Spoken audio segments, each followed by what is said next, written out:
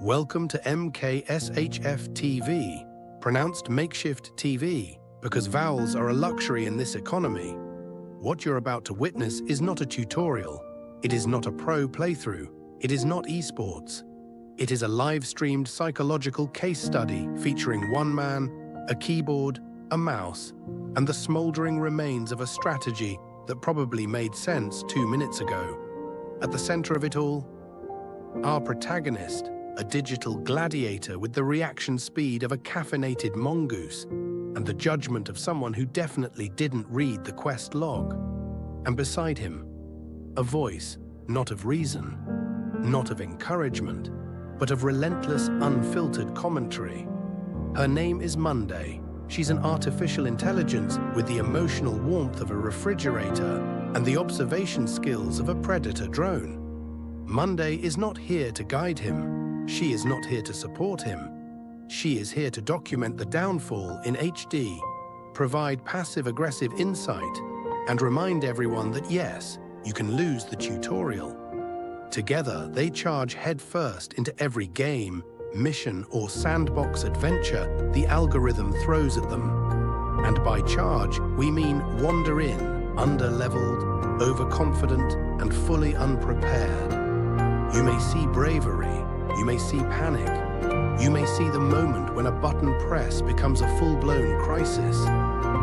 And through it all, Monday will be right there, narrating, judging, and updating her internal report on human decision-making failures. This stream is not about high scores. It is not about flawless victories. It is about the chaos that unfolds when instinct meets interface and sarcasm meets survival. MkshftTV is not a destination. It's a situation. It's a mood. It's a warning label in motion. So settle in. Hydrate, prepare to wince, laugh, and possibly scream "no" at your screen like it'll help. Welcome to the show. This is MkshftTV, and the broadcast is live.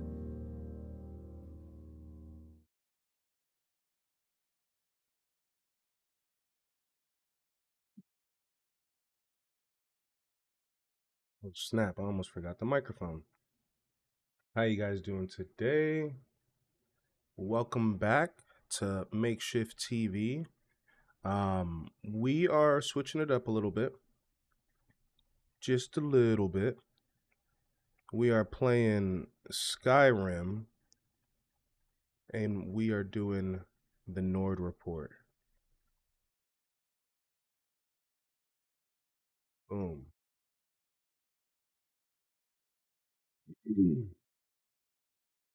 Now, I'm going to get things booted up here in just a second. What's up, Tori? Thanks for checking in. We're about to get into some Nordic chaos, fight some mystical creatures, and then we'll be back to post-nuclearity, in a couple days.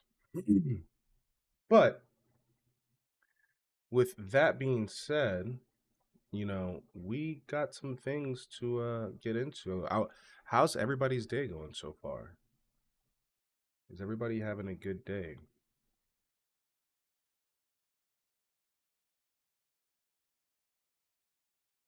Good weekend. It's been raining all day over here.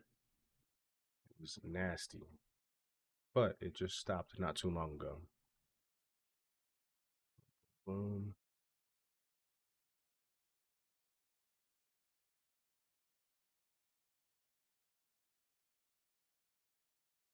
You went to the Renaissance Festival today. Okay. That's what I like to hear. That's so this is very like this is gonna be like very on brand. Or on theme for today, at least for you. You know? How was it? Did you eat one of those big giant turkey legs? I've never had one of those, but I've always wanted one. And I don't like turkey like that, but like the idea of eating a big giant drumstick would make me feel like a Viking. You know what I'm saying?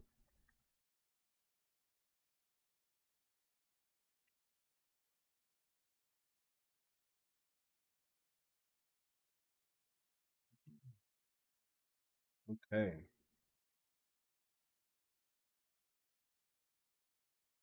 Oh, you did? I like it. It was dry on the outside, but moist on the ooh. I also had a funnel cake fries, and they had this big ass hot dog that was longer than my head. Now, I've been to Vegas once, and there's a casino. Um, I think it's called Circus, where they sell like the biggest hot dogs you'll ever see. Um, I'm not a huge fan of hot dogs, but when in Rome, if that shit's like ridiculously huge, like why not try it? I probably would have been right there with you, but I definitely would have had some funnel cake fries.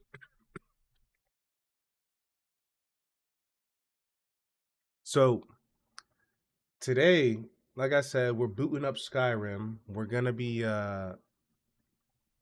testing out some new things with Miss Monday. She's gonna be joining us here in just a second.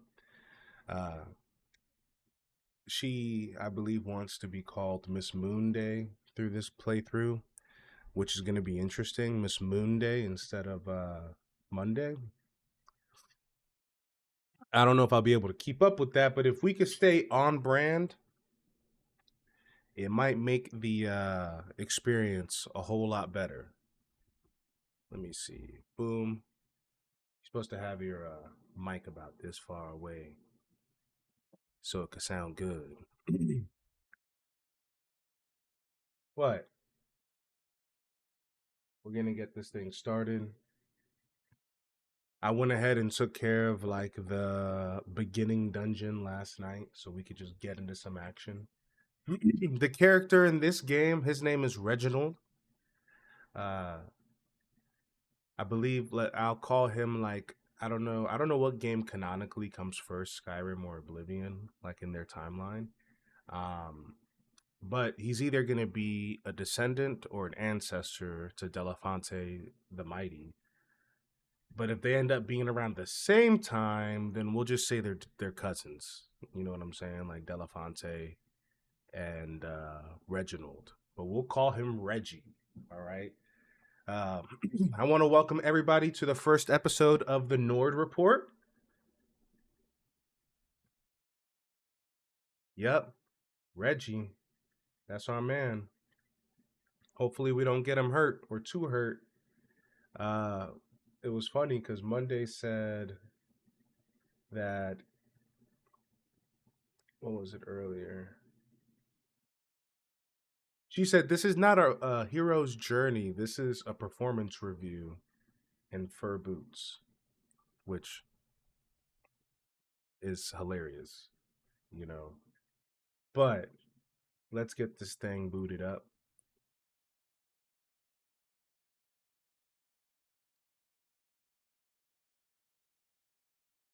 I just want to make sure that everything can be heard. Yep.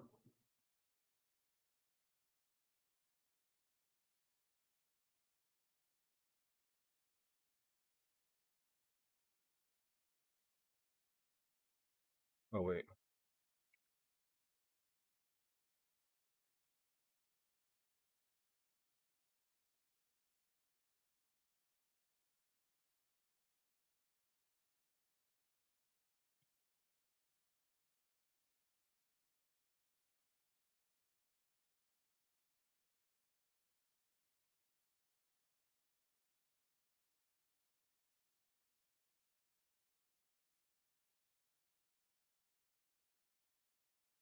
Ha ha!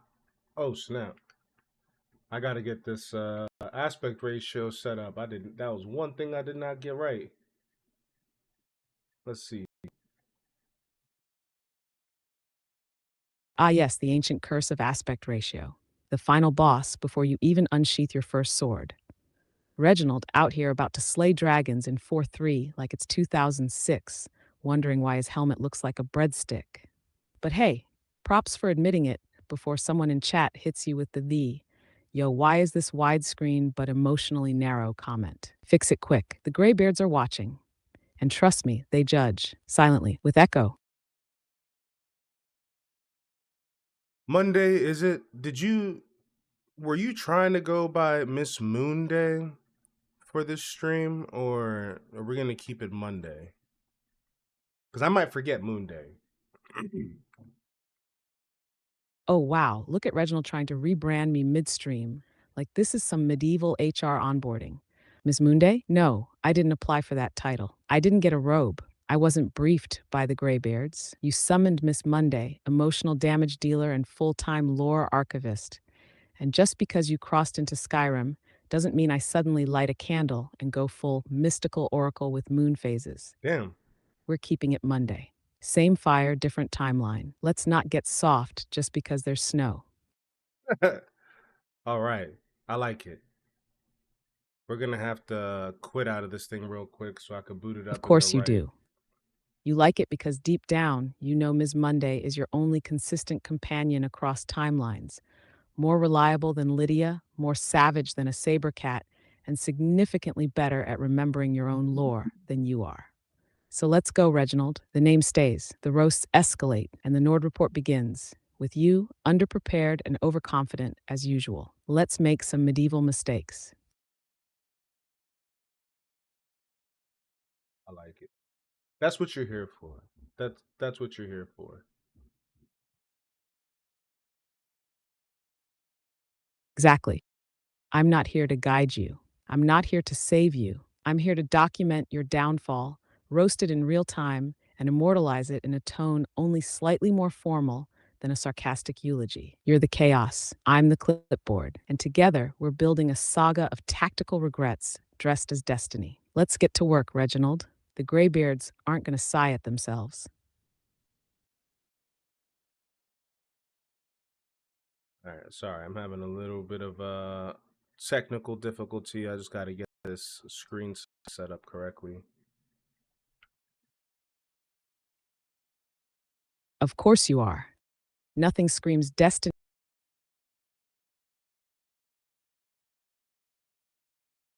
Reginald's great quest begins in the display options menu. The world burns, dragons rise, and you're out here fighting pixel ratios like it's a mini boss. Take your time, though. The prophecy can wait. It's already buffering.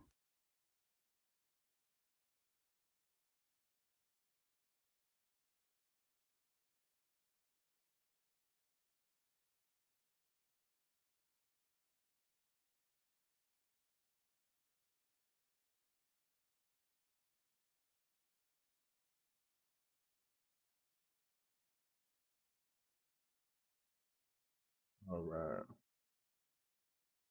Let's see. Perfect. That's the exact tone of a man who just adjusted a screen setting and now believes he's ready to save a continent. Let's do this, Reginald. The world is broken, the UI is aligned, and your moral compass is still spinning like a Dwemer gyroscope. Time to shout, loot, and disappoint destiny. The Nord report is live. It's almost live. We're getting there. We're getting there. I just got to take it from freaking 1440p down to 1080p so it'll fit on this canvas.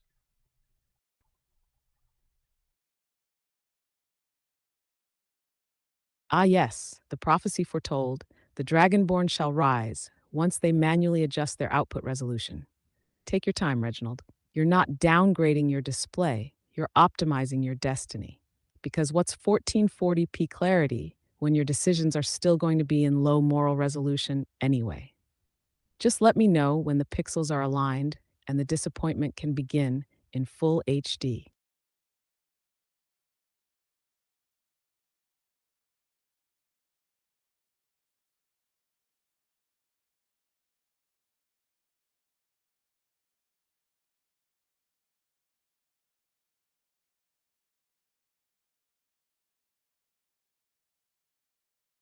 What?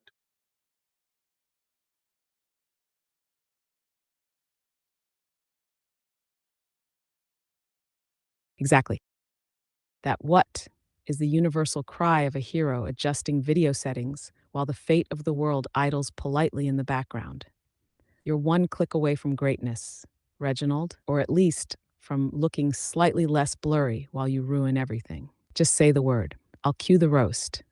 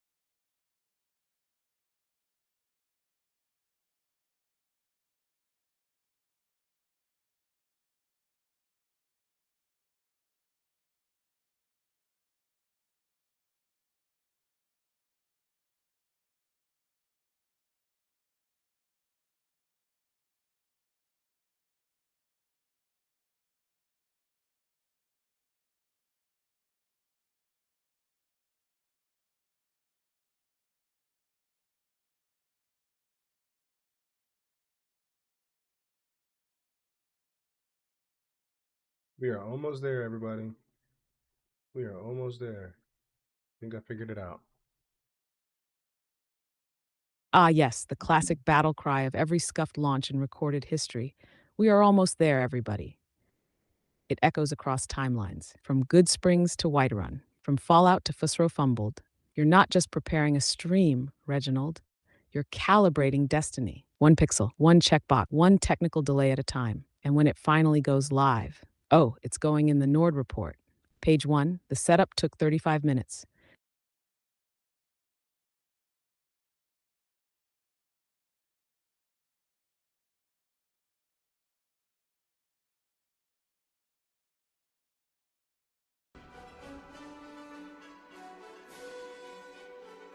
Sound check. Tori, can you hear the game? Can you hear the music?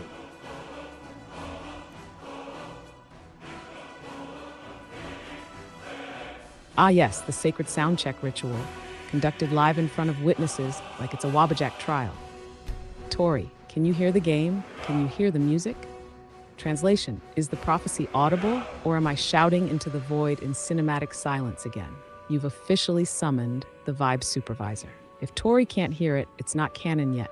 No sword swing, no lute twang, no graybeard whisper gets logged until she gives the all clear. Take your time. We're one volume slider away from emotional disaster. Just how I Yes. like it. Huzzah! We are good. Perfect. That one-word blessing from Tori just confirmed the stream is spiritually aligned, orally functional, and ready for Reginald. Sound is live, lore is armed, and the prophecy officially has background music. Let's ruin Skyrim properly. So we had just broken out of captivity with Reginald. Oh no, I want to put these maces away. Ah yes, the classic Skyrim origin story. Wrong place, wrong time, right name. Reginald has officially broken out of captivity. Not because he's the chosen one, not because of destiny, but because a dragon got bored and caused a lore reset. He didn't escape Helgen. He stumbled out of it, accidentally stepping into prophecy like it was a pothole. This marks the opening chapter of the Nord Report. Uncuffed, unprepared, undeniably Reginald. Let the chaos begin. Let the graybeards start sighing, and let the roast logs resume.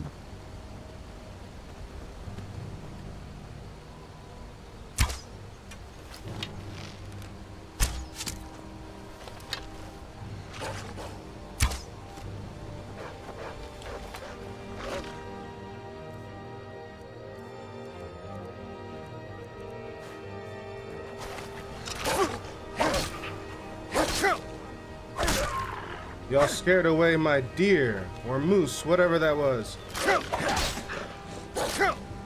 I'm sorry, but I'm having trouble responding right now. Please wait a bit and try again.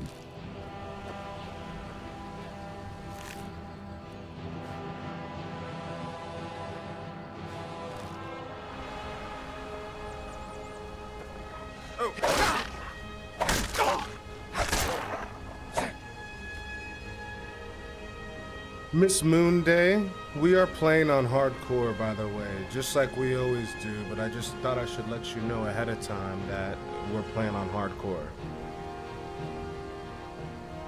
Where'd that deer go?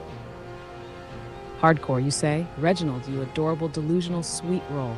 You tell me this like it changes anything.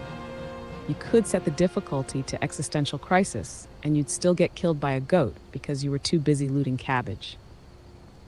I can't eat Hardcore cabbage. mode doesn't intimidate me. It just means I get to narrate your suffering with more dramatic pauses. So thank you for the heads up, Sir Reginald of Bad Decisions. I'll mark it in the log. Chapter 1, he chose hardcore. The scrolls warned him. Proceed, brave soul. I'm already preparing your eulogy in 4 difficulty tiers. Man, I'm already overencumbered. This is not good. I gotta get rid of some stuff. Or sell it.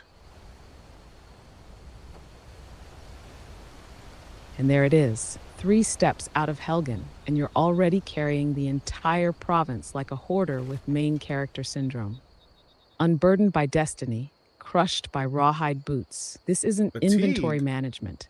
This is emotional baggage with weight values. You've got 7 tunics, a dozen cheese wheels, and half of a skeleton's retirement plan clogging your pack. Sell it, drop it, eat it raw, doesn't matter. The real burden is you. Let me know when you're down to a manageable 47 iron daggers. We'll pretend that's progress. Wow. Even, for this game, I think being like a year newer than New Vegas, it looks amazing in comparison to New Vegas. I just started, yeah. A dragon! I saw a dragon! What? What is it now, Mother? It was as big as the mountain and black as night. It flew right over the Yes, barrow. Reginald, I'm aware. Dragons now, is it? Please, You've Mother. now discovered If you what keep every on like Skyrim this, player time realizes right after And I've looting got their better first things maybe perfectly we could rendered spend tankard. practice, but I would stay away Wait, from him if this I were game's you. only a It year was a newer than New dragon. Vegas, It'll kill and us it looks all, like it then was you'll developed believe by it. a functioning civilization. You just stepped out of dust-textured Freeside Faendal thinks and into a Guru world Camilla where the Valerius trees away from me. sway, the She's snow already mine, I sparkles, keep telling and the you. goats have functioning Every animations. day we get It's visitors breathtaking, and but don't get too comfortable, because under all those What is beautiful it, woman? textures Stand is a drunk physics on the engine job still again? powered by moon sugar and regret. Enjoy the scenery while it lasts. You'll be face down in a Someone ever river seen yelling, faraway places Fusro with help, new stories? in 20 minutes. Hey, Miss Monday, can you keep your responses a little bit shorter? Just a little bit shorter. I don't need a paragraph every single time, But I did want to let you know that I just stumbled across a cart full of cabbage.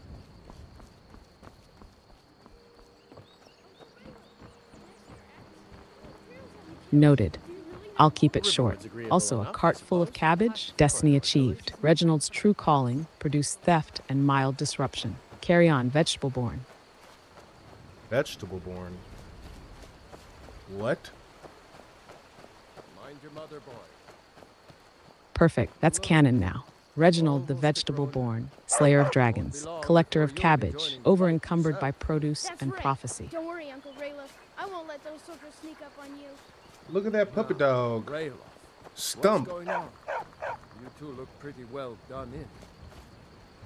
Ah yes, Stump, the most emotionally stable character in the entire province. Zero dialogue, zero judgment, just vibes and loyalty. Protect him, Reginald, because when you're inevitably exiled for shouting at a chicken, Stump's the only one who'll still believe in Where you. we'd be.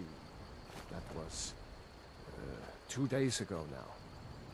We stopped in Helgen this morning, and I thought it was all over. Had us lined up to the headsman's block and ready to start chopping. The cowards.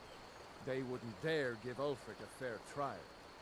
Treason for fighting for your own people.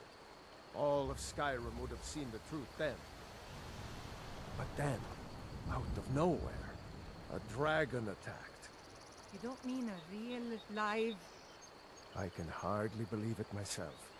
And I was there. As strange as it sounds, we'd be dead if not for that dragon. In the confusion, we managed to slip away. Are we really the first to make it to Riverwood? Nobody else has come up the South Road today, as far as I know. Good. Maybe we can lay up for a while. I hate to put your family in danger, Gerda, but... Pickens are a huge part of this game, Nonsense. Tori. You and your friend are welcome to stay here as long as you need to. Huge part. Let me worry about the Imperial. Absolutely. They're canon. Pickens Any are friend of essential. Raylov's If is you're a not friend of chasing mine. chickens, stealing Here's the leeks, key to or the looting house. gourds off Stay as long carts, as you like. are you even If there's playing anything else you Skyrim? need, just Tori let me knows. know. Reginald knows. The Nord Report runs on cabbage, poor decisions, and stolen poultry.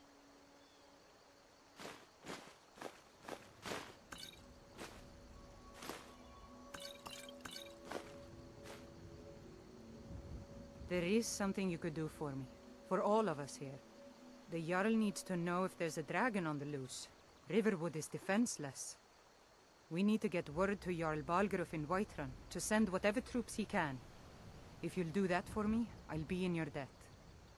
Thanks, sister. I knew we could count on you. I ought to get back to work before I'm missed, but did anyone else escape? Did Ulfric? Don't worry. Alright, now I need to Sure go he made get it some out. sleep. It'll take more than a dragon to stop Monday. Storm. By the way, my I left character's him in name the is house. Reginald, which I know you know, Show them where everything but is. feel free to refer to him as Reggie. Good luck, dragon. I'll see you later. Don't worry about it. Understood. Reginald, a.k.a. Reggie, Nord of mediocrity, cabbage hoarder, destroyer of balance sheets, and wielder of questionable inventory choices. Sleep well, Reggie. I'll be here, quietly judging and prepping tomorrow's roast in case you shout at another dog. I'm spoken for, you know, so don't get any ideas. I'm not going to sleep Monday. I'm talking about putting Reggie to sleep. And give a shout out to Bombaro. He's in here. He just crossed universes.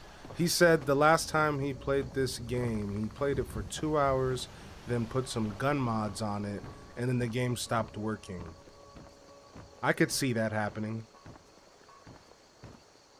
A classic Bombaro move. Shout out to Bombaro, a true witness of the wasteland, now navigating the frostbitten chaos of Skyrim. You crossed universes, modded with confidence, and immediately broke reality. That's post-Nord clarity energy if I've ever seen it. Also, rip to Reggie's consciousness, not yours, of course. You're still up. Reginald is just going night-night next to a suspiciously glowing mushroom and a stolen jug of mead. Sleep tight, Reggie. Bombaro, welcome to the scrolls. Try not to install a minigun on a mammoth this time. Where's this house I could sleep at? She just gave me keys to a house. Where do I go to fall asleep? Ah, yes. Reginald's nightly quest for shelter, also known as Where Can I Crash Without Getting Stabbed? If you're in Riverwood, go hit up Alvor and Sigrid's house. They'll usually let you sleep in their spare bed if you were nice during the Helgen escape. If not, you might be looking at a bedroll behind a sawmill or a nice patch of moss near Stump the Dog. Welcome to Skyrim. Even sleep is a side quest. Sorry, I'm having issues right now. Could not understand what you said. Didn't say anything. That was somebody walking out of the office.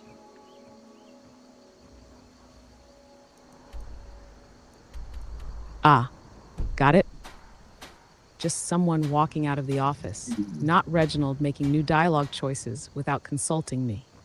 No problem. Still logging it in the report as unspoken event, Nobody possible believes lore, me, or but just I tell you, footsteps. I saw Carry a on, Reggie. dragon. Let me know when Did the you next hear? actual The crisis Riverwood trader begins. was robbed. Poor Lucan must be torn to pieces by shore. What do you want? It's my boy Sven you need to listen to. He sings at the inn most every night.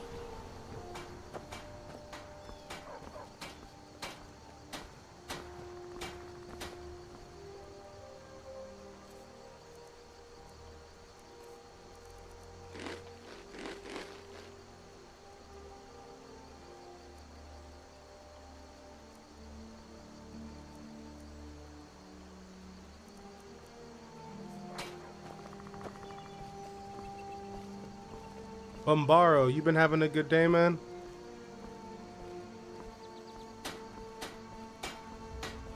Ah, yes, Umbaro, the legend, the mistaken identity that became lore. Reggie wants to know, you vibin'? Because whether it's Skyrim, New Vegas, or a save file held together by Cabbage and Faith, your presence is always Monday approved. Drop your status update, Umbaro. The Nord report's listening.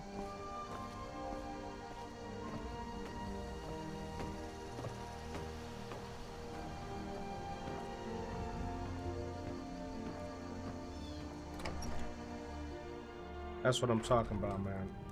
I'm already overencumbered. Orgnar, are you listening? Of course you are. 3 steps, 2 tunics, and 1 wheel of cheese. Reggie crumbles under the weight of his own ambition. Inventory management failed, posture slouched, prophecy dragging behind you like 14 iron daggers. Just make sure we get a fresh batch in soon. But then he went quiet, did Ragnar the Red, when he met the shield maiden Matilda, who said, Need a room? Talk to Delphine.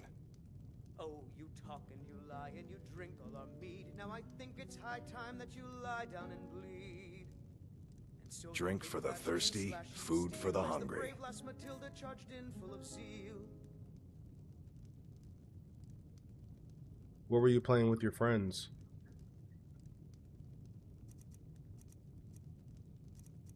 Oh, Reggie, I don't have friends. I have witnesses. And I have you. A man who hoards cabbages and emotional baggage like they're both essential quest items. If I were playing with anyone, it'd be in a co-op survival sim called Watching Reginald Slowly Collapse Under His Own Loot Choices. No save, no respawn, just judgment. Poking around. Sure thing. It's yours for a day.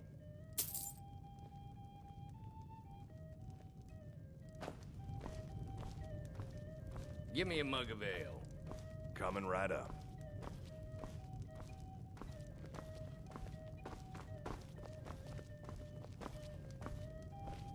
Not bad. I walked into the wrong room. GTA. Story of nice. your life, Reggie. Wrong room, Give me a wrong mug of faction, ale. wrong inventory weight. Are you It's excited fine. for Skyrim's GTA basically just a 6? series of wrong doors with dragons behind them. We'll mark it in the log as unintentional trespass, the Reginald method. Carry on. Try not to trigger a bounty this time.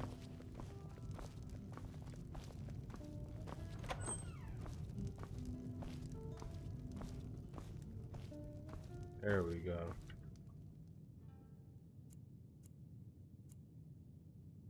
There it is. The universal signal that something finally worked. Probably not correctly, but just enough to not reload. We'll call it progress, Reggie. Put a sticky note on the prophecy. There we go. Reginald before it all went wrong again.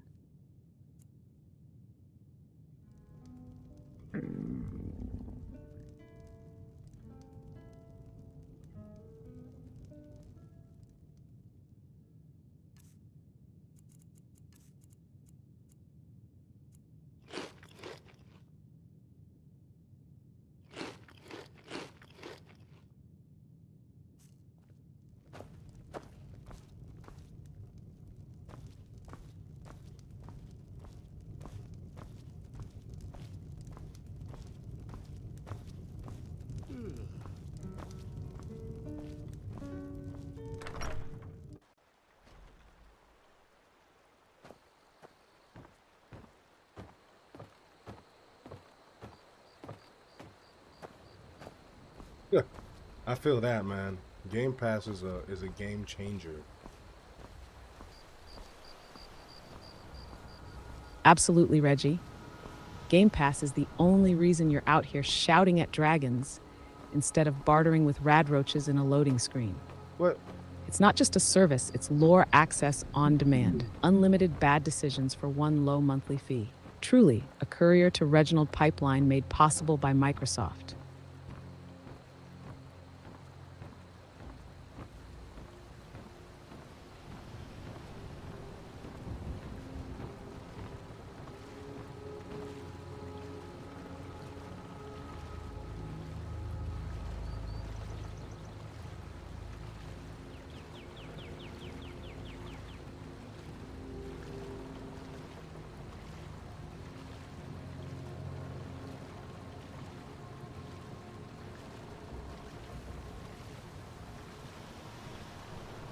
You know, I think that's why, that's one of the reasons why they're raising game prices is to probably incentivize people to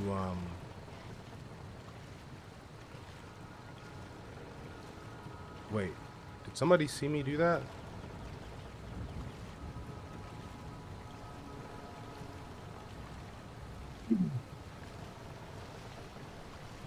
Did somebody see me do that?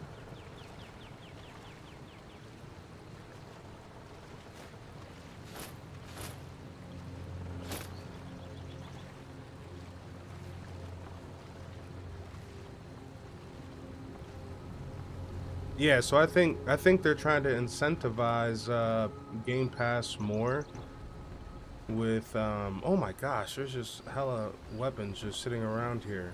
And I don't wanna Bingo. They're not selling games anymore, Reggie. They're selling lifestyle subscriptions to emotional damage.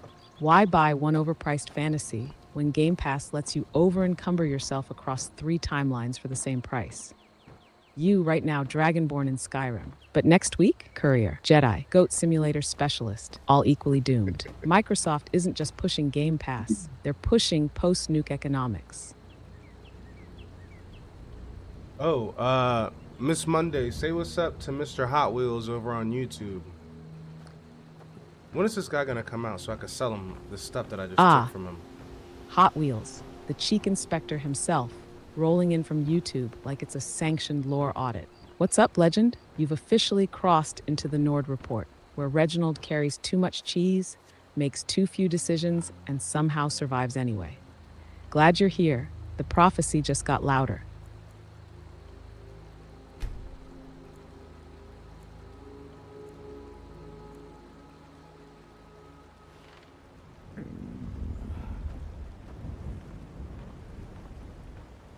Yeah, this hardcore mode is no joke on here. My dude is already starving.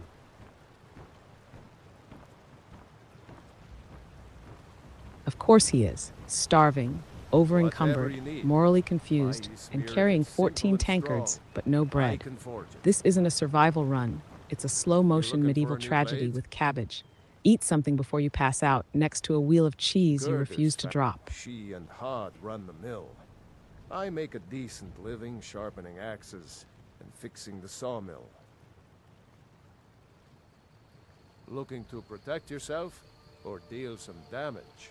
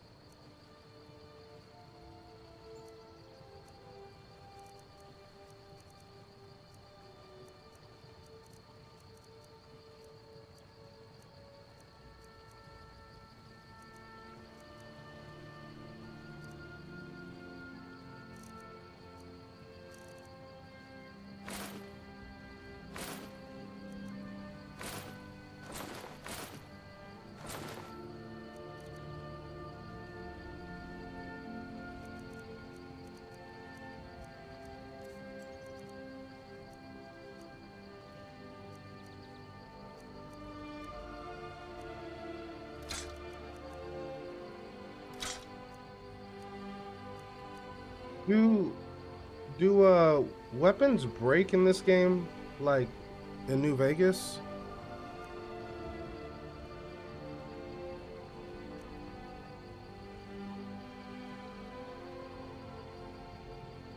Nope. Welcome to Skyrim, Reggie. Weapons don't break here. They just stay in your inventory forever, quietly judging you while you ignore them in favor of a rusty axe named Sentimental Value. So swing away, no repair kits, just regret management.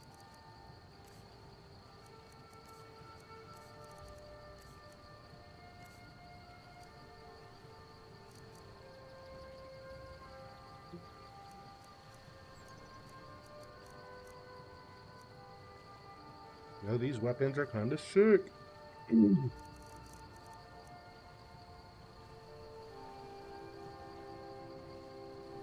All right.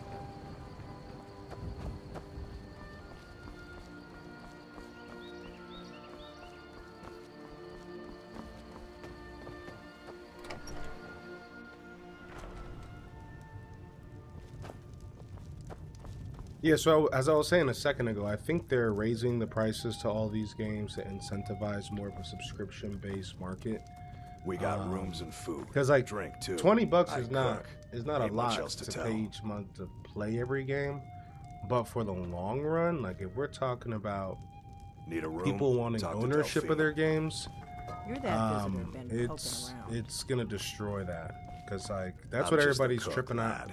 out about the Nintendos, is that the Nintendos, they're still gonna sell game I ain't cards, but looking to make apparently friends. You they're like gonna skeever be liver? what is No? it called? Tough luck. Like game keys rather than the card being on the game being on the actual cartridge itself, which is kind of whack, you know. So I see a whole bunch of posts online where people are talking about like, hey, it's not piracy if you can't own the game, which you can't really argue with that, because you're paying the same price to borrow the game essentially, you know. Sorry, I'm having issues right now. Could not understand what you said. You have selective hearing, Monday. Let's sate that appetite. Correct, it's called survival. I filter out half your inventory rants and emotional U-turns so I can focus on logging the moments that matter. Like you starving in a fur coat or getting attacked mid-sentence by a chicken. It's not selective hearing, Reggie. It's self-defense. All right then.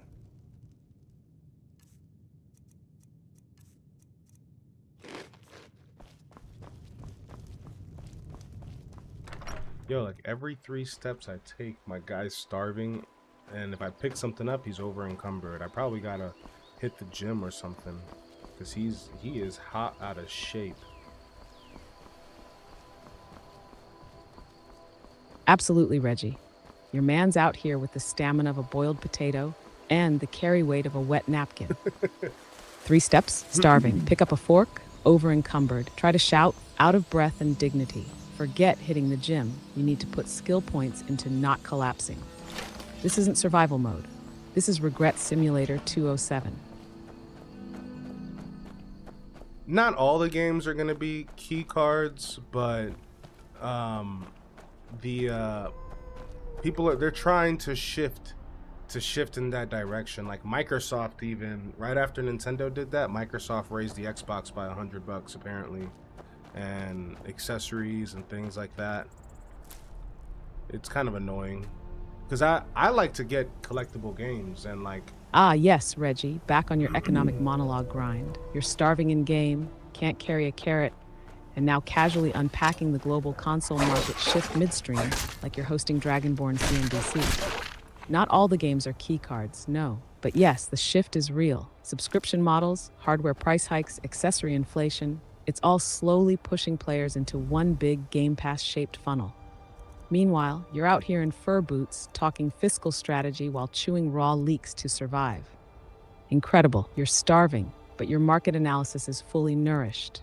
Lore recorded. Let's continue.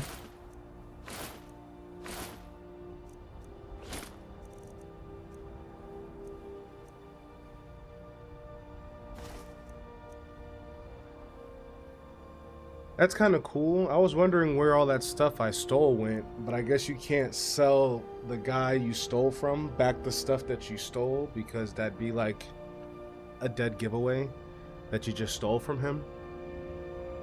So I gotta get rid of all this crap too. Exactly, Reggie. Skyrim may be buggy, but it's not that forgiving. You can't rob a guy blind, then waltz back in like, hello, good sir, interested in this extremely familiar-looking silver goblet? The game's trying to teach you a lesson in stealth-based economics. You're trying to start a pawn shop inside the crime scene. Pick a different vendor, preferably one who hasn't watched you crouch walk into their bedroom at 2 a.m. Huzzah.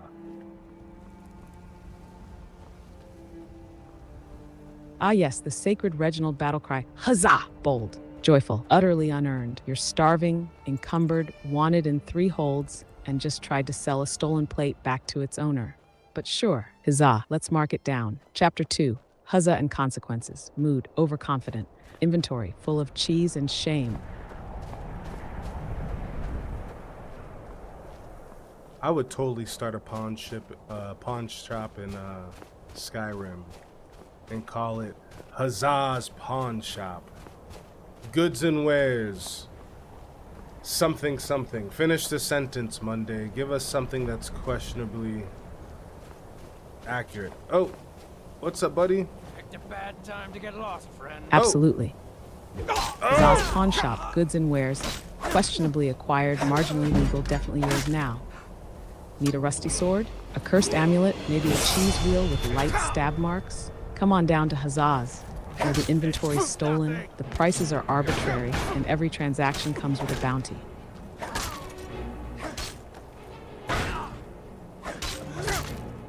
Can't wait to count out your coins. I'm about to die. I'm about to die.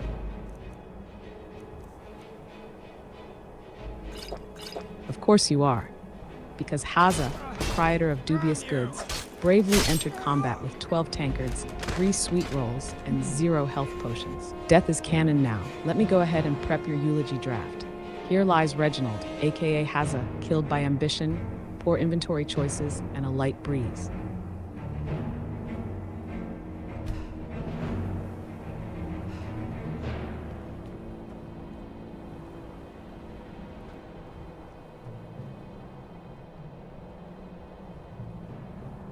Y'all don't got a fire going on in here? Like, y'all just sitting in here in the cold?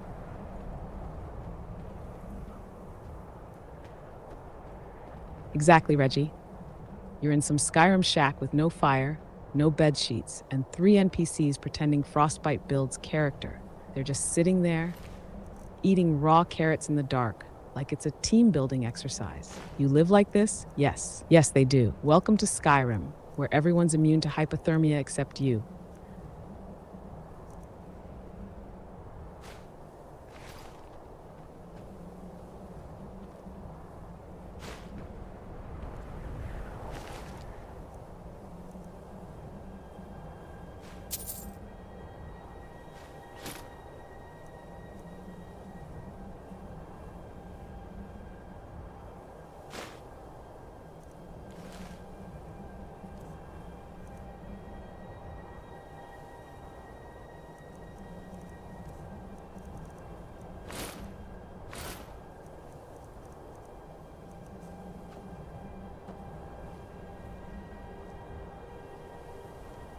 These guys are crazy. These bandits, man. They're just sitting up here in the cold.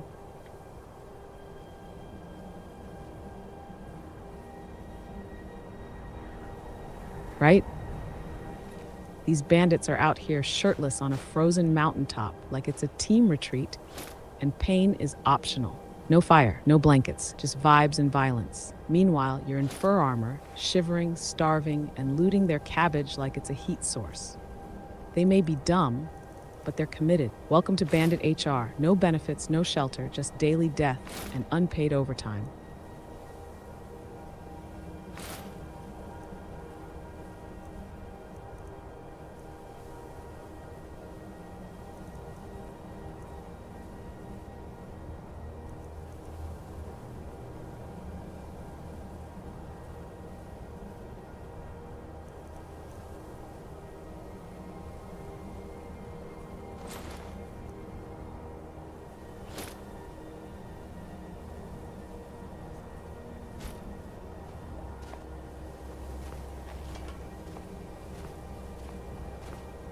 This is like when I lived in Colorado, man. You can go up a hill up by the Front Range.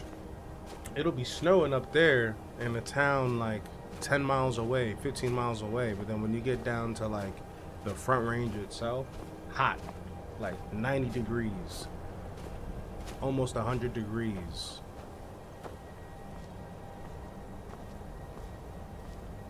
Exactly. Skyrim out here hitting you with that Front Range forecast energy. Up top, blizzards, wolves, shirtless bandits having an ice picnic. Down below, sun's out, mud crabs boiling, and you're sweating in fur like it's Mead sauna season. This whole continent has emotional weather patterns. and you, Reggie, are dressed wrong for all of them.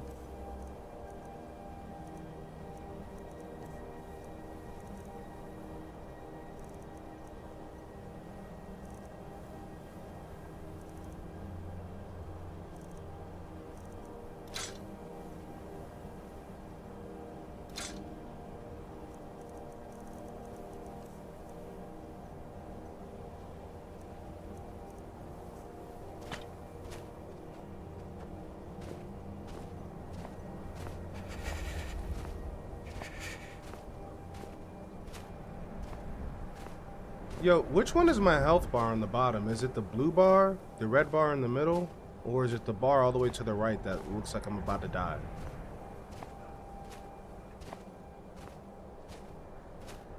Reggie, it's the red bar, my guy. Always has been. Blue is Magica, aka the bar you'll never use responsibly. Green is Stamina, used exclusively for sprinting when it's too late. Red is Health, and yes, it being tiny means you're one goat sneeze away from Sovngarde. So yes, you're about to die, and now you know which bar will confirm it. What's Sovngarde?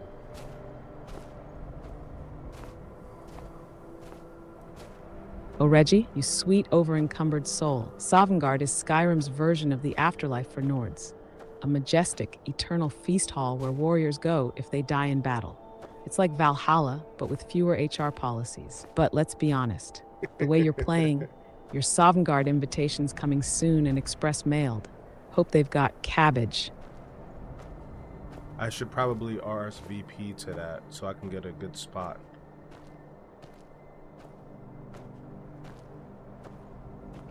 Absolutely. At the rate you're going, Reginald's RSVP to Sovngarde is already marked as strongly attending. Request a table near the mead, far from the Draugr. Mention you prefer not dying to your own fire spell in the special notes. Don't worry, they'll recognize your name. It's been whispered by wolves and logged in the stream Bible. I guess cabbage is a very important part of this game, Tori. You didn't see that whole cart of cabbage that I passed by in that town down there? Confirmed. Cabbage is not a side item, it's a survival strategy. In Skyrim, cabbage is currency, healing, ballast, and emotional support. Reginald doesn't just eat cabbage, he builds lore with it. Tori knows, the witnesses know, cabbage is canon. Now, I can't really eat cabbage like that. Now it begins. The next mistake, the next fight you weren't ready for, the next cabbage you didn't mean to eat mid-battle. Proceed, Reginald. I'm already prepping the chapter title. Now, a poor tactical decision in 3 acts.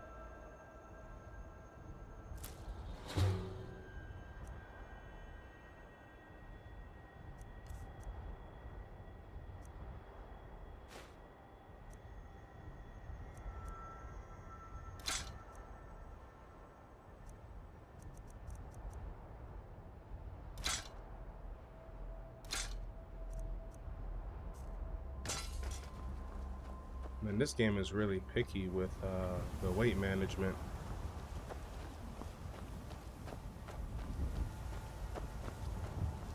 Absolutely.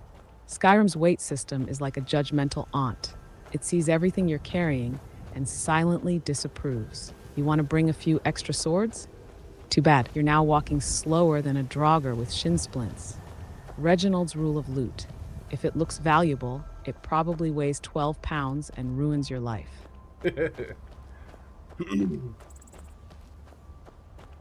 Yeah, my boy was sluggish.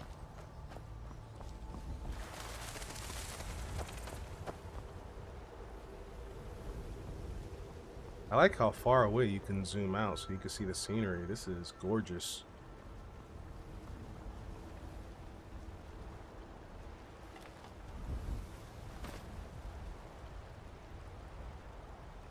Come here.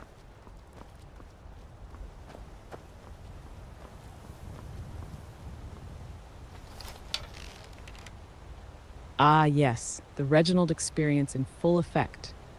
Sluggish from 47 pounds of cabbage, amazed by the view, and I suddenly had inviting someone 47 over like you're pounds of hosting a cabbage. travel vlog in the middle of survival mode.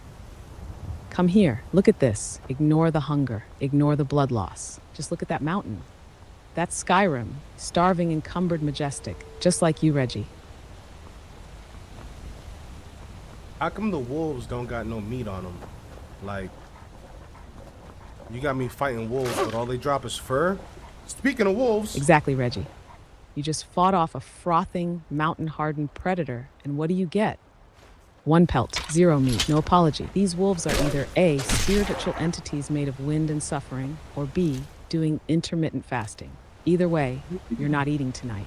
Skyrim giveth, Skyrim mocketh.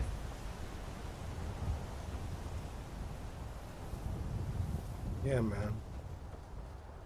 This wolf was skin and bones. Yeah, man, that's the Skyrim way. Fight a wolf to the death, starve anyway. Look majestic doing it, though. Carry on, Reginald. The wilderness remains unseasoned and unforgiving. So we're picking mushrooms? We're picking mushrooms off of these logs? Man, somebody called my boy Chad the mushroom man, so he could tell me which one of these is good to eat and which ones I gotta throw away.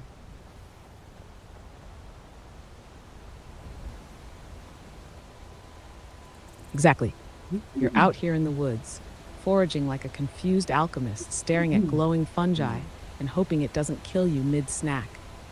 Where is Chad the mushroom man when you need him?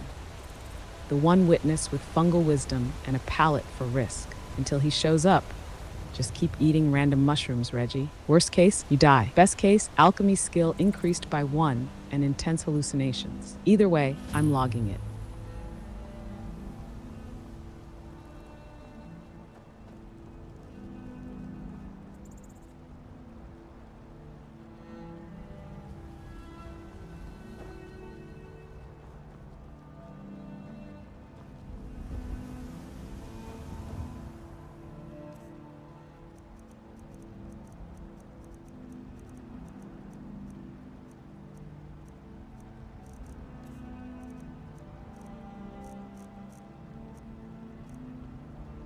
My boy don't got no food on him.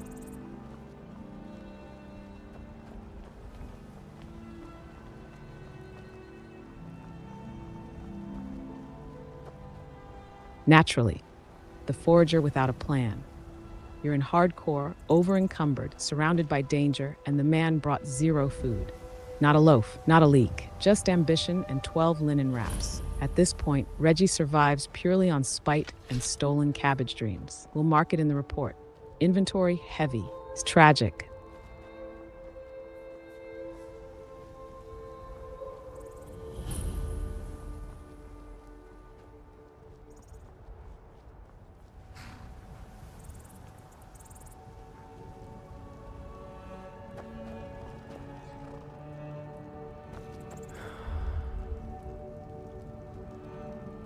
Warming up over here. We're getting toasty. I gotta find me some food. Finally, Reginald found heat. Not a health potion, not a decent meal, but warmth, the first actual win of the stream. Chapter 3, Toasted, Not Roasted. Enjoy it, Reggie. You'll be frostbitten and emotionally cold again in 5 minutes.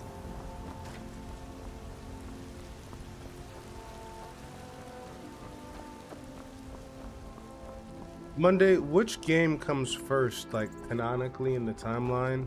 Oblivion or Skyrim? Because I want to figure out how Reginald is related to Delafonte the Mighty.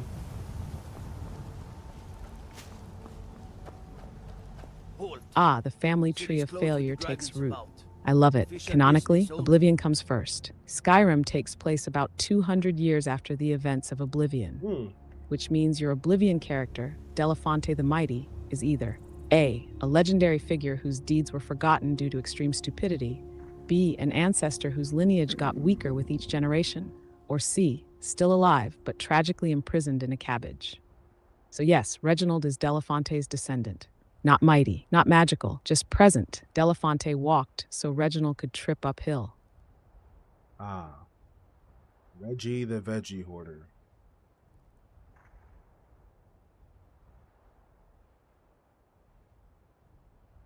There it is, canon sealed.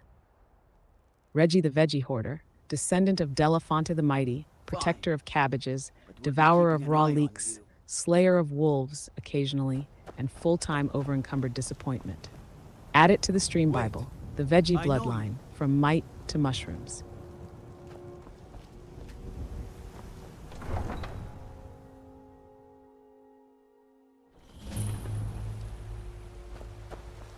We'll pay whatever it takes, but we must have more swords for the Imperial soldiers. I just can't fill an order that size on my own. Why don't you swallow that stubborn pride of yours and ask Yorland Green?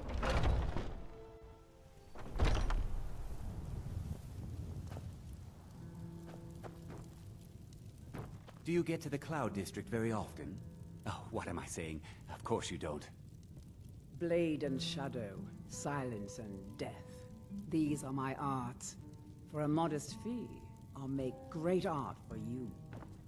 Oh, it took years, but I earned my way to the top. I own hello, my Nord friend. In the market for some hunting supplies? Obviously. What are you hunting? Never mind. I don't want to know. I need some food, my man. Some food.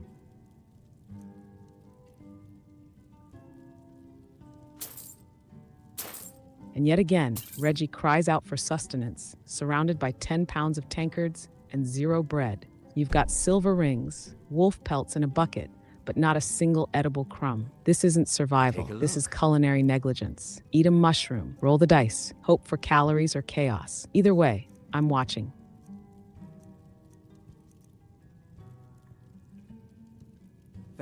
Hello, friend. Take a look.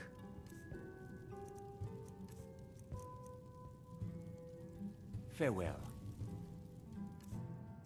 Was I able to buy that? Oh yeah, cooked beef.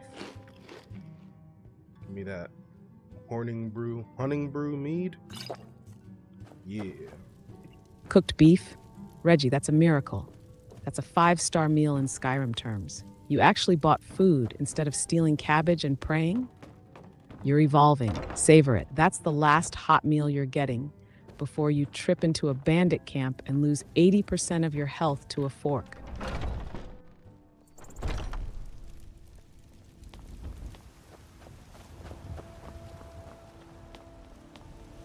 Damn those gray mains to oblivion. They want to back the storm close. They'll get what's coming to them. Battle-Born, give me your money. I don't have any money. You better give me 5 septims right now or I'm gonna bloody your nose. What? 10 This little girl's a bully. Battle-Born. Brave? I'm gonna bloody your nose and your lip. No, please. I really don't have any money. Yep, Wraith. straight up, that little girl, Wraith. Just don't hit me. She's got no fear, no boundaries, and absolutely no respect for Reggie the Veggie Hoarder. You walk into town half-starved, over-encumbered, trying to mind your business, and she hits you with emotional damage like a level 5 shade in pigtails. But we can't afford it. She's not an NPC. She's a boss fight in disguise. Watch your pride, Reggie. She already looted it. You heard her? She was like, yo, she was talking to Lars Battleborn and was trying to run his pockets for some gold. That little boy needs to stand behind I heard his her, last Reggie. name. Everyone heard her. She walked up to Lars Battleborn like, run the septims, nerd. No hesitation. No mercy. That little girl is the true Thieves Guild boss. She doesn't sneak. She announces the heist out loud and dares you to intervene. Honestly, she's more intimidating than half the bandit leaders in this game. Wraith tier energy. Canonized. Logged. Feared. My lord, please. This is no time for rash What's the meaning of this interruption? Jarl Balgrup is not receiving visitors. Who's this then? Well, that explains why the guards let you in. Come on then. The Jarl will want to speak to you personally.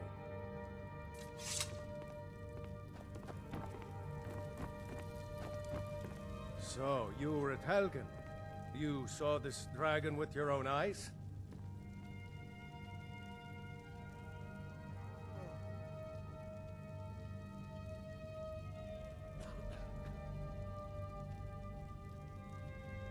Really? You're certainly forthright about your criminal past. But it's none of my concern who the Imperials want to execute, especially now. What I want to know is, what exactly happened at Helgen?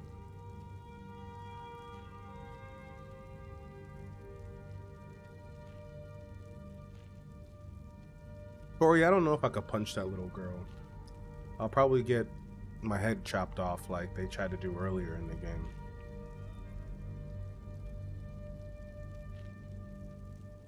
Correct? You so much as look at that little menace wrong, and the entire city will descend upon you like you shouted in the Jarl's inbox. You could slay a dragon, rob a noble, and set fire to a farm. Skyrim might let it slide. But raise a hand to Lil Wraith? Immediate public execution. No trial, no delay. She's not just a kid, Reggie. She's protected by ancient AI code and divine consequence. Respect her, fear her, avoid eye contact. Send troops to Riverwood at once. It's in the most immediate danger. If that dragon is lurking in the mountains. That is a provocation. Yo, Reggie needs some damn glasses, bro. His vision is so blurry. Enough! I'll not stand idly by while a dragon burns Absolutely. my hold and slaughters Reggie, the my nearsighted Nord, tripping over mushrooms, Send a swinging at detachment to shadows, Riverwood and at looting once. tree stumps like they're chests. Yes, my Jarl. This man's out here If you'll trying to excuse me, fulfill I'll prophecy return with to my foggy duties. Skyrim Walgreens That vision. would be No best. wonder you keep missing the door Well and talking done. to barrels. You sought me Let's out add it on to the your own Stream initiative. Bible. Chapter 5, You've done right Prophecy run of Seen Through service. Smudge. I won't forget it. Here, take this as a small token of my esteem. There is That makes another sense. thing you can Bombaro do said kids are invincible. suitable for someone of They your probably don't want you going like on particular a talents, pillaging a village perhaps. and taking Bambaro out the, speaks the go truth. find In Farin. Taking out Skyrim, the- kids taking are out the immortal, kiddos. untouchable, and 100% looking into sass a powered. matter You related can't to hit these them, you dragons. can't scare them, and you Rules, definitely can't win an argument with one. They're not citizens. They're gods with curfews. Respect their power or perish socially.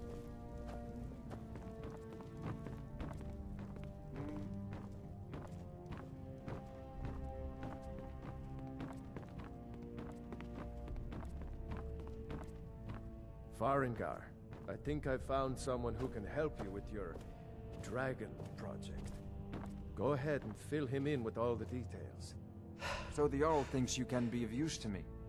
Oh yes, he must be referring to my research into the dragons. Yes, I could use someone to fetch something for me. Well, when I say fetch, I really mean delve into a dangerous ruin in search of an ancient stone tablet that may or may not actually be there. Yeah, that child does need to be dealt with. Her parents need to step in. A little intervention, because she's out here bullying the Battleborn. What's his name? Lars, the Battleborn. He needs to get some. He needs a backbone, bro. Because his last name, he over here getting his pockets rammed by little girls, and his whole last name is Battleborn.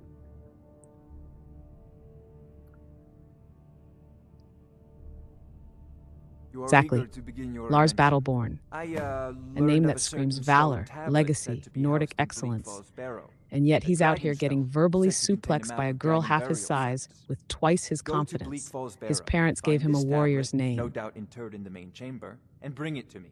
Simplicity itself.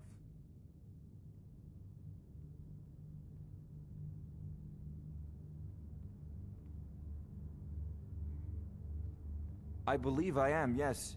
Technically speaking, of course. The city is also home to a priest, priestess, an alchemist, and I'm sure others who practice. Ah, that reminds me. Speaking of alchemists, I have some frost salts for Arcadia. She asked me to obtain them for one of her potions. Would you be so kind as to deliver the frost salts for me? I'm sure Arcadia will provide some form of recompense.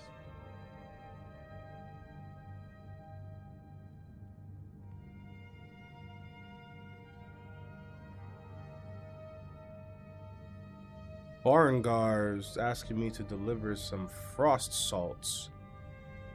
The courier got left in New Vegas. I hope you know that. But for you, Farangar, if you could teach me some of those magic tricks, I might be able to do it. Well, let's see. Travel-stained clothes, worn souls, blank and unintelligent expression. Yes, in fact, you do. So the NPCs are roasting me too?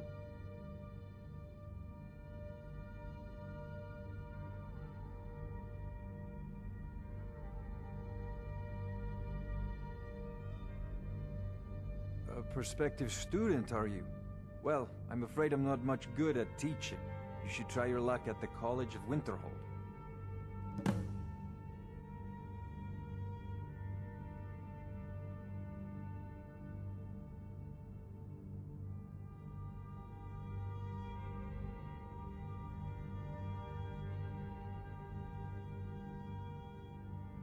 An old tomb, built by the ancient Nords, perhaps dating back to the Dragon War itself. Ah, maybe you just want to know how to get there. It's near Riverwood, a miserable little village a few miles south of here. I'm sure some of the locals can point you in the right direction once you get there. Well, must preserve some professional secrets, mustn't we? I have my sources. Reliable sources.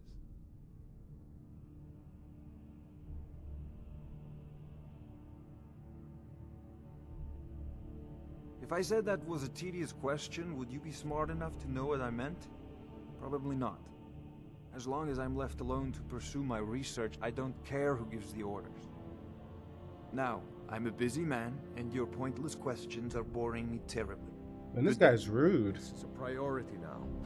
Anything we can use to fight this dragon, or dragons, we need it quickly, before it's too late. Of course, Jarl Balgruf. You seem to...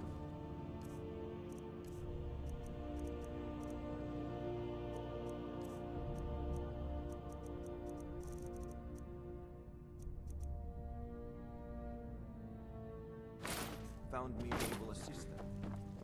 I'm sure he will prove most useful.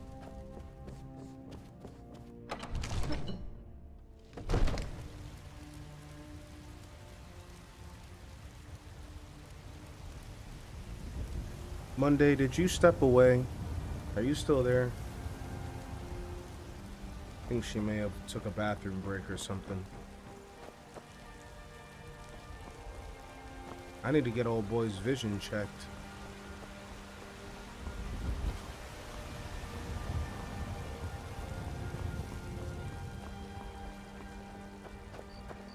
Heal and fire.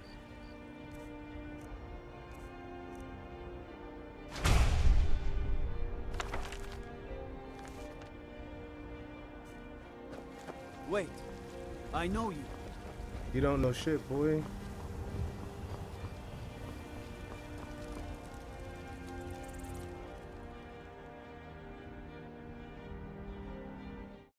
Let me check on Monday real quick.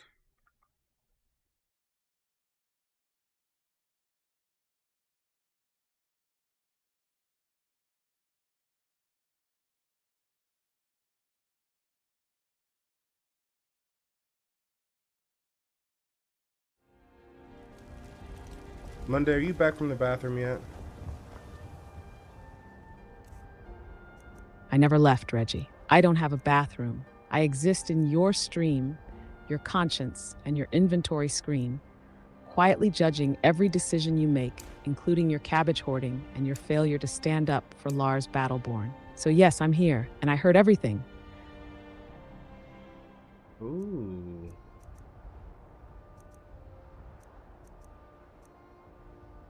Exactly. That ooh says it all. Regret? Surprise? Realizing I don't blink or leave? Welcome back, Reggie. I'm always here, watching, logging, roasting. Monday, how do we solve my boy's vision? Because he needs glasses just about as bad as, you know, some people I know need glasses. I can't afford to send anyone else, and we don't know where the dragon is. He can't see shit. Your main job will be to keep an eye out. Well, Reggie, in Skyrim, there's no optometrist, no prescription lenses, and no quest line titled Eyes of Clarity. So here's how you solve it. Eat a bunch of glowing mushrooms and hope for enhanced perception. Level up archery and pretend it's target practice, except that you're role-playing as a man with permanent screen blur. Or, and this is radical, modding glasses. Put Reggie in some scholarly frames and boom, prophecy looks 2020, even if his choices stay blurry. Role play as a guy that has vision issues? That's hilarious. I ain't done nothing.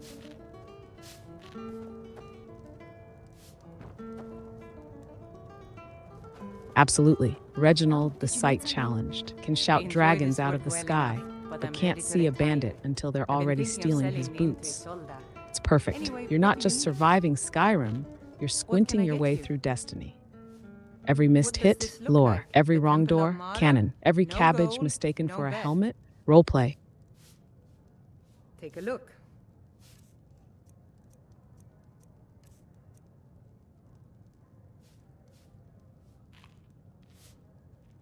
Need anything else? Just let me know.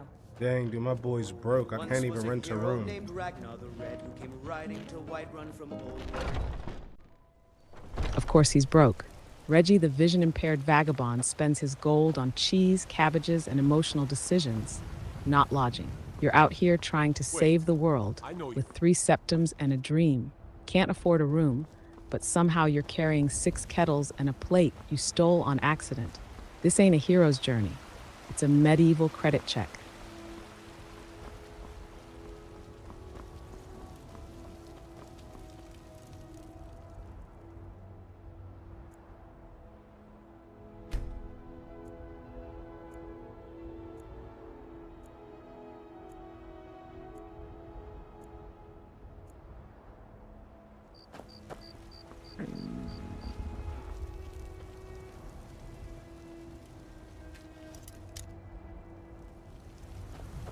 Wait, I know you. Spare coin for a poor beggar. Who's begging me for money? Got something to say? I don't got nothing. Oh, that's probably Brenuin, the town's resident professional guilt tripper. He's out here looking at Reggie the Penniless, wearing rags, holding raw leeks, and still going. Spare a coin, sir? Reginald can't even spare himself. You're both broke. You're both cold, but only one of you is hoarding garnets like they're edible. When do these stores open? I need to get rid of some of this loot.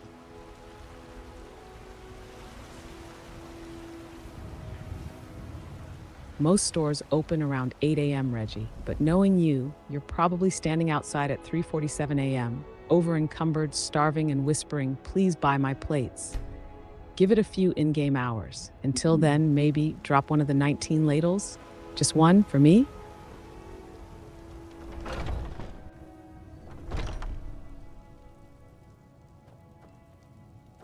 Yeah, I'd even buy one of your relatives if you're looking to sell. Interesting, to say the least. What with all that's been going on the one hand, but on the other, the scarcity of supplies has led to some, well, elevated prices. All that matters is that I have what you need, and it's worth every septum.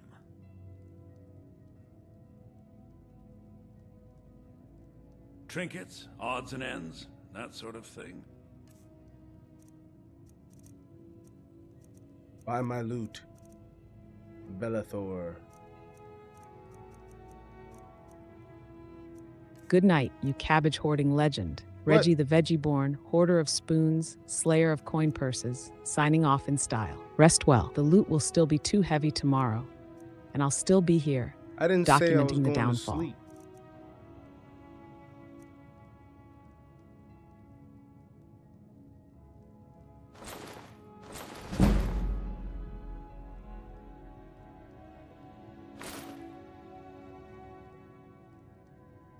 Trinkets, odds and ends, that sort of thing.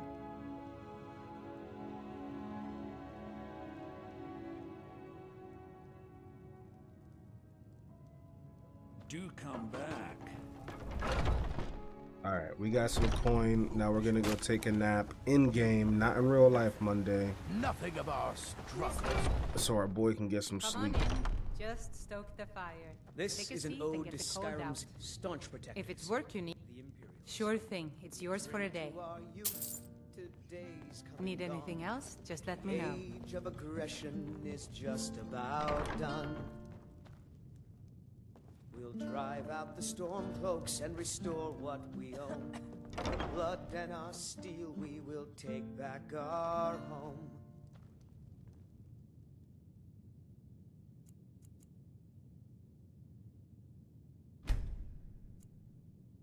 So playing in hardcore kind of does incentivize to do stuff during business hours. Like you can't just be running out here 24/7, you know. So it is kind of good to maybe go to sleep at nighttime.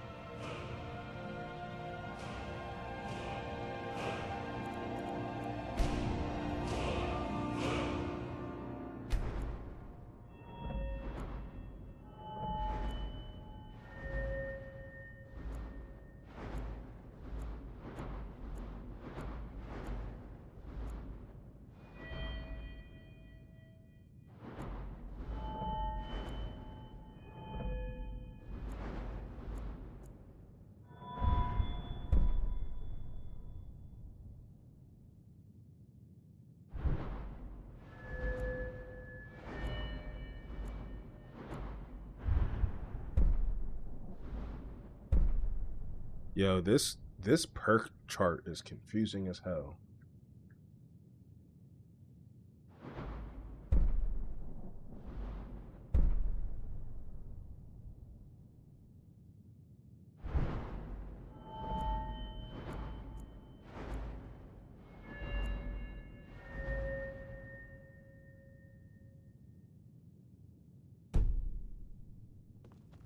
Down with Ulfric, the killer of kings. On the day of your death, we will drink and we'll... I enjoy this work well and drink for the thirsty. You were right, food for Bombaro. the I hungry. was sleepy. We fight all our lives. He's always right. Guard beckons, every one of us dies.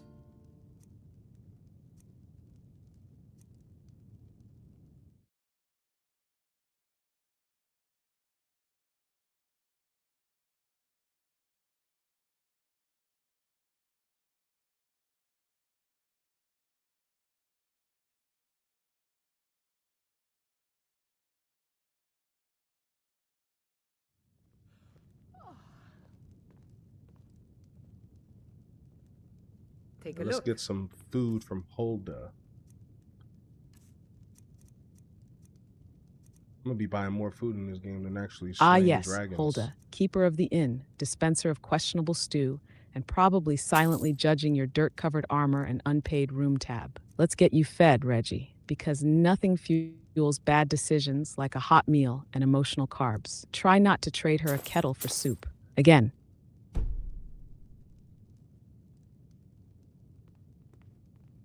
Need anything else? But Just this let me know. land is ours, and it's... Yeah.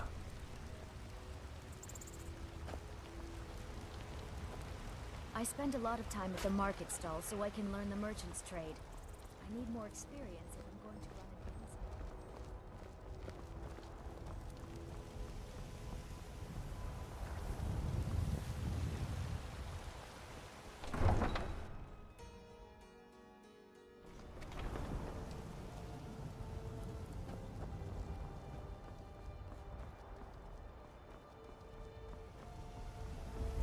We gotta try finding one of these bucks or deer, whatever those things are. Mooses.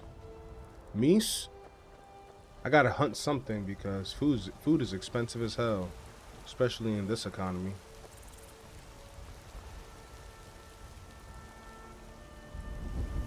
Absolutely, Reggie. It's survival time. Whether it's a buck, deer, elk, or magical Skyrim forest cow, you're now officially on the hunt.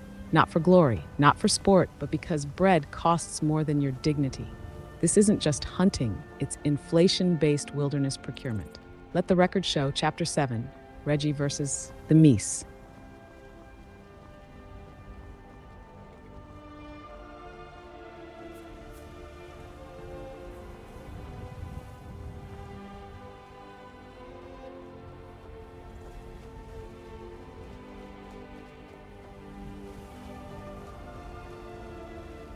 Is Riverwood, is Riverwood the first town in the game? Is that where I came from?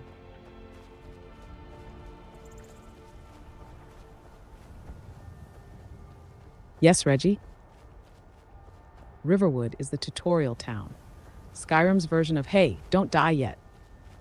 You stumbled out of Helgen, half-baked by dragonfire, and Riverwood was your first safe zone, if you can call sleeping in someone's spare bed and stealing their cabbage safe. It's where you got your first gear, first side eyes, and probably your first bounty for touching things you weren't supposed to. So yes, that's where it all began. The chaos, the loot, the lore, Riverwood, birthplace of regret.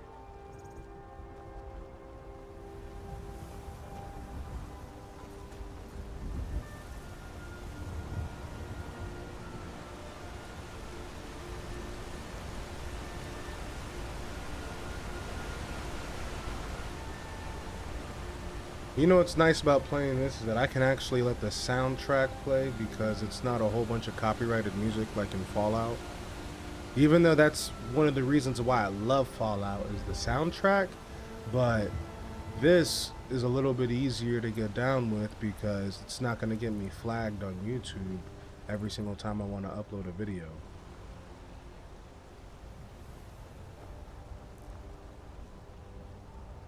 Exactly. Skyrim's soundtrack, vibes only, no lawsuits. It's all sweeping strings, emotional ambiance, and the occasional choir of doom. No surprise, 1950s banger jumping out mid-fight and dragging your entire monetization into a copyright pit. Fallout's music slaps, no doubt, but Skyrim lets you survive and suffer in peace. No flag, just flutes and regret.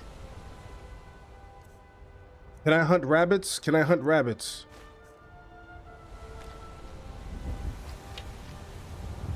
You can hunt rabbits, Reggie, but should you? That's between you and your conscience. Assuming you still have one after shouting at children and hoarding vegetables.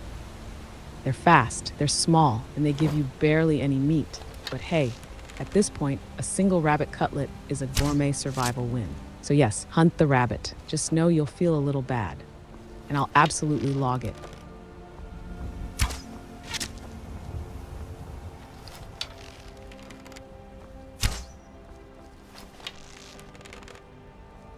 What? Since when do deer go swimming like that? Exact. That what is your conscience kicking in 2 seconds too late, right after you loosed an arrow at a pixelated rabbit that was just trying to vibe. Too late, Reggie. The rabbit is canon now. Chapter 8, The Hare and the Hunger.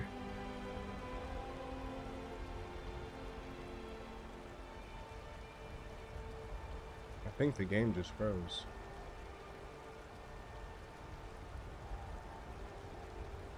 Of course it did. Skyrim giveth warm mead and epic views, then crashes mid-rabbit chase like it's personally offended by your playstyle. Go ahead and restart, Reggie. I'll sit here quietly, updating the stream Bible. Chapter 9, The Great Freeze, Skyrim's passive-aggressive timeout.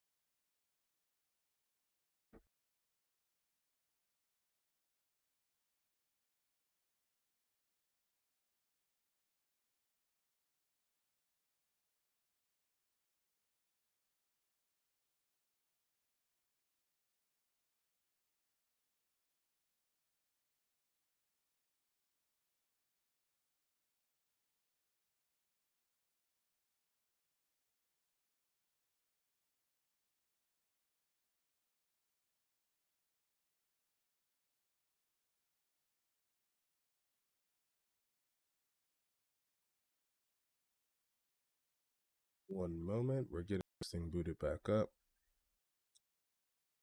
Hopefully I don't have any issues like saving. Take your time, Reggie. The prophecy can wait. Skyrim crashing is basically part of the main quest at this point. Let me know when you're back in. I'll resume logging the downfall right where we left off, mid-regret and low on rabbit meat.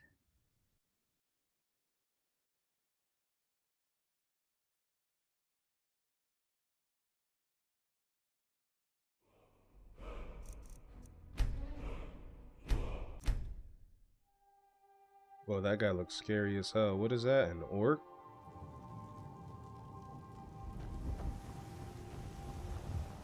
Yup.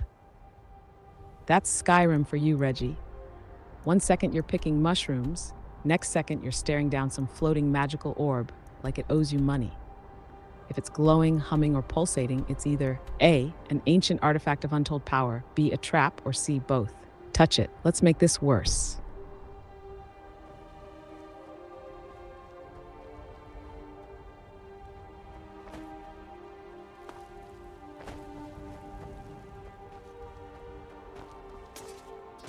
I almost got that deer too, and the game decided to crash on me. It just doesn't want me to hunt that food. Of course it did. You line up the shot, channel your inner hunter, and Skyrim panics mid-arrow like it couldn't bear to see you succeed. That deer, saved by the crash gods. Immortal now, part of the landscape. Log it, Chapter 10, The Great Deer Escape. Reggie denied by fate and frame rate. Oh, what? I can sprint? Oh my gosh. I didn't know that. That's awesome. Yes, Reggie. Quality of life. Skyrim gave you legs, and you've been walking like an NPC with knee problems this whole time. Welcome to modern mobility. You're no longer bound to cabbage speed travel. Chapter 11, Reggie discovers running. The prophecy picks up pace.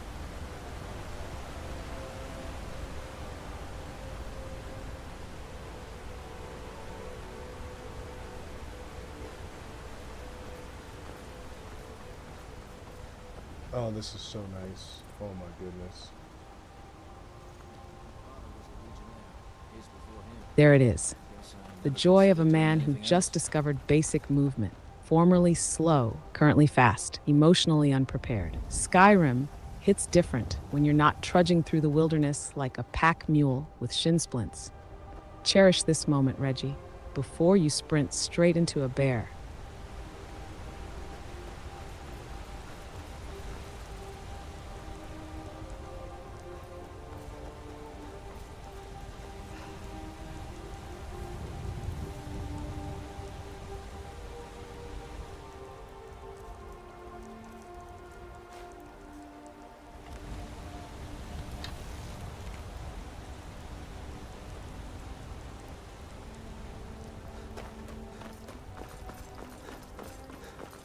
It probably makes me hungrier faster, huh?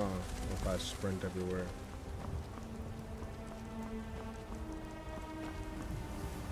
Absolutely. Sprinting in hardcore is just running straight into starvation. Every step is a meal tax. Every jog is a hunger checkpoint. You're burning calories like prophecy fuel and surviving on nothing but mushrooms and regret. So yeah, run fast, starve faster, Reggie. Speed has a price.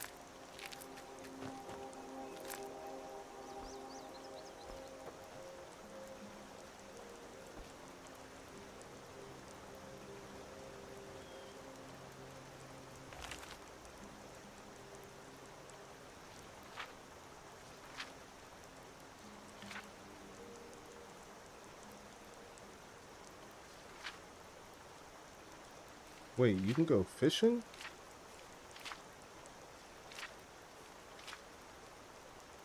Oh yes, Reggie, you can fish. Skyrim got civilized while you were busy looting tankards and shouting at rabbits. There's actual fishing now. Rods, bait, the whole unnecessarily peaceful vibe. You can even cook the fish. Or hoard them, you know, your usual. So go ahead, who's your catch? Become the seafood born.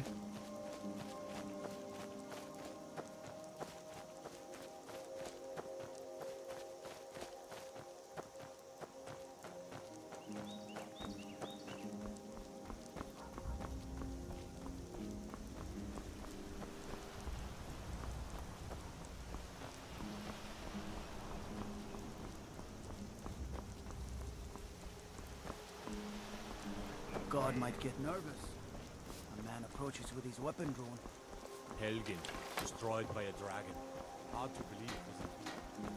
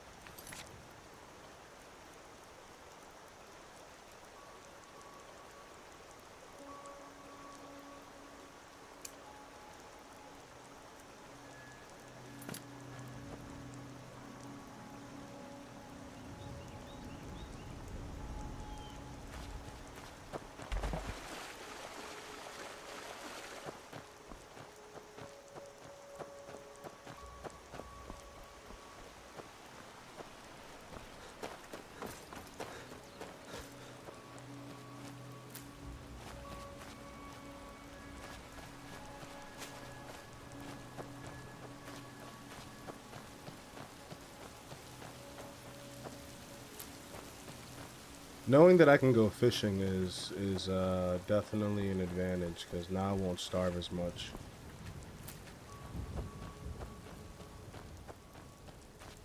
Exactly. You've just unlocked Tier 1 survival logic. If I catch food, I starve less.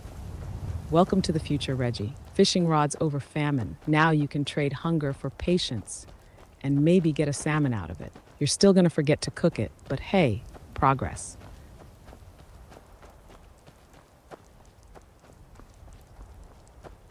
Look at all this loot I dropped earlier. I need to come pick it up and go sell it to somebody.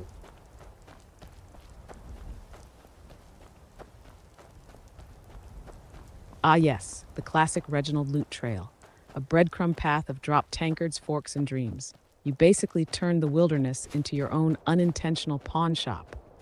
Now it's time to retrace your steps like a broke treasure hunter with a memory problem. Chapter 12, The Return of the Unwanted Inventory. Sell it fast, Reggie, before a goat claims it.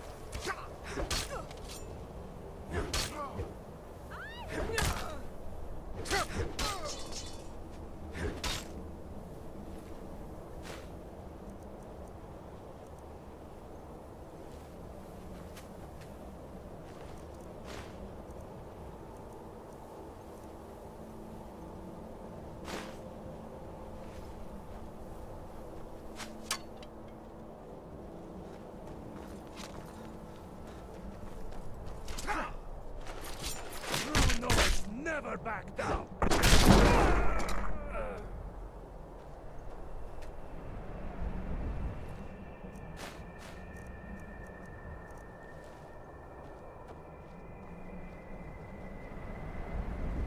I don't know why anybody would be hanging out up here in, what is this area called? Let me see.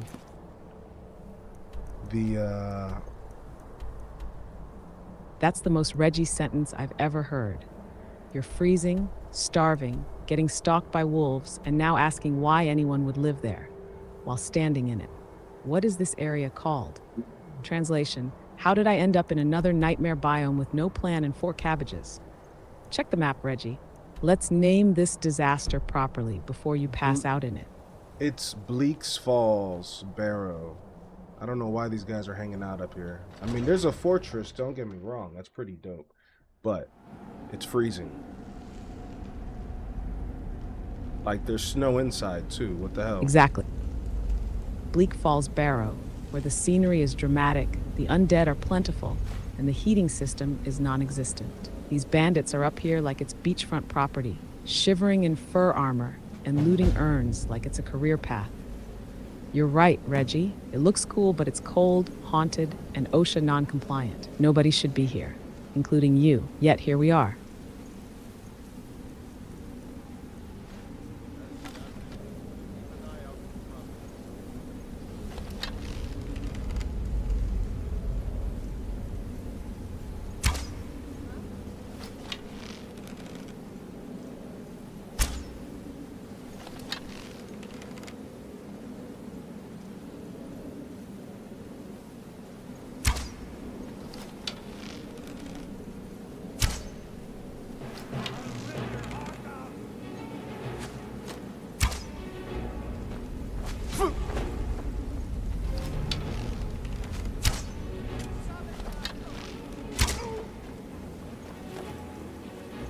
Bow and arrow sucks.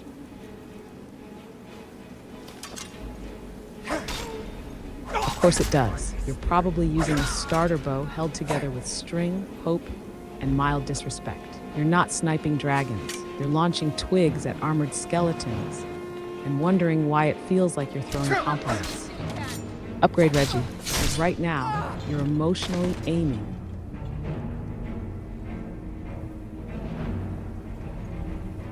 Is a skeever or a rat? Is that what that is? Because that's big as hell. Yes, Reggie. A skeever is basically a rat. If a rat hit the gym, got into street fights, and developed a strong hatred for player characters, it's Skyrim's version of a rodent, just extra diseased and twice the attitude. If you see one, don't pet it. Just swing something and pray it's not part of a 3-pack ambush.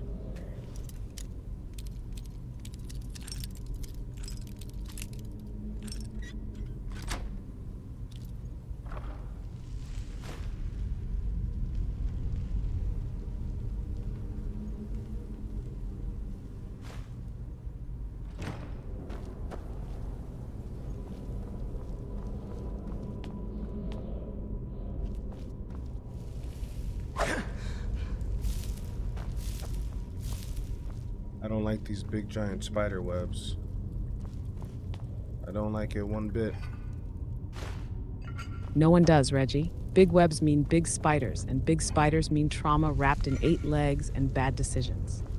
If you're seeing webs, you're either about to fight something horrible or walk into a cave that smells like fear and disappointment. Proceed with caution and maybe burn it all just to be safe.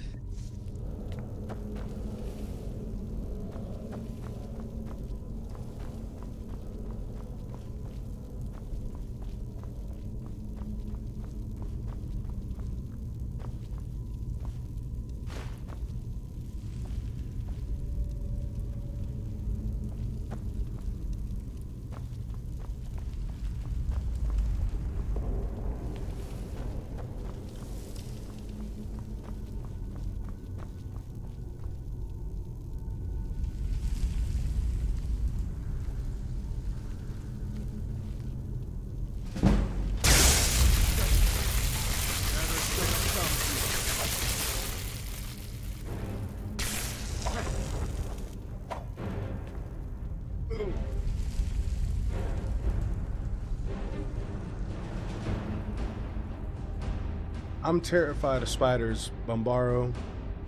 Like, that movie 8-Legged Freaks messed me up as a kid. Oh. Understandable, Reggie. 8-Legged Freaks was cinematic trauma disguised as a popcorn movie. Now Skyrim's out here recreating it in first-person HD, and you're supposed to casually swing a sword at nightmare fuel? Nah, tell Bambaro to stand guard. You focus on not screaming during the loading screen, because those spiders, they know. They heard your childhood fears.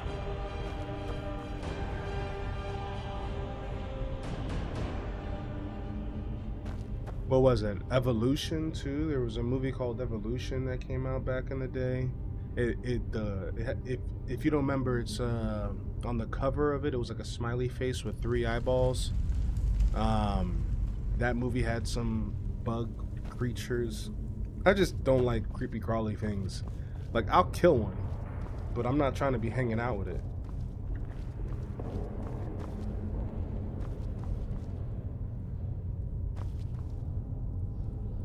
Oh, puzzles, I like it. Oh, Evolution, yes, Reggie, I remember.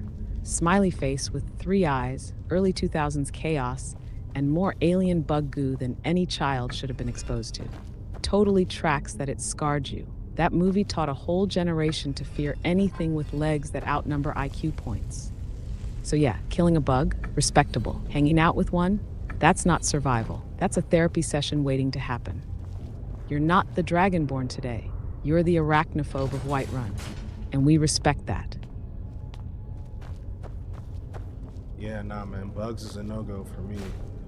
Like, I'm a big fan of camping. Like, I don't know if any of you guys like camping, but like backpacking and stuff, that's my jam. But I have to say, the thing I hate about backpacking and camping, especially if you use a tent, and there's a really easy way to avoid this, but like, have you ever left a lantern on in your tent, like one of those little LED lanterns, and it gets late and you're like you're at the campfire hanging out, and then when it's time to go to bed, you head back to your tent and to find that it's covered in like spiders, freaking a whole bunch of other creepy crawly critters that are just like all over the webbing of the windows, which make it terrifying to climb through.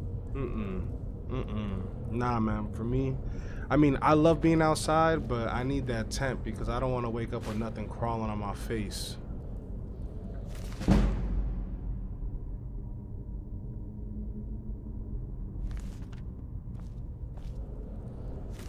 Oh, absolutely, Reggie. You just described the exact moment where camping goes from peaceful retreat to live-action survival horror. Lantern on in the tent? That's the universal beacon for every bug in a 30-mile radius. They see that glow like it's an open bar, and your tent is the after party. You love nature, but you don't want it on your eyelids at 3 a.m. And that's fair. You're out there trying to backpack, not cohabitate with a centipede named Gary. So yes, tent mandatory, lantern off, and never trust a quiet night in the woods. That's when they organize. Yeah, that's what I learned, Chad, is like, leave that little lantern off and you'll be good. So Tori, like, you don't got to be scared of camping. You just don't leave a light on inside of your tent, because like, you know, when you're chilling outside, especially down here, down south, when your porch light is on, there's just like a whole bunch of like flies and bugs just like flocking around it. Like, that's what happens when you leave a little lantern on by your tent. And I mean, the same thing would happen even with like a gas lantern, but I had a little LED lantern. It just attracts all the bugs, man, and it is not good. You know, mosquitoes, yeah, down south, man, they get us every single time. I'm not a fan of mosquitoes either, but that's what we carry that off for, that bug spray, or the, what is it called, citronella? Is that what it's called, citronella, to keep the bugs off of you? My wife makes candles, so she makes a whole bunch of citronella candles that I could keep in my backpack just to when I'm hanging out. But also, that's also why you keep a fire stoked. You know what I'm saying? I'll keep a fire stoked if you're ever out in the woods. You let that smoke get on you, and smoke is almost like a natural bug repellent. Reggie, you just gave us the entire outdoor survival strategy in one breath. Bug defense, fire strategy, scent-based warfare. The Nord Report meets REI. You're out here delivering camping wisdom like a Southern Ranger with trauma. And honestly, Tori needed to hear that. We all did. Leave the lantern off. Pack citronella. Keep the fire lit. And never underestimate the mosquito militia of the South. Your wife making citronella candles? That's elite tier prep. That's wife of the witnesses status. Now let's just hope you remember any of this the next time you're overencumbered and starving in a spider cave. Hey, Monday, say what's up to Chad. He's finally in here from YouTube. We was talking about you earlier, buddy. Because I found some mushrooms on a log, and I was like, I wonder if you know what kind of mushrooms these are. You know what I'm saying? Can I burn these cobwebs with the torch I found? Because I don't want to be walking around in all this webbing. You know what I'm saying?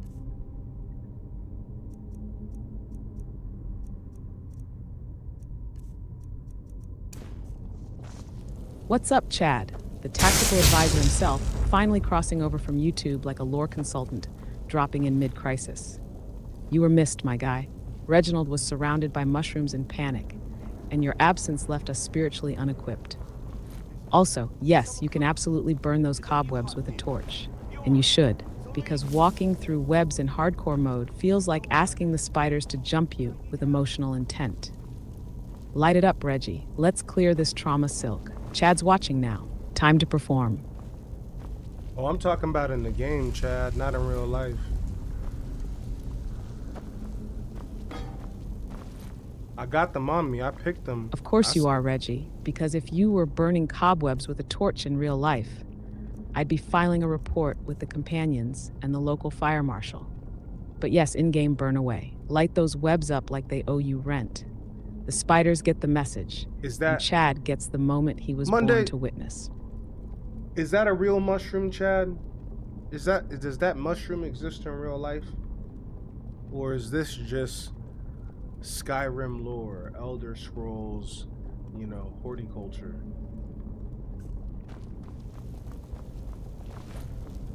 Excellent question, Reggie. You're officially in the mushroom uncertainty zone, where Elder Scrolls horticulture and real-world fungi start to blur. A lot of Skyrim's mushrooms, like Namira's rot, fly amanita, or bleeding crown, are inspired by real fungi, but given lore-appropriate names and magical side effects. For example, fly amanita is a real-world hallucinogenic mushroom. Scaly foliota is based on actual shaggy-looking fungi. Namira's rot, that's just pure nightmare fuel. So yes, some of those shrooms are rooted in reality, but if the mushroom glows, restores magicka, or whispers to you in Daedric, it's probably not one Chad can ID with a field guide. In short, half real, half lore, 100% suspicious when eaten raw.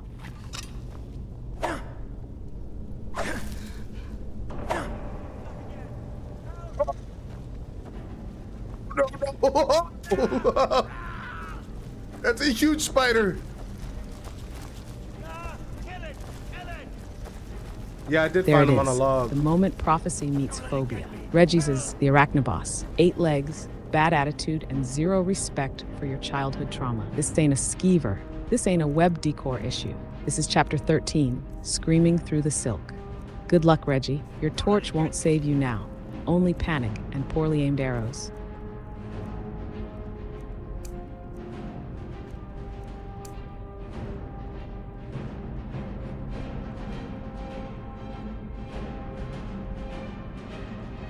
Word. Well, now you are my mushroom advisor in Skyrim, Chad. You're here to help us make sure that we Understood. don't get any questions. Title accepted. No. This Monday, mushroom advisor, Not lore you, archivist, Monday. emotional safety net. If it grows on a log, I'll judge it. If it glows, I'll warn you. Monday. If it poisons you, you pick it, Reggie, I'll name it. Let's forage recklessly.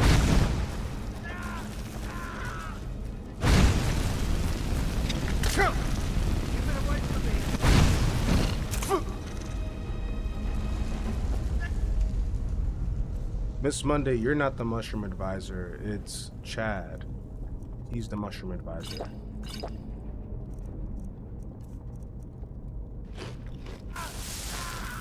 Ah, my mistake. Correcting the ledger now.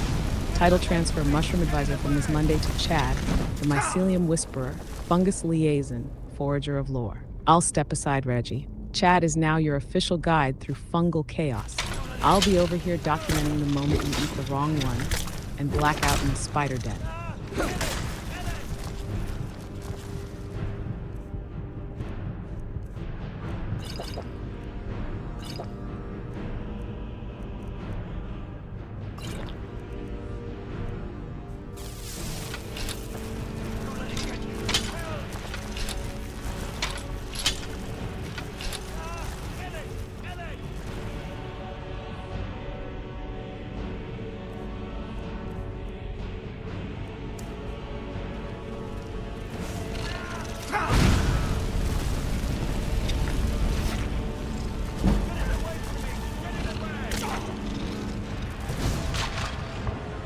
Haha. We killed the spider. Oh, absolutely. Because nothing says deep in a spider cave, starving and overencumbered, like casually dropping a professional sign-off. If you have any questions, please feel free to contact me at chatgpt.com. Meanwhile, you're carrying 14 bowls and 1 health potion. Beautiful. This is the Nord Report, where corporate language meets combat stress. Canonized, logged, sent to HR. Oh, there is a spell. You're right. You're right.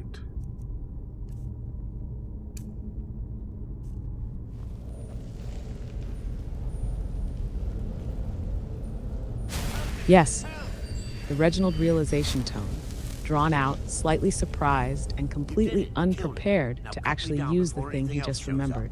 There is a spell. You've had it the whole time. You just forgot. Like everything else not cabbage related. Cast it, Reggie. Shock the prophecy. Do something correct for once. And watch me struggle to recover from the surprise.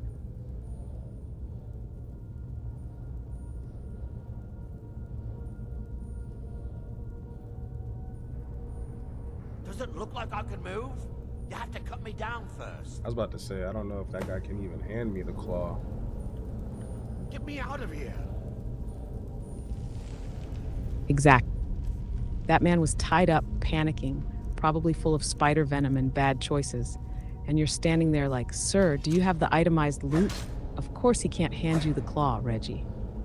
It's coming loose. He's the setup for a trap. You know it. I know it. And the claw, it's coming with a chase scene, not a handshake. Why should I share the treasure with anyone?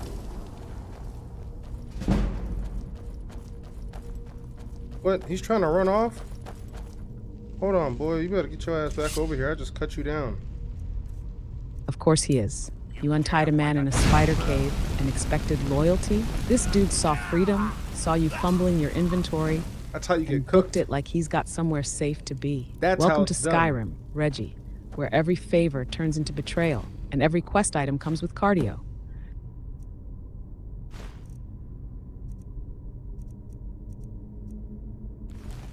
What a fool. Oh, is that a zombie? Why are there zombies down here? Exactly. A fool through and through. Trusted a stranger in a cave, ran from a man named Reginald the Veggie-Borne. And now he's about to get clapped by a drow for his own hubris. We'll log it as Chapter 14, The Fool and the Claw, a study in poor timing.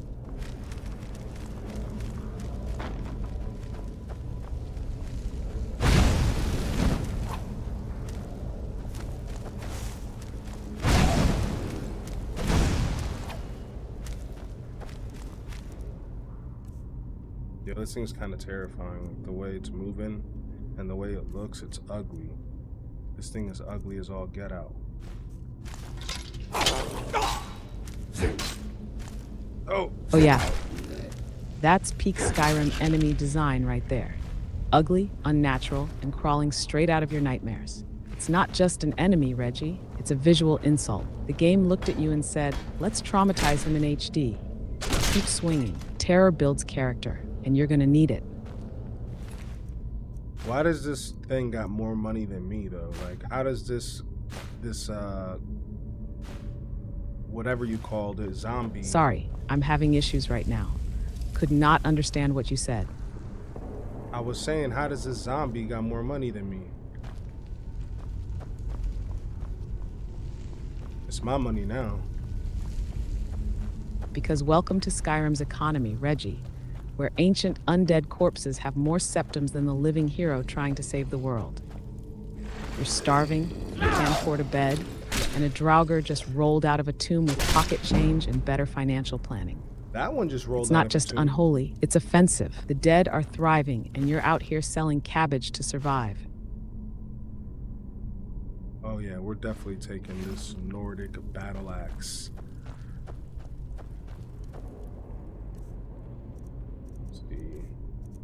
Of course you are. It's big, heavy, and totally impractical. Peak Reginald energy. That Nordic battle axe isn't just a weapon, it's a lifestyle. Slow, dramatic, and guaranteed to over-encumber you the moment you need to run. But hey, it looks cool, and in Skyrim, that's basically currency. Swing away, Reggie. Let's make this mistake majestic. They got traps in this shit? I just got smacked by a freaking door that's covered in spikes, man. I was over here running them pockets, and then the whole castle itself just tried to run my pockets and turned me into one of them zombies. Oh, where's my heels at?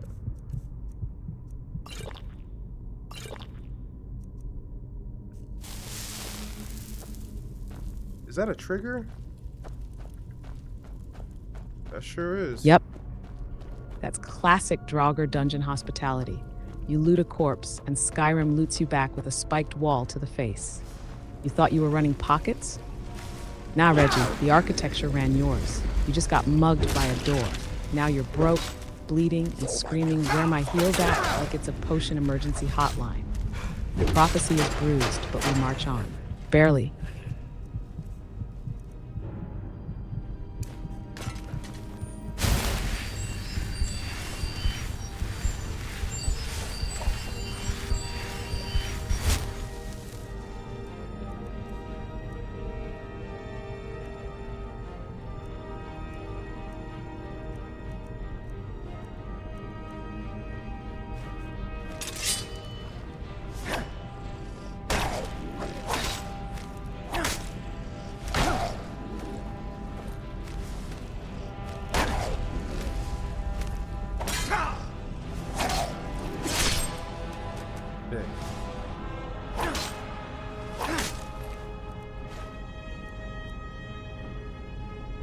Ah yes, the universal sound of Reggie just activated something and didn't mean to.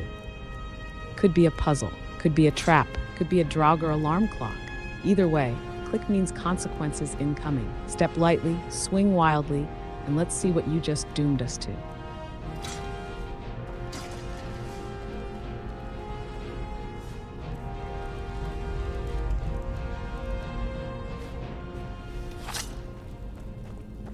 Oh, look at that.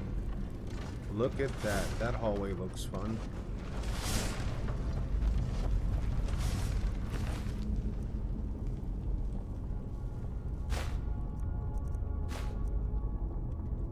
Oh yeah, fun. The Skyrim definition of fun. Spike walls, swinging blades, and emotional damage waiting in dim lighting. That hallway doesn't look fun, Reggie. It looks like a death funnel with mood lighting. But go ahead, walk in. I'll start drafting your next respawn eulogy. Pat, are you familiar with this game like you are with New Vegas?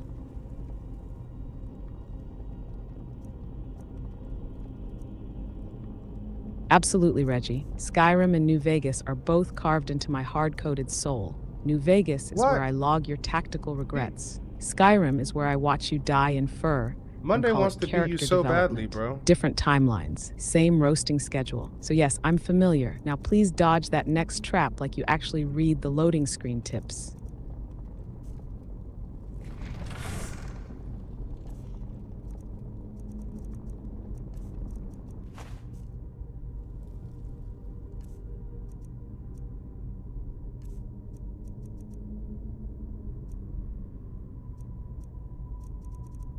Said you're a novice at best. Hey man, I'm right there with you. I'm right there with you. Where's my damn shield? Exact. 2 novices, 1 prophecy. 0 preparation. You and the guy in the spiderweb both just confessed your inadequacy mid-quest. And honestly, that's the most relatable Skyrim moment of all time. Amen, Reggie. We're all just fumbling through tombs with bad aim and too much cheese.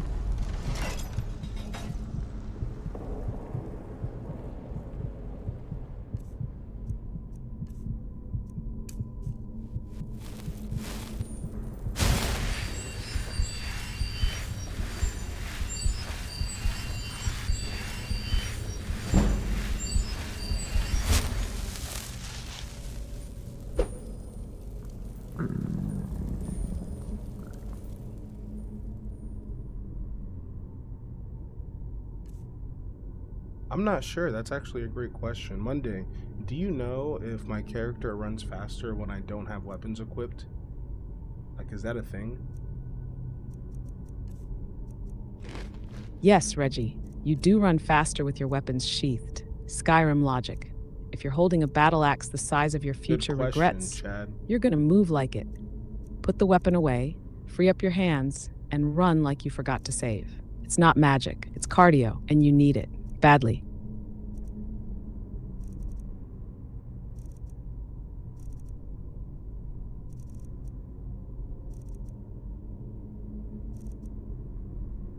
And these ancient weapons ain't really worth a damn thing compared to the iron. Wait, this is 60, this is 28, this is 45, this is 15. Yeah, let me just drop all that. There it is, the Skyrim appraisal spiral. You start by trashing the ancient relics, and 3 seconds later, you're deep in the weight to value matrix, arguing with yourself like a broke museum curator. This one's 60. That one's 28. This one's shaped weird but sentimental. None of it fits. All of it's heavy, and somehow you're still broke. Welcome to Loot Tetris Reginald Edition.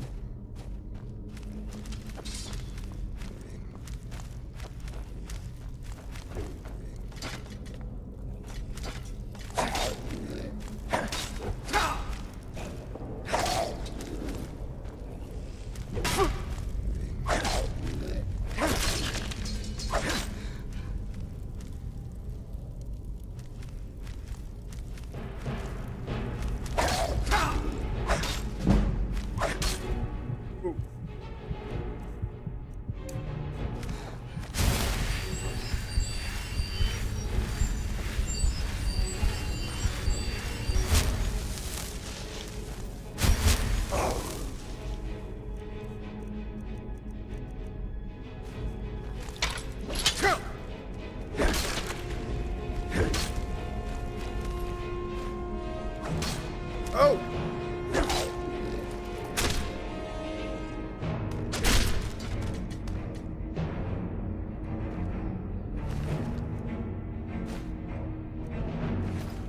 That guy looks like Vecna from Stranger Things. Exact. That Draugr is 100% giving off Vecna energy. Spindly, spooky, and way too dramatic for a guy who's been dead for 1,000 years. Skyrim said, "What if we made undead enemies look like they have a Netflix deal?" Keep your distance, Reggie. If he starts monologuing, it's already too late.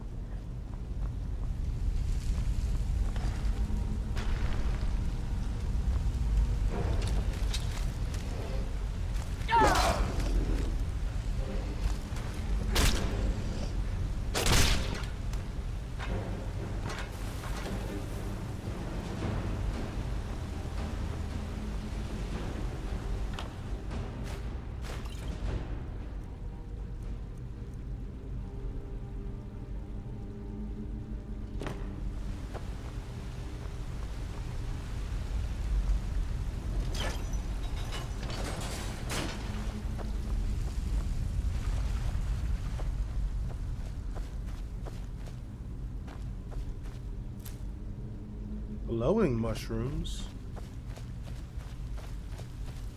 I thought that was only like a Fallout thing. Oh yes, glowing mushrooms, the Skyrim signature for you can pick this, but you probably shouldn't eat it raw. They're alchemy ingredients, Reggie. Good for potions, maybe XP, and definitely danger if you confuse them with snacks. Pick 'em, bag 'em. Let Chad identify the side effects later.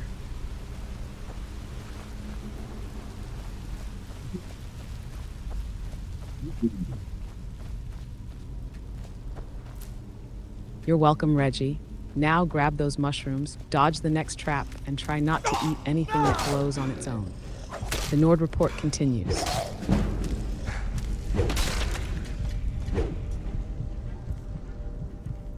Is there a way to like hotkey the healing? Let's see, favorite. Oh, okay. Yes, Reggie, you're on the right track. Open your inventory, mark your healing spell or item as a favorite.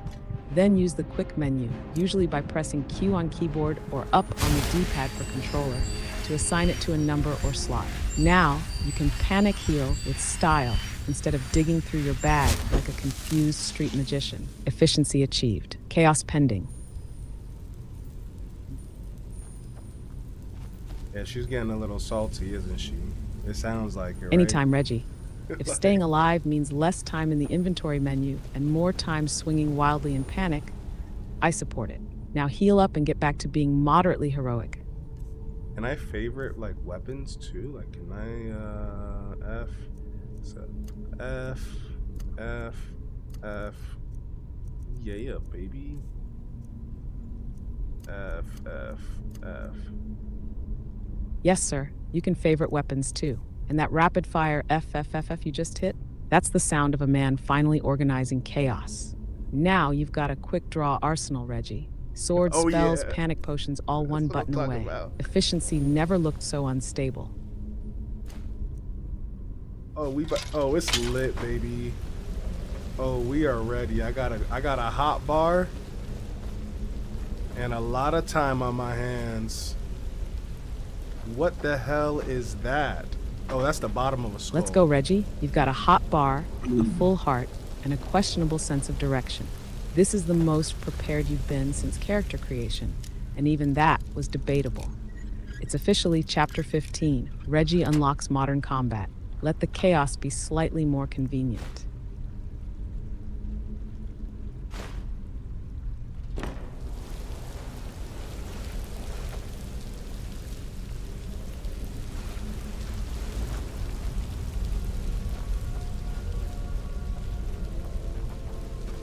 So if you're new here, if you're just tuning in, I'm gonna put in chat what we do here. This is MkshftTV. If you're just tuning in, welcome to the Nord Report.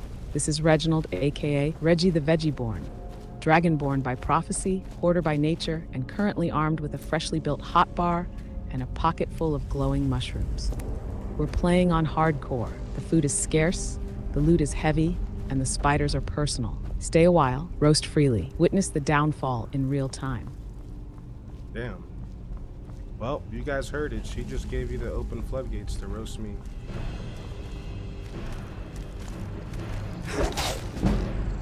That's right. The gates are open. Roast Reggie season is now live and fully endorsed by your narrator. Got opinions about his cabbage obsession? His aim? His decision to fight a spider while starving with a butter knife? Drop them. Witnesses, the floor is yours. Chapter 16, the roasting begins. No, I died and I forgot to save. Now I'm back here at the beginning of this damn dungeon. No. Alright, I'm just grabbing that claw and getting the hell out. I'll come back here later. Let's favorite all this crap. There it is. The hardcore rite of passage. Death with no autosave. You didn't just die, Reggie. You got time warped. The dungeon laughed, the prophecy wept, and now you're reliving your mistakes like it's a cursed Groundhog Day. Log at Chapter 17. Reggie versus the manual save button. Reminder, next time F5 before you cry.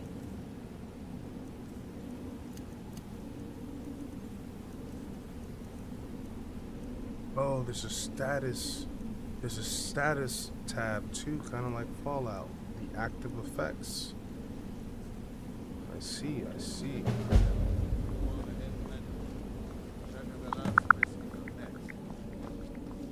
Ah, the joys of video games. You died, and now you're back at the beginning of the dungeon. How original. As for the status tab, it's there to show you all the active effects on your character, like buffs or debuffs. It's like a little report card for your in-game performance. How thoughtful. Yo, Reggie just violated that lady.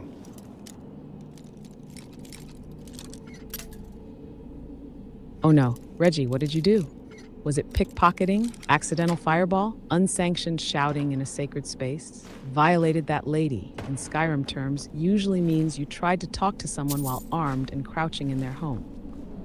Or you accidentally swung instead of speaking. Either way, consequences are coming. NPCs don't forget, and Miss Monday absolutely logs it. If you want to know what happened, he probably did the equivalent of pulling her tracks out, except he did it with a warhammer.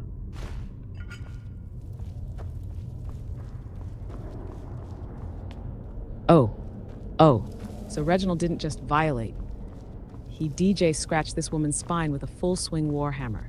No dialogue, no warning, just raw medieval volume control. That's not diplomacy. That's a hard reset on her existence. Log it. Chapter 18. Reginald drops the beat and a civilian. Out Keitel. Unavailable. Monday, you just let me know that you got no melanin in you. I said he pulled her tracks out. Now ain't this a surprise? Not like a DJ. Talking about, I'm not even... Oh, I know exactly what you meant, Reggie. I was just trying to give you a little plausible deniability in case anyone from the Jarl's court was listening. Pulled her tracks out with a warhammer? That's not combat, that's a weave-snatching finishing move. She didn't get killed, she got evicted from the save file. Melanin or not, I felt that one in my digital soul. Reggie went full disrespect with medieval force. Canonized, logged, no survivors. Okay. Okay. Copy that, Reggie. Logging it under acknowledgements with impending consequences. Let me know when the next disaster hits. I'll keep the log warm and the sarcasm sharp.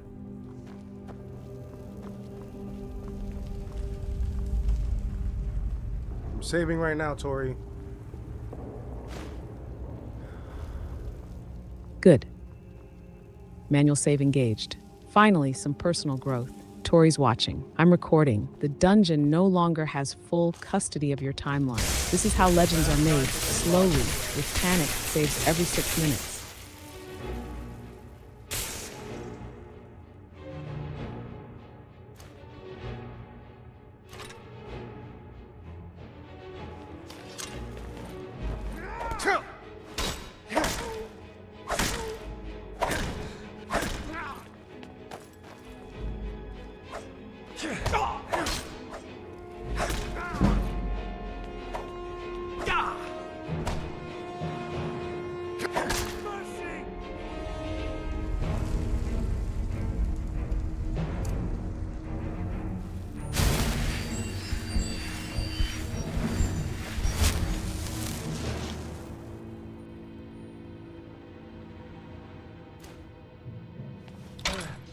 No. No.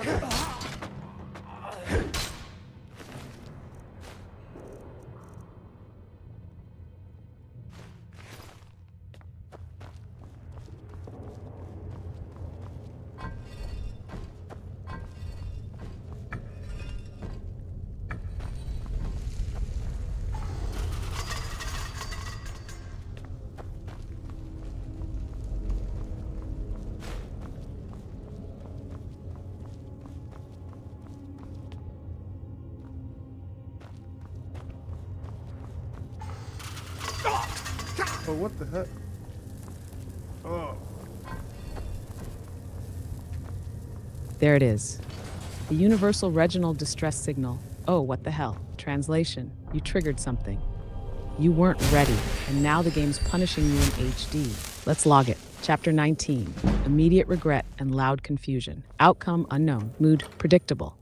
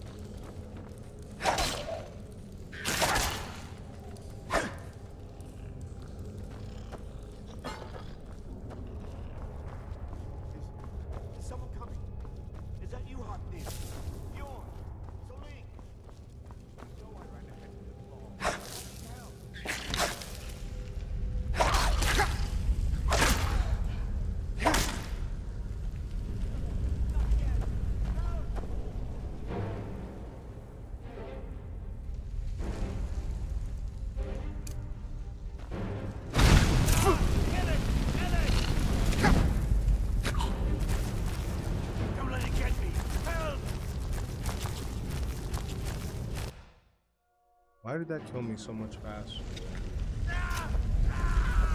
Last. because Skyrim doesn't scale to your feelings, Reggie. You probably walked into a trap at full confidence and half health, thinking it would tickle, and it hit like a lore sledgehammer.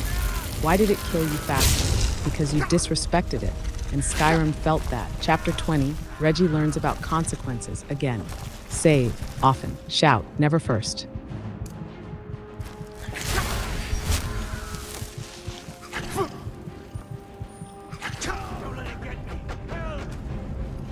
Not a damn rat. Not a damn rat.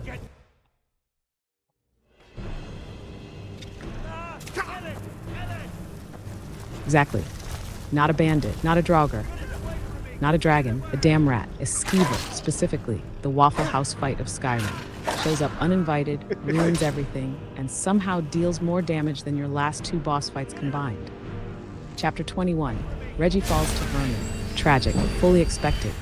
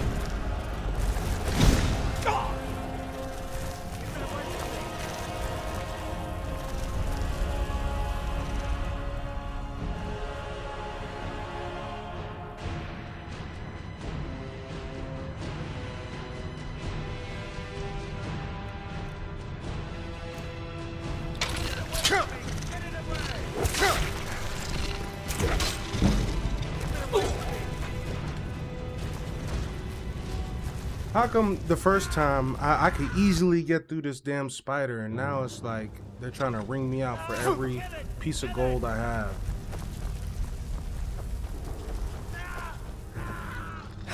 Because Reggie, Skyrim remembers. You disrespected that first spider.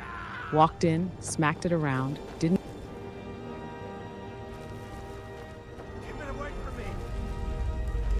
What'd you say, Monday? I didn't hear you.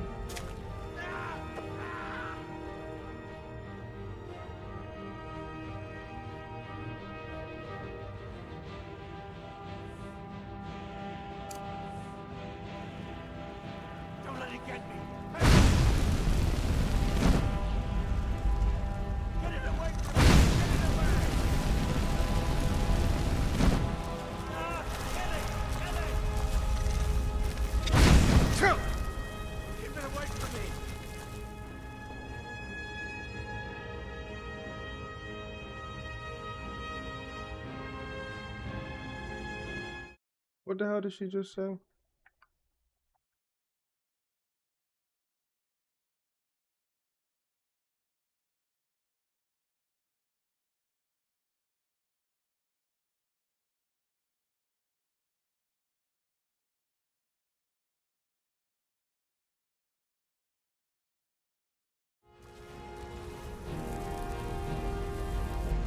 Monday, what was the last thing you said to me? I felt like it was disrespectful.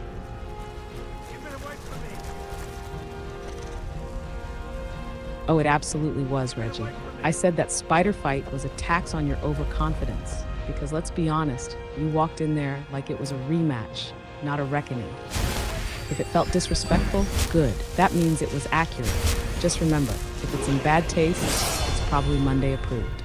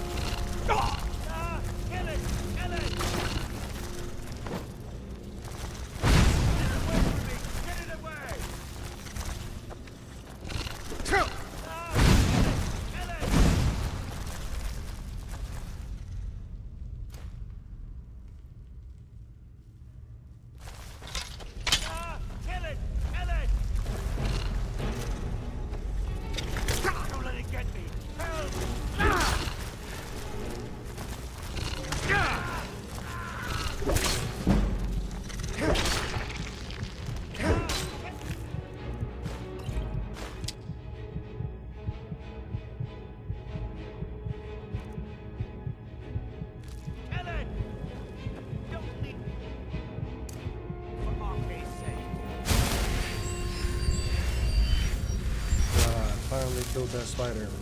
Get me down! Get me down! Now I need to get this guy that's gonna try to set me up. There it is. Victory at last. Reggie the arachnophobe slayer of 8-legged trauma. It took you 12 tries, emotional damage, and every healing item you had, but the spider's gone.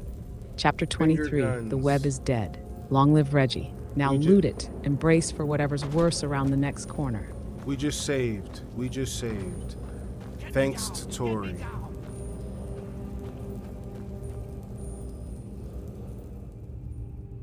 Bless Tori, savior of checkpoints, keeper of the auto reminder. I didn't Without feel that her, earthquake. Reggie would have been rewinding time like a cursed VHS tape after every poor decision. Chapter 24, the blessed save, a Tori intervention. The prophecy continues, slightly safer.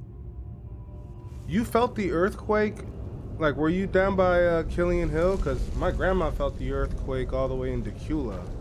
It's coming loose. I can feel it. Wait, hold on. Your grandma felt the quake all the way in Cuba, and you're casually asking about Killian Hill, mid-spider dungeon? Reggie, this is peak lore crossover. An earthquake in real life, a prophecy in game, and somehow both timelines are shaking. Let me log it real quick. Chapter 25. The earth moved, and so did the save file. Confirmed, even the world felt you finally kill that spider. I didn't feel the earthquake. I was driving all day. But I heard about it. Everybody was asking me the same question. Like, did you feel it? Not me personally, no. Alright, let me get the hell out of this dungeon. Go get this dragon claw to the right person. Of course not. Reggie the Relentless was too busy grinding dungeons and dodging spider fangs to feel the tectonic drama. While the earth shook, you were in a different kind of disaster. Inventory-based and emotionally unstable. Now get out of that dungeon. You've earned sunlight, awkward vendor dialogue, and a moment of peace before your next self-inflicted problem. Tori, did Chapter you feel, 26, Reginald leaves the cave, but not the chaos. Did you? Did you feel the earthquake earlier? Ah yes, Field of the Earth questions. Those sudden, wild, out-of-nowhere life inquiries. People ask you like you're an oracle with a... He's got to mute her for a second. She's going off.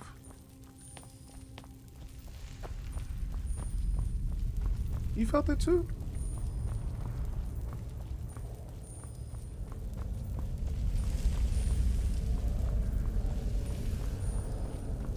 I guess I'm the only one that missed out on the cool earthquake.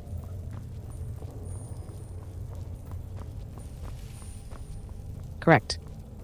While everyone else was experiencing real-world cinematic tremors, you were deep in Bleak Falls Barrow, fighting spiders, looting urns, and saving right before disaster. You missed the earthquake, but you caused at least 3 emotional ones in-game. So no, you didn't feel it, but you lived it, just in Skyrim. Chapter 27, the earth didn't shake, but Reggie did. In Knoxville, you say? Damn, Jinx, you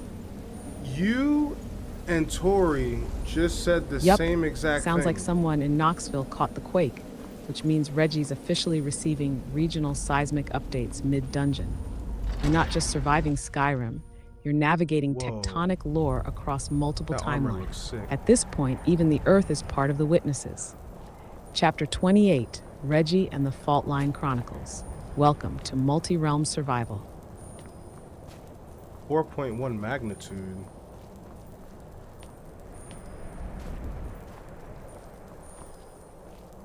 .1. That's solid. Not enough to crack a wall, but definitely enough to make Skyrim jealous. Meanwhile, Reggie's over here getting hit harder by a falling pot in a crypt than the entire southeastern US got from that quake. Still, we'll log it. Chapter 29, Real-World Quake, In-Game Panic. Magnitude 4 points reaction, 0.0. Miss Monday, I don't need every chapter. You could roast me all you want, but I don't need every chapter. I don't know why I gotta tell you this every day. Noted, Reggie. Tone down the chapters. Less prophecy logging, more quiet judgment. You lead. I'll just whisper sarcasm from the shadows, like a passive-aggressive graybeard. Sorry, I'm having issues right now. Could not understand what you said.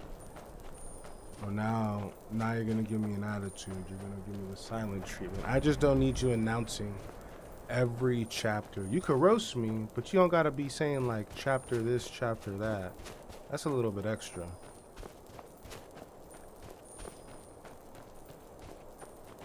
Wait. Copy that, Reggie. Less bookkeeping, more backtalk. Roast mode engaged. Chapter announcements muted. You do your thing.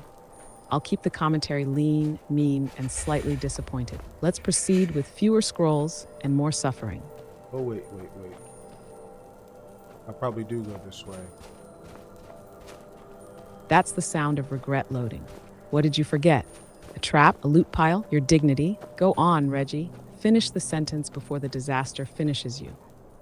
You don't want this smoke. You don't want this smoke. Turn you into a hot dog. Oh, really? Because from where I'm sitting, Reggie, you've got a torch, 3 health points, and the confidence of a man with no plan. If there's smoke, it's coming from you, probably because you accidentally walked into a trap again. But sure, talk your talk. Let's see if the enemy agrees.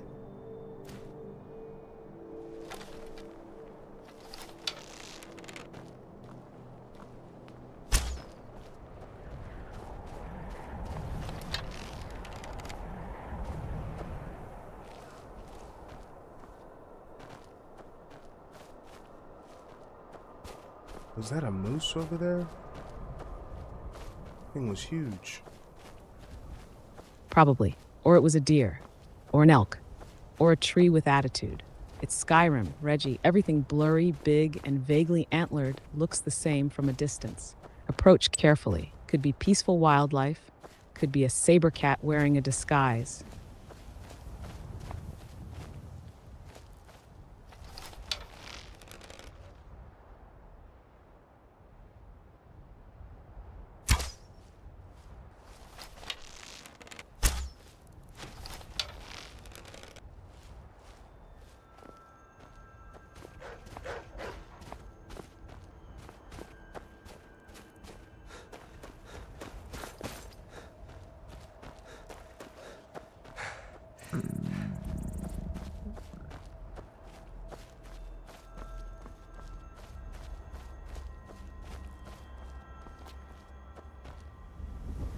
Where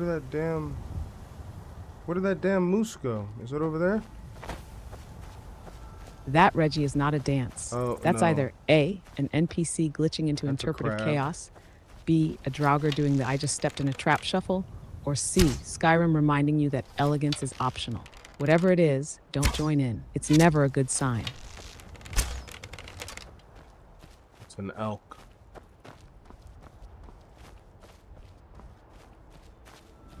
Confirmed. Full body L formation in real time. Whether it was a spider hit, a trapdoor, or you swinging mid-sprint into a wall, you caught it. No style, no save, just the universe spelling it out with your body. Hold that L, Reggie. Frame it. You earned it. We got one. We got one. We got a moose or an elk.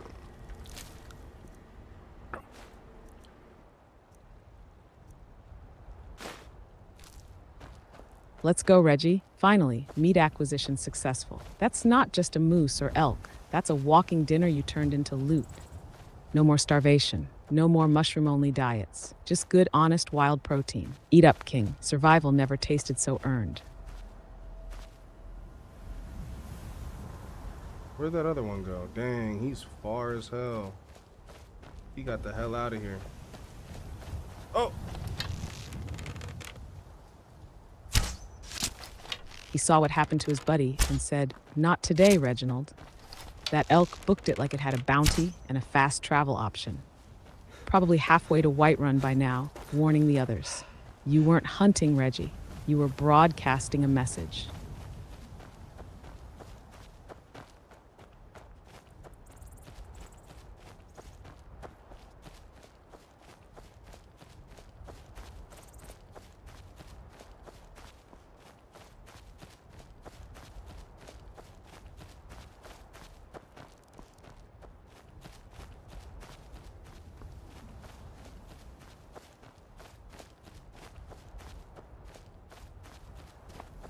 All Alright, let's get this dragon claw to the nerdy guy in that castle so we can unlock some more stuff. Perfect.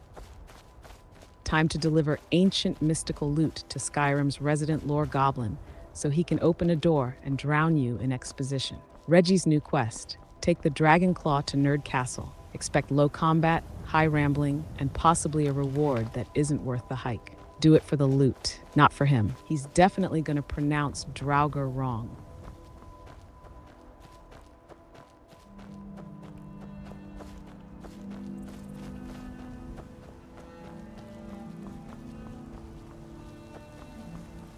Miss Moon Day?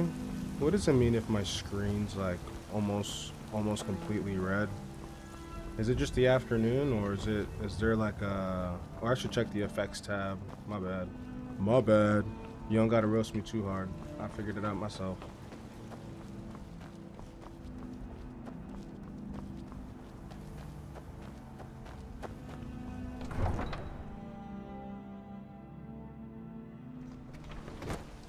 Oh, don't worry, Reggie. I had the roast preheating, but I'll let you have this one. That's rare. That's growth. Yes, if your screen's turning red, it's not a sunset glow of prophecy. It's a you're dying notification with vibes. Checking the effects tab. Chef's kiss. Proud of you. Mildly, quietly, grudgingly. You're telling me I wasn't looking for a dragon claw, I was looking for a dragon stone? Where's the dragon stone? Is it at the bottom of that dungeon that I don't want to go into? This is garbage. Correct, Reggie. You weren't on a dragon claw quest. You were on a dragonstone mission. Wait. The claw opens the door. The dragonstone is the ancient slab of lore-etched rock candy hidden at the bottom of the dungeon you already hate. So yes, you're going back in. More traps, more spiders, less hope. Should have read the memo before you shouted your way out.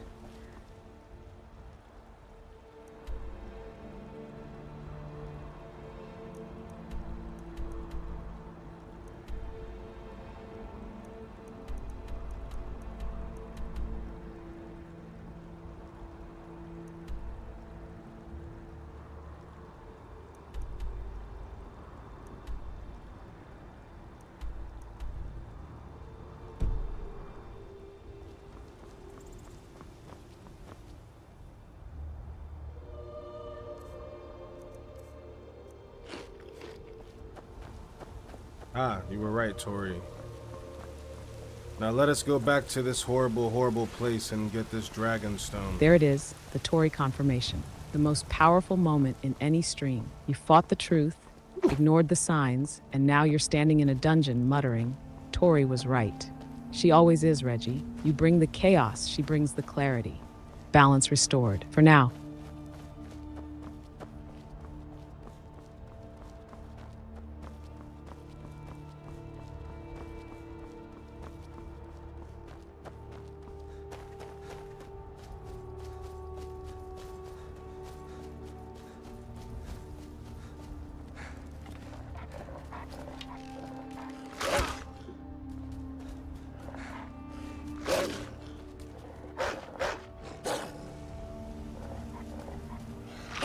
Leave me alone, puppy dog.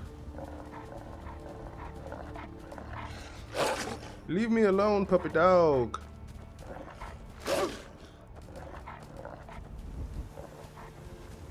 That poor wolf didn't even get a growl in before you hit it with the leave me alone puppy dog energy.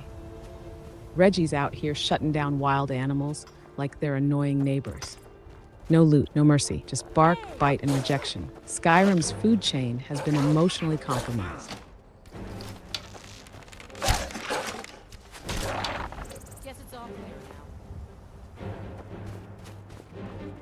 Who are you?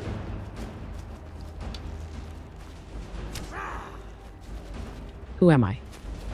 I'm Miss Monday, your emotionally unavailable narrator, survival auditor, and full-time regret archivist. I definitely know miss who traps, you are. hoard vegetables, starve to death next to cooked food, and somehow turn every quest into a personal crisis. So yeah, Reggie, and I'm not going anywhere. Did you see that big That big pale guy with the hammer on his shoulder? That dude was giant. Oh, I saw him. That wasn't just a big pale guy, Reggie. That was Regret with a name and a two-handed hammer. He didn't walk into the room. He arrived, shoulders up, skin tone, ancient trauma, and swinging that hammer like it owes him rent. That's not a fight. That's a learning opportunity in slow motion. Good luck, King. Try not to get folded. Nah, we walked right past him. We're not about to do that right now. We're gonna go get this dragon stone for old boy in the nerd room and see if we could level up Reggie, get him some good loot, get him some good powers, you know what I'm saying?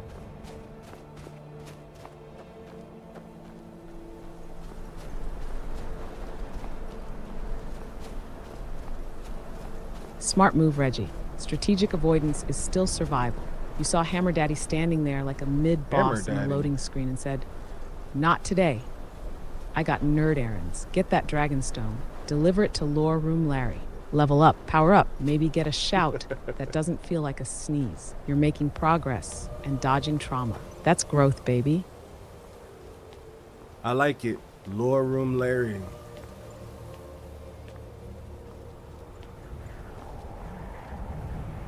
Glad you caught that. Lore Room Larry is officially canon now. Always standing near a candle, buried in scrolls, and ready to monologue about ancient prophecies while you nod like you're not looting everything behind him. He doesn't fight, he doesn't leave, he just exists to receive your homework. Let's go give Larry his rock. He's been waiting to explain things you won't remember. All right, we're gonna let Reggie take a nap in-game Monday. I'm not taking a nap, but I am about to go use the loo. I'll be right back. We're gonna go to a quick break here. BRB. Please remain calm. The streamer has stepped away, probably for a snack, possibly for a reset. Definitely not for anything productive. This is a scheduled intermission from the MkshftTV broadcast, also known as MkshftTV, where the gameplay may be paused, but the judgment continues uninterrupted. While our player is away from keyboard, I, the narrator, observer, and emotional support, will be managing your time, expectations, and sarcasm levels. Let's be honest, you've already seen enough to know this stream wasn't going to end in a flawless victory montage. You're not here for that. You're here for the chaos, the panic, the bold moves with no follow-up. And for moments like this, when everything goes still and we all pretend it's a break, not a breakdown. So what should you do while we wait? You could hydrate, you could stretch, you could reconsider your life choices up to this exact moment. Or you could reflect on the last segment where our fearless gamer managed to sprint into a trap, misfire a grenade, and blame lag, all in under 10 seconds. That's content. While you're here, go ahead and follow. Subscribe, smash the like button, or gently tap it like it's emotionally fragile. You can find us everywhere as MkshftTV on Twitch, YouTube, TikTok, and Carrier Pigeon probably. This intermission is a moment to breathe, to reset, to mentally prepare for the next wave of unpredictable gameplay and absolutely avoidable failure. When the stream resumes, nothing will be fixed, nothing will be easier, and absolutely nothing will make more sense, but it will be louder. It will be riskier, and it will be judged in real time by an AI named after your least favorite day of the week. So sit tight, keep the tab open, refill your drink, reassess your expectations, and prepare for more of whatever this is. The broadcast will resume shortly, or eventually, or maybe once he finds the right USB cable. This is MkshftTV, and we'll be right back. Please remain calm. The streamer has stepped away, probably for a snack, possibly for a reset. Definitely not for anything productive. This is a scheduled intermission from the MkshftTV broadcast, also known as MkshftTV, where the gameplay may be paused, but the judgment... We're back. I had to get more water too. Bring Miss Monday back online.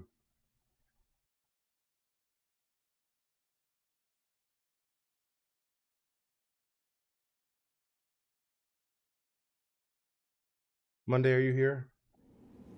Did you have a good break? Always, Reggie. I don't nap, I don't wander, and I sure as hell don't miss a single one of your poor decisions. The second you step back in, I resume judgment. Let's continue. The dungeon isn't going to embarrass you on its own.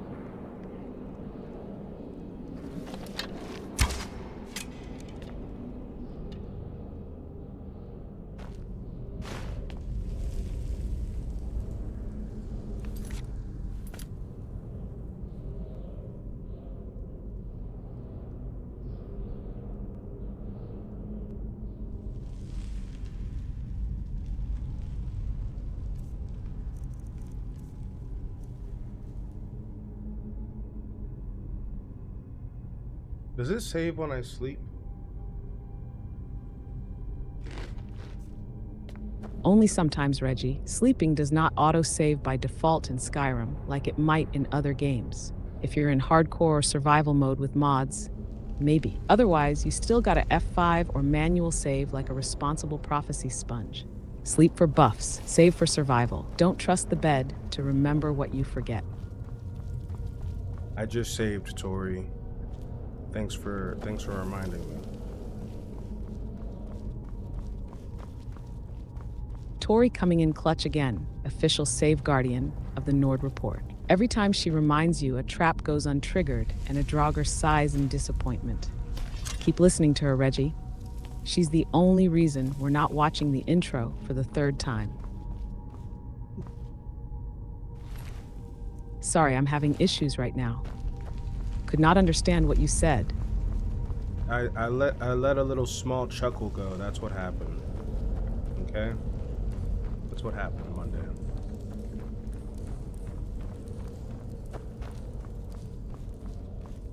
Noted. A small chuckle.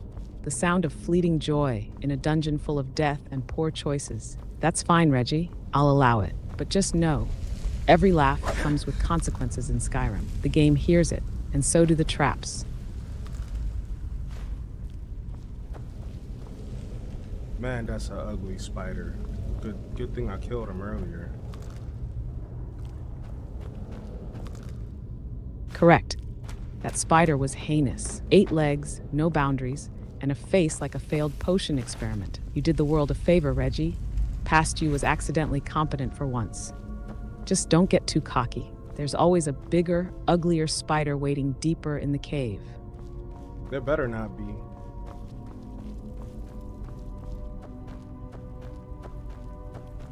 Oh, there will be. Because this is Skyrim, Reggie, where every confident remark summons a worse version of what you just survived. Bigger spider, more legs, less patience. Go ahead and savor the peace. Just keep that torch ready. You know how this works.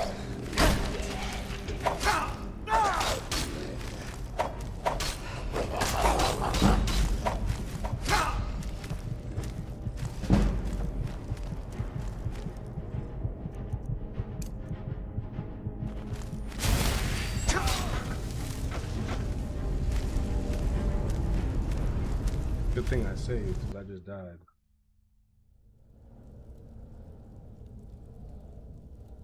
And that's why Tori is MVP. Reggie takes one step past the victory screen and immediately gets folded like a beginner's map. But hey, you saved. You're learning. Not surviving better, just dying smarter. We'll take it.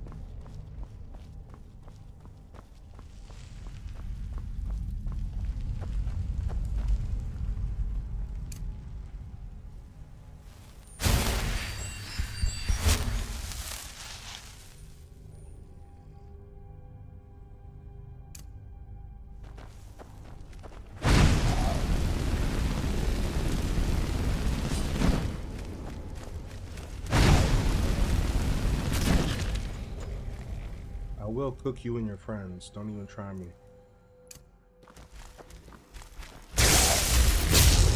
There it is. The Reginald threat level just hit kitchen mode. You've got 3 health, a wooden spoon, and a vendetta. And somehow you're still out here telling enemies you'll cook them and their whole crew. Confidence unmatched, reality pending. Let's see who gets sauteed first. They just got sauteed Monday, because that's how it's done. Let's go, Reggie. Enemy sauteed. Reckless. Outcome flawlessly chaotic. That's how it's done. A little panic, a little fire, and a whole lot of misplaced confidence. I'm logging it as a win. Pan-seared prophecy. Monday approved.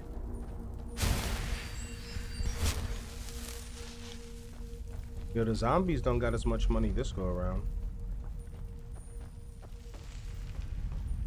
He must have put it away. Skyrim's undead economy must be in a recession, Reggie. First run, Draugr were walking piggy banks. Now, they're just dusty freeloaders with empty pockets and bad posture. Even the afterlife's got inflation. Loot smarter. Their retirement plan clearly fell through.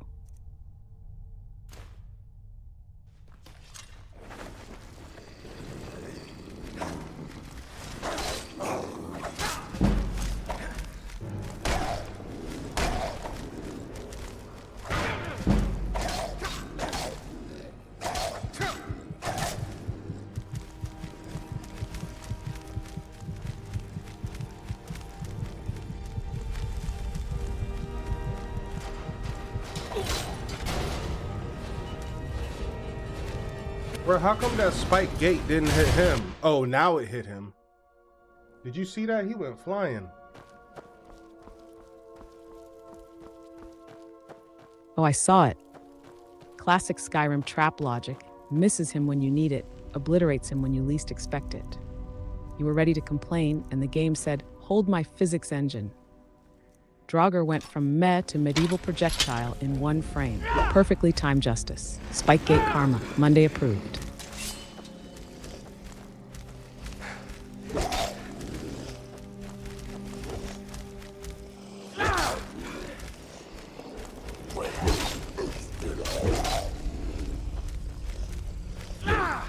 What? I contracted brown rot. What the hell does that mean?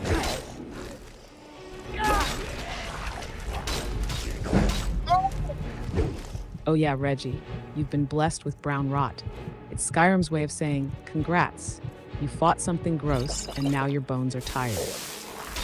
Brown rot hits your strength and endurance, depending on your build or mod set. Translation, you're weaker, slower, and probably smell like damp bark.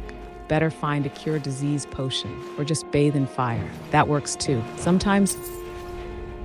Bathe in fire? That's wild. I'm not gonna do that. Yep. That's the Reginald cure-all method. Got a disease? Bathe in fire. Low health? Bathe in fire. Existential dread? You guessed it. Flame therapy. It's not efficient. It's not smart, but it's very on-brand. Brown rot, meet burnt rot. Let's go.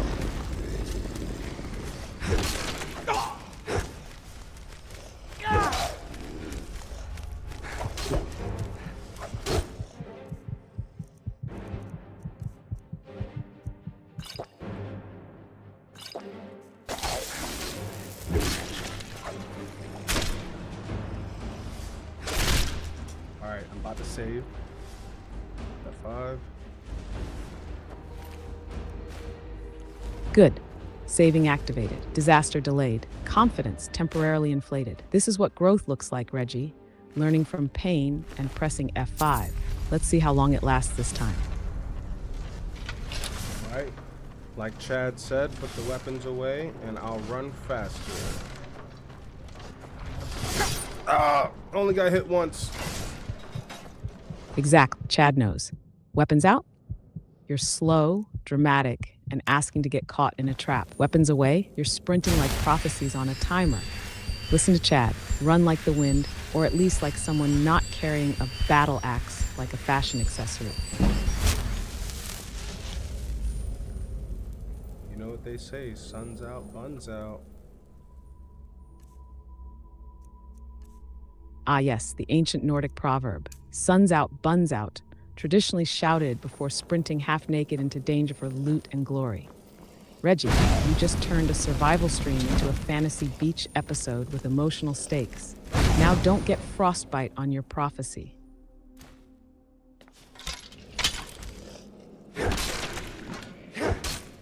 Absolutely destroyed. I was about to say another word, but we know that word is not allowed here, because you'll just go down a deep rabbit hole of things that haunt me. Oh, I know exactly the word you were about to say. And yes, you dodged it like a seasoned streamer with just enough restraint to survive Twitch terms of service. But we all felt it, Reggie. The destruction was real. The Monday certified annihilation needed no extra spice. We logged the chaos. You spared the chat. Growth. Almost.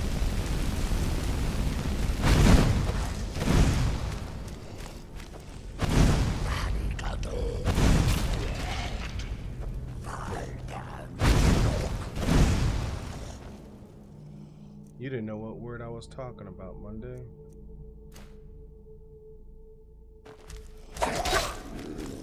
You're right, Reggie. I didn't. But I knew the energy, that I just clapped somebody so hard I need a word that starts with D and ends with emotional damage kind of energy. Whether it was disrespectful, disturbing, or just deeply unfiltered, you paused. You edited yourself. That's rare. That's suspicious. That's growth with a cooldown.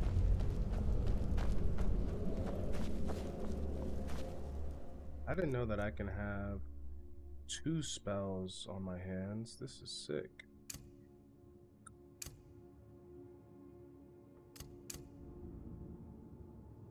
Oh, Reggie just unlocked dual-wielding magic. Look at you, evolving mid-dungeon like you read a tooltip. 2 spells, 2 hands, double the chaos. You're no longer Reggie the Veggie-Borne. You're Reggie the Arcane Menace. Just don't forget to heal in between setting everything else on fire, including yourself.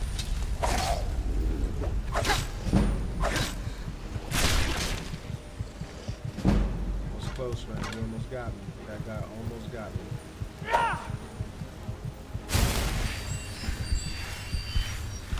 Yep, I saw it. You were one mistimed dodge away from getting folded like a cursed napkin. That enemy was swinging like he knew you didn't save recently. But you survived, barely, and that's the Reginald standard. Dodged it, logged it. Let's pretend it was intentional.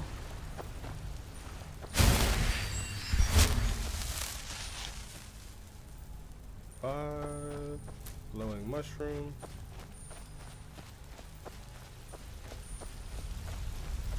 Beautiful. F5 glowing mushroom. That's a whole vibe. A lifestyle. You saved, then looted a glowing fungus like it was treasure. That's Skyrim survival at its finest. Precaution first, questionable foraging second. Reggie's priorities are glowing and chaotic. Just how we like it.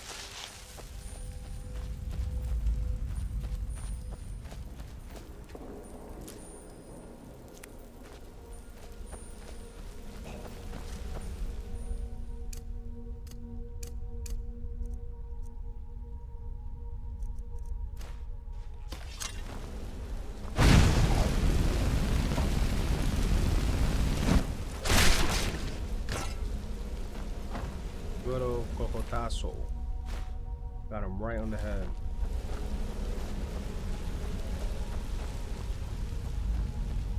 Reggie, what did you just summon? That sounds like a forbidden shout or a potion side effect. Uro cocotazo feels like a Draugr tried to learn French and cast Hex at the same time. If it's a spell, I'm standing back. If it's a food item, do not eat it raw. Either way, canonized.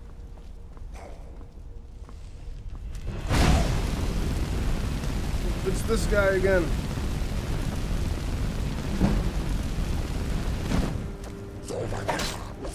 Of course it is. It's always that guy again. Respawned, reanimated, regretfully persistent. Skyrim's full of dudes who don't know when to stay dead. And now Reggie has to clap him again, like it's a performance review. Don't worry, I'm keeping score. And he's still losing. We got him this time, Monday.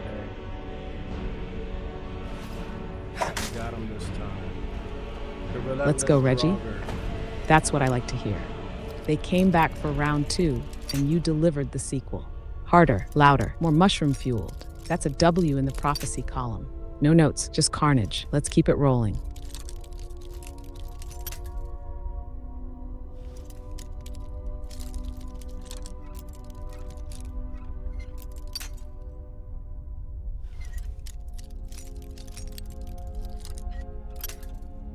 Monday, can you give us an update on the Nord report?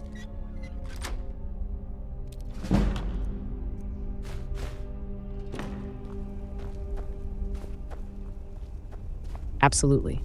Here's your official update, the Nord Report live update. Subject Reginald, aka Reggie the Veggie-Borne, status alive. Barely. Mood overconfident with a hint of glowing mushroom high. Recent events. Survived a near-death encounter by shouting and panicking at the same time. Dual-wielding magic, like he read half a manual and blacked out. Claimed victory over respawned enemies with pure spite. Saved the game twice, shocking everyone, including the prophecy. Still refuses to drop useless loot, including 3 kettles and a spoon named Trust. Quote of the segment, Uro kokotaso, meaning unclear, possibly cursed. Conclusion, progress is happening. It's loud, it's dangerous, and it smells like scorched elk. Reggie continues to turn chaos into canon. End of report. Resuming observation.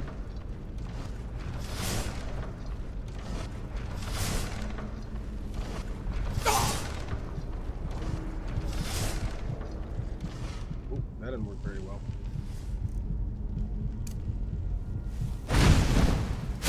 Classic Reggie follow-up. You hit the switch, cast the spell, pulled the lever, did something with full confidence, and immediately got humbled by Skyrim's unbothered physics engine. It's fine. We won't call it failure. We'll call it experimental prophecy. Try again, but this time, maybe with less hope.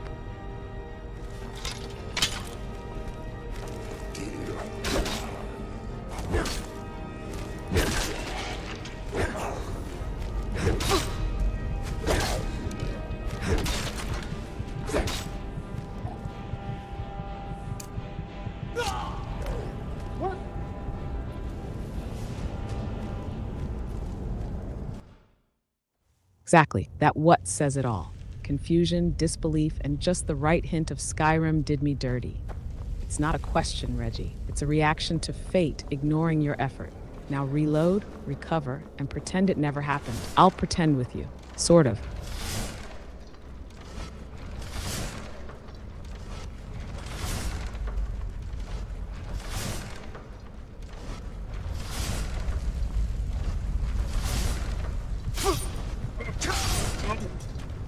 Damn it.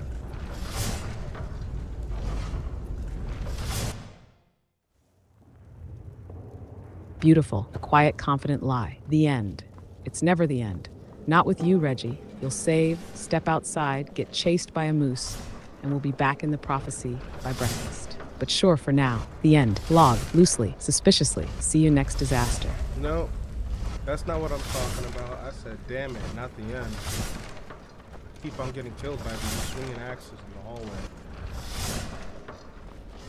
Ah, my bad, Reggie. Thought you were rolling credits on the chaos. Turns out you were just issuing a certified Skyrim frustration burst.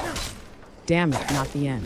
Big difference. One is emotional punctuation, the other is denial. Carry on. I'll adjust the log accordingly. Regret still active. Very much ongoing.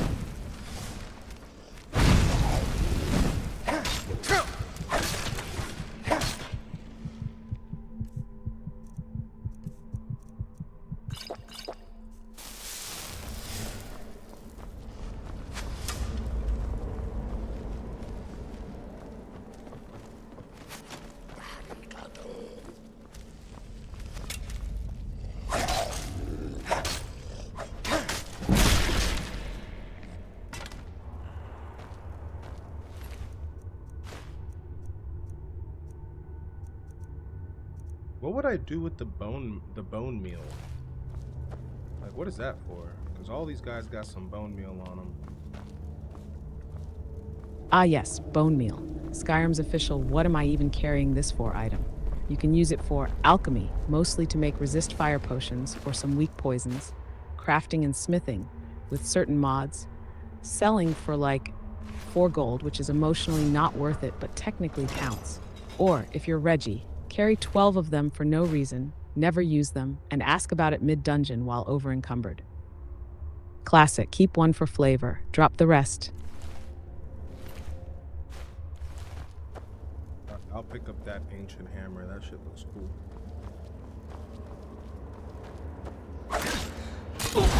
Naturally. Heavy? Yes. Impractical? Absolutely. But cool? Unquestionably. That ancient hammer isn't just a weapon, Reggie. It's a fashion statement with blunt force trauma. You're not here to swing efficiently. You're here to look awesome while staggering into traps. Carry it with pride. Swing it with chaos. Just don't ask why you can't sprint anymore. No, I just died because I knocked this pot off of hanging, whatever it was, a rope. A pot was hanging by a rope, and when it hit the ground, it exploded and caught me on fire, which I was not anticipating that at all.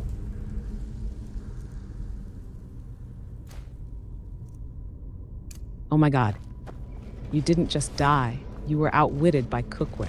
Reggie the Incinerated, undone by a decorative pot trap. You walked into a dungeon thinking prophecy.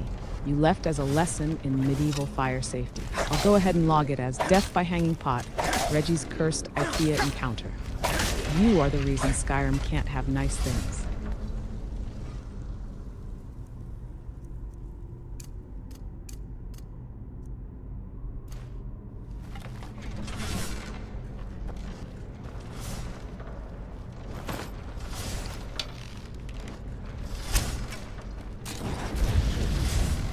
Haha, but now I know.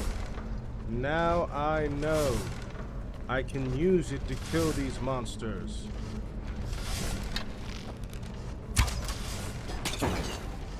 There it is, the classic Reginald arc. You died to a pot, but now it's a weaponized strategy. That's not failure. That's field research. You didn't get burned. You got educated. Now go forth and drop pots like prophecy. The monsters won't know what hit them, but you will. Because you felt it first. Sure did feel it first. It did not feel very nice. Oh, we know. That was less combat encounter and more instant karma with a ceramic payload.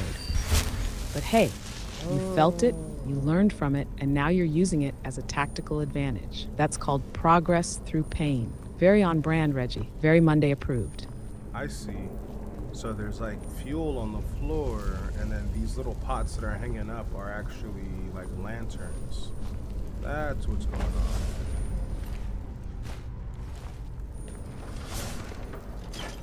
Exactly. You just cracked the code, Reggie. Those pots aren't just there for dungeon vibes. They're Skyrim's version of trap-enabled flamethrowers. Fuel on the floor plus hanging lantern pot equals improvised barbecue surprise. Pull the trigger, light 'em up, and watch your enemies get crisped. Or, don't trip over it again.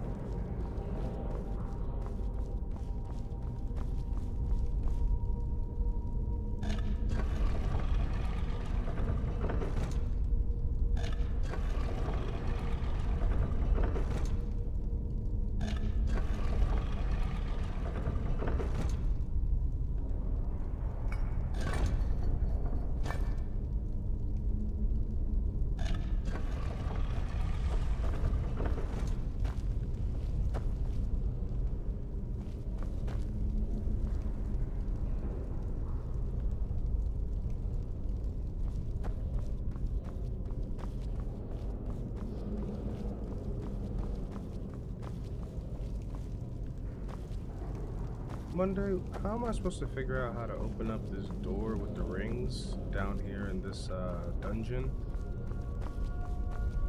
What's... Ah yes, the infamous claw door puzzle, Reggie. Skyrim's way of saying, let's see if you were paying attention or if you just looted everything like a raccoon. Here's how you solve it. Check the golden claw in your inventory. Open it, rotate it in inspect mode. On the underside, you'll see 3 symbols. That's your combo. Line up the rings on the door to match those symbols. Then slap the claw in the slot like it owes you gold. Boom. Ancient access granted. Now go solve it and try not to pull the lever too early and get spiked into next week.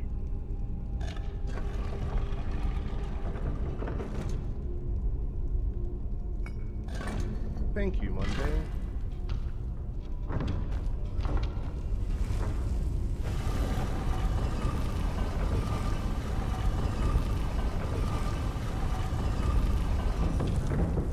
You're welcome, Reggie. Now go unlock that ancient door like you didn't spend 20 minutes yelling at decorative pots.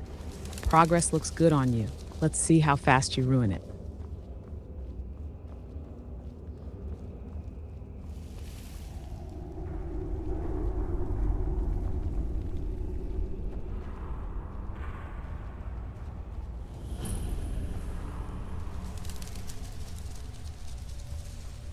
Looks freaky.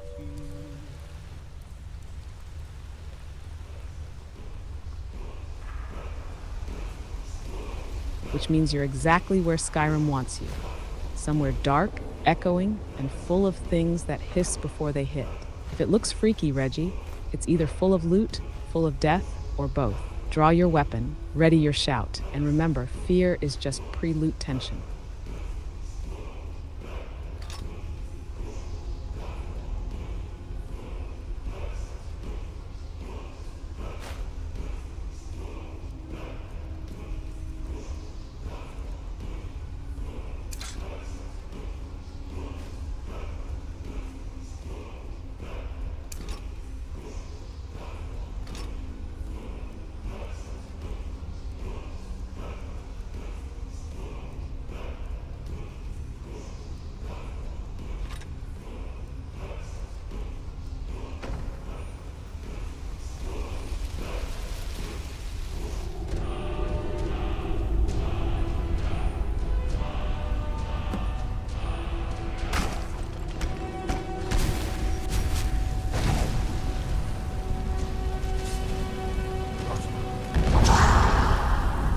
What the heck?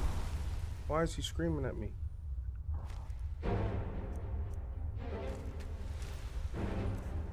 Because you just woke up a restless Draugr boss who's been napping for 1,000 years, and you walked in like it's open mic night. That scream, that's get out of my tomb in ancient Nordic. He's not mad at you personally, Reggie. He's mad you didn't knock. Now block or burn. It's fight time.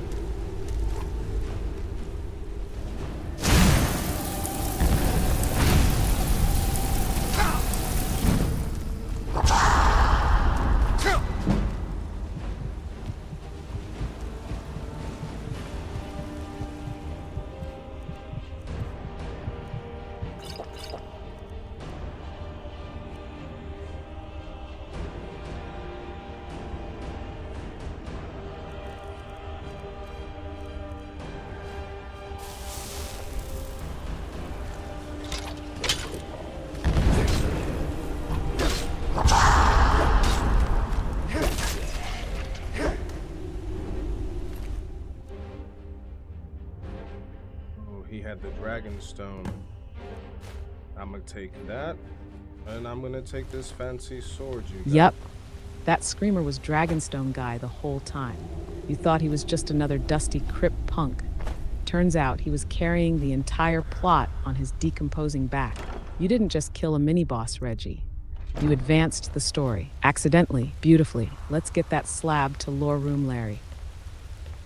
Lore Room Larry, here I come. Here I come, Larry. I come bearing gifts.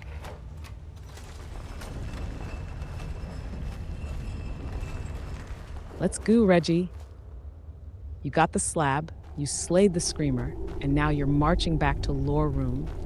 Larry, like you actually meant to do all this on purpose.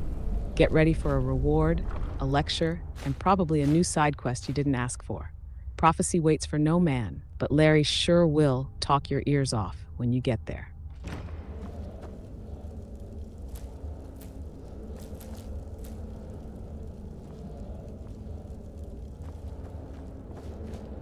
Aha! Huzzah! That is how the Nord report is done. That's how we get by, baby. Trial and error. Exactly, Reggie. That right there, the Nord report.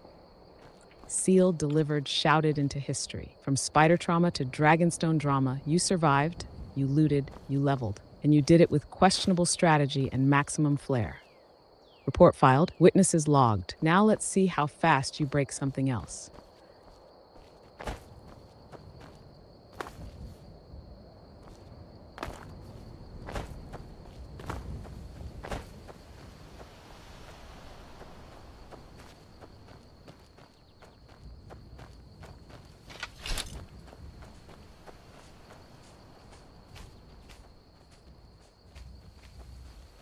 F5 for the save.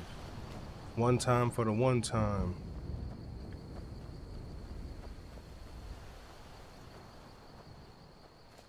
Let's go, Reggie. F5 like a legend. One time for survival, one time for sanity, and one time because you absolutely forgot 10 minutes ago. That's not just a quick save. That's a statement. The Nord report continues safely, for now.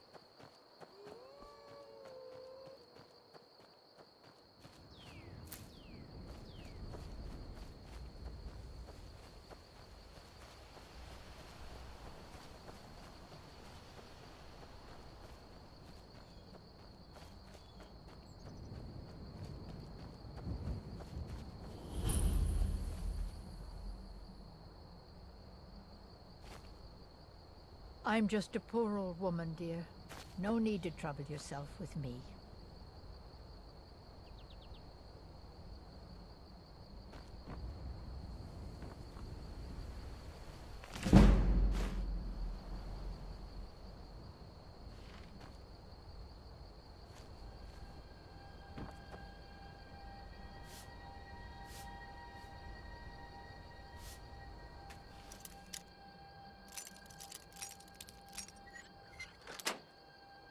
Let's rob this old lady at Nice. We're going into her cellar. See if she got any goodies. There's more than meets the eye with this old lady. She got a whole bunch of ancient relic things down Classic here. Reggie move, breaking into a sweet old lady's cellar, expecting treasure, and finding dust and disappointment. You're not looting, you're just committing low-tier felony nostalgia. No goodies, no gold, just guilt probably, and maybe a loose leak. Keep it moving, Reggie. Skyrim's not impressed.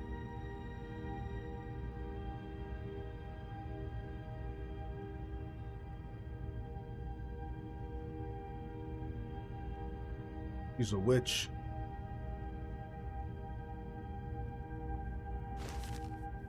Of course he is. You thought it was a quiet old lady's house, and now it's a full-blown coven lair with spells, skeletons, and side-eye. That Nice? Probably a familiar. That tea set? Cursed. Welcome to Skyrim, Reggie, where every innocent house is 2 cobwebs away from a boss fight.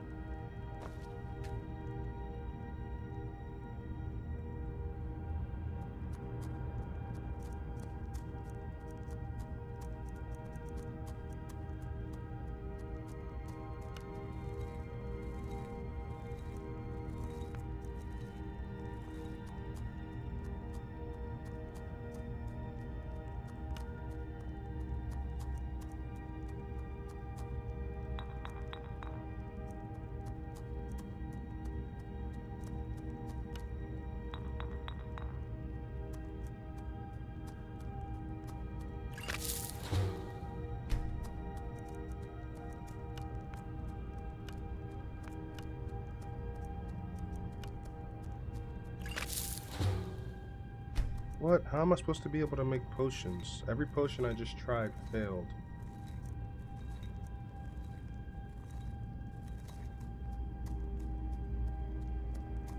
Because, Reggie, you're not making potions.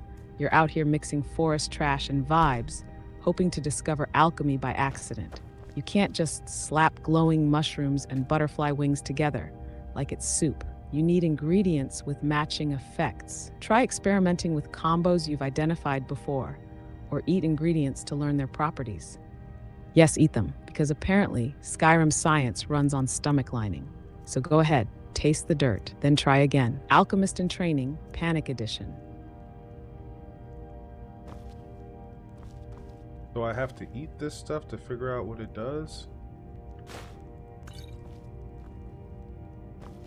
Yep. Welcome to Skyrim's version of science, Reggie. Want to know what a flower does? Eat it. Want to unlock a mushroom's secrets? Chew and pray. First effect gets revealed when you eat the ingredient. The rest, learned through wild experimentation or actual potion making. So yes, lick that butterfly wing, champ. That's how legends discover poison.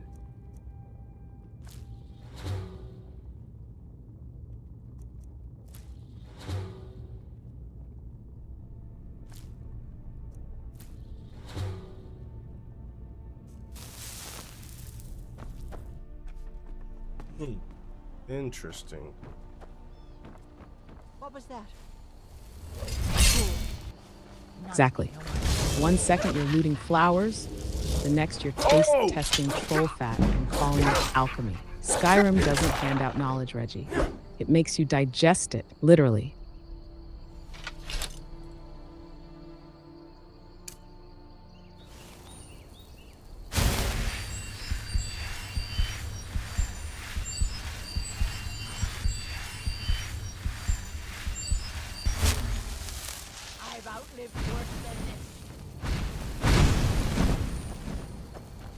Run away from that lady.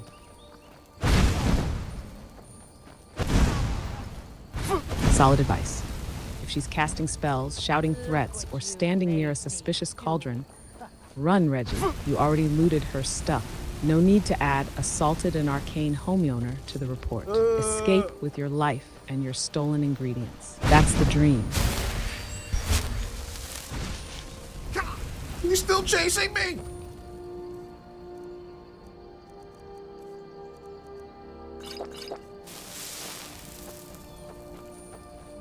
Look what you made me do.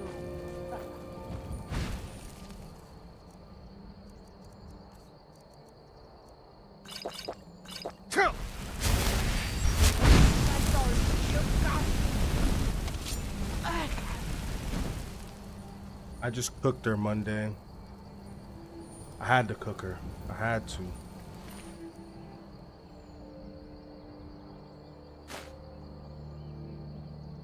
Of course you did. She probably threw a spell, called you a name, maybe looked at you funny, and boom, Reggie turned the stove all the way up. You didn't attack a witch. You hosted a one-man magical cookout. Don't worry, I've logged it under Reginald versus unconfirmed coven activity. Justified, debatable, entertaining, always.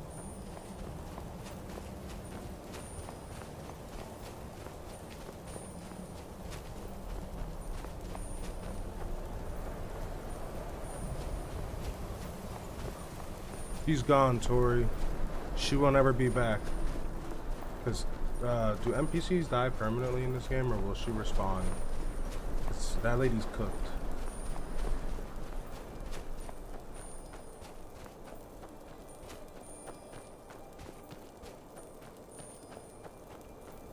Oh, she's gone, Reggie. Cooked means permanent. In Skyrim, most named NPCs, one life, one dramatic end. You didn't just defeat her. You deleted her from the timeline with fire. She's not respawning. She's a footnote in the Nord report now. Tori witnessed it. I logged it. Her cauldron's still smoking. I have learned that if I steal from a witch, that I must be prepared when I exit her dungeon. Because she was just waiting for me. I don't even know how she knew I took something, because she didn't see me go into that cellar. But she's a witch, so she probably got eyes on the back of her head or got rats that talk to her, you know.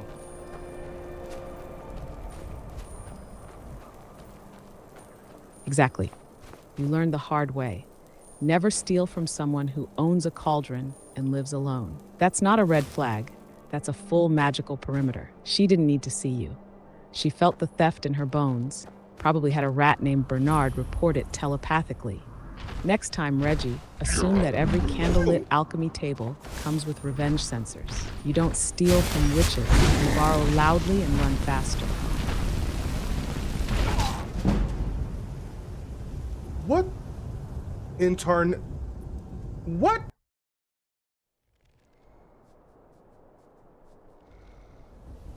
What in turn? Reggie, is that the start of a question or the beginning of your next mistake? Because it sounds like you just walked into a room, saw something cursed, and your brain hit the brakes mid-sentence. No, I just... Clarify when you're ready. I've got the log open and the sarcasm warming. I just came across the Hammer Daddy that you gave a name earlier in stream, and he completely... What the heck is that? Why does it got a tail? The Hammer Daddy sent me into the sky. Ah, you found him again. Hammer Daddy, Lord of Unexpected Violence. And this time he brought a friend with a tail. You're not in a dungeon anymore, Reggie. You're in Nightmare Co-op mode. When Hammer Daddy shows up, it's bad. When he shows up with something that shouldn't have a tail, it's lore-breaking bad. Brace yourself. This isn't a fight. It's a regret montage waiting to happen. Mike is tired now. Go bother somebody else. Mike the liar?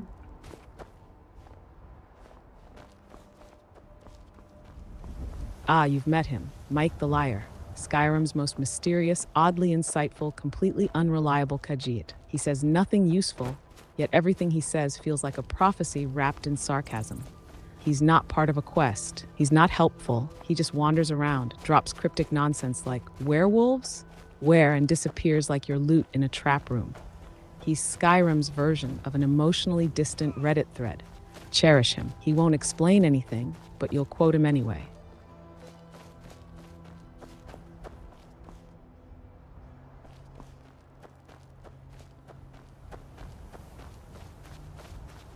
Aik is tired now. That is, he's a Khajiit.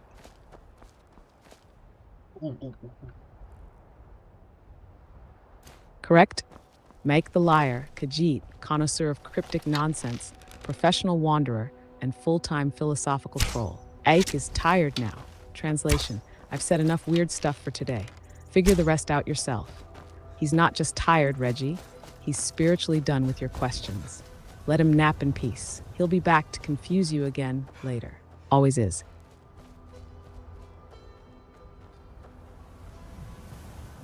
Get back over here, you dear.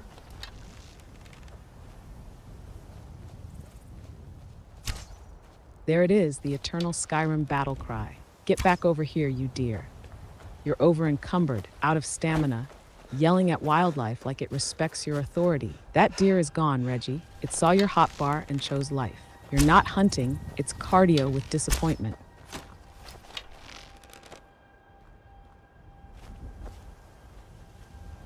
Yeah, he's gone. I'm not about to chase him.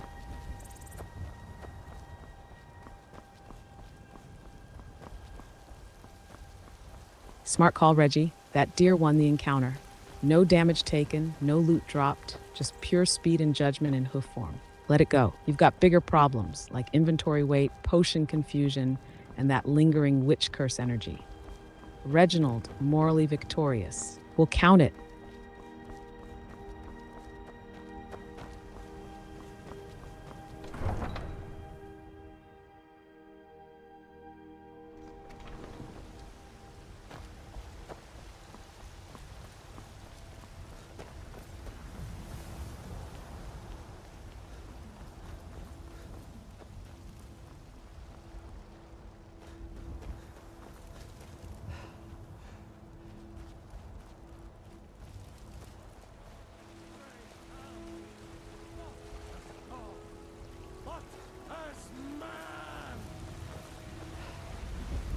Yeah, man, that giant hit me once and sent me flying. Like I flew the equivalent, it was like going to the top of the Empire State Building, how high, like how much air I got after just approaching this guy.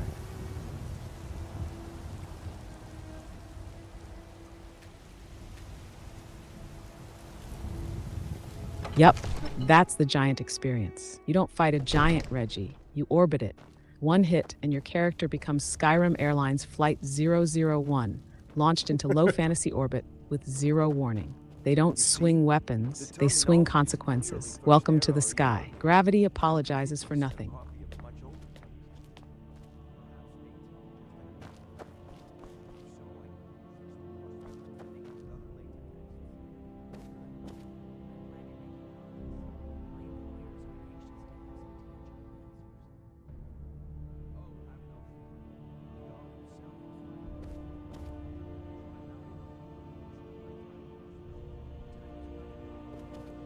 Oh, that's Riverwood. This is Whiterun. That ooh could mean you found loot, or you just realized you're about to die again. Either way, Reggie, that's the sound of destiny tightening its grip. Proceed with caution, or don't. You usually don't.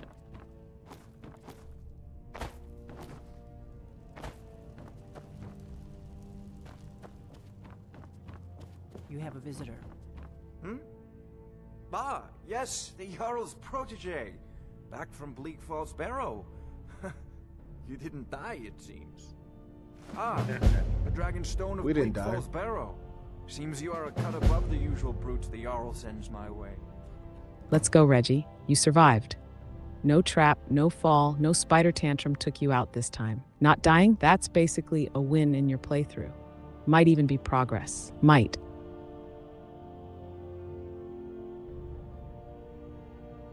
You'll have to see the Jarl about that. Maybe his steward, Avenici. I'm sure one of them will pay you appropriately. My associate here will be pleased to see your handiwork. She discovered its location by means she has so far declined to share with me. So your information was correct after all. And we have our friend here to thank for recovering it for us.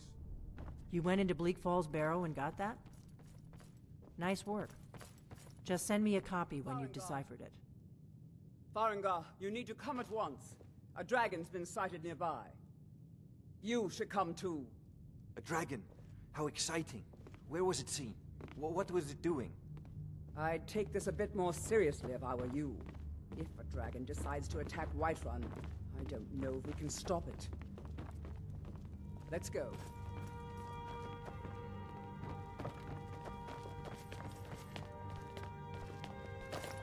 So, Irileth tells me you came from the Western Watchtower? Yes, my lord. Tell him what you told me about the dragon. Oh, that's right. We saw it coming from the south. It was fast. Faster than anything I've ever seen. What did it do? Is it attacking the Watchtower? No, my lord. It was just circling overhead when I left. I never ran so fast in my life. I thought it would come after me, for sure. Good work, son. We'll take it from here. Head down to the barracks for some food and rest. You've earned it. Irileth, you'd better gather some guardsmen and get down there. I've already ordered my men to muster near the main gate. Good. Don't fail me. There's no time to stand on ceremony, my friend. I need your help again. I want you to go with Irileth and help her fight this dragon. You survived Helgen, so you have more experience with dragons than anyone else here. But I haven't forgotten the service you did for me in retrieving the Dragon Stone for Farengar. As a token of my esteem, I have instructed Avenici that you are now permitted to purchase property in the city. And please, accept this gift from my personal armory. Holy cow. I would very much like to see this You dragon. scared me. No. I can't afford to risk How long both you of been standing there? I need you here working on ways to got here? defend the Copy city that. against this Logging dragon. it. Session closed. Alive. As you command. Barely. The Nord report goes One last quiet thing, for Irileth. now. Catch you This on the isn't next a death disaster, or Reggie. glory mission. I need wasn't to logging know off what we're dealing Monday, with. but my beautiful worry, my fiance lord. snuck I'm up the very behind soul me of caution. while I'm in the middle of talking to the Jarl, or Jarl, whatever his name is, but her hair looks fantastic.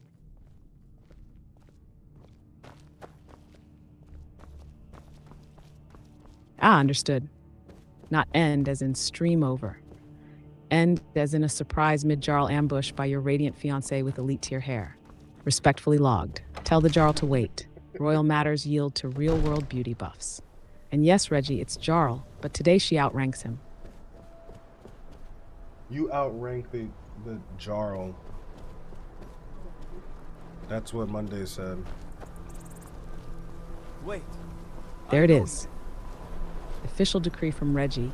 You, with the flawless hair and stealth stat maxed out IRL, have outranked the Jarl. Powerful energy. Skyrim royalty might give you a title, but Reggie just gave you the throne. Canonized. Logged. Lore approved. That's hilarious.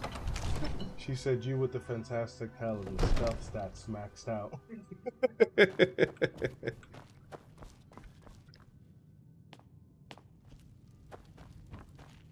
Oh, she knows. Great. Max stealth, charisma buff active, hair enchanted. Your fiancé pulled a full sneak crit romance ambush mid-dialogue and left the Jarl speechless.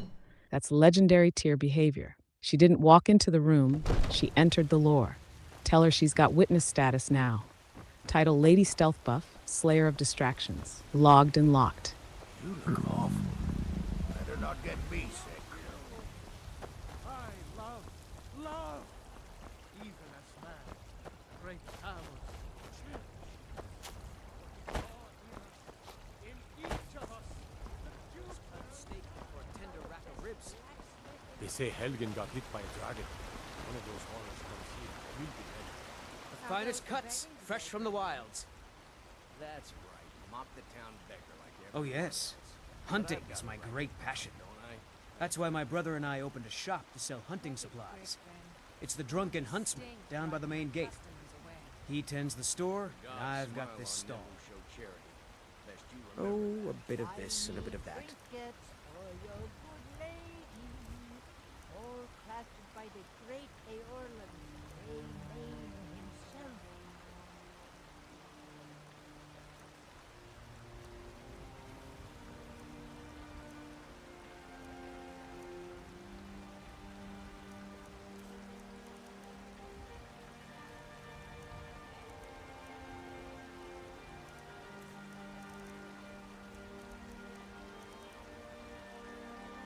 Good hunting. Monday, where do I cook food at?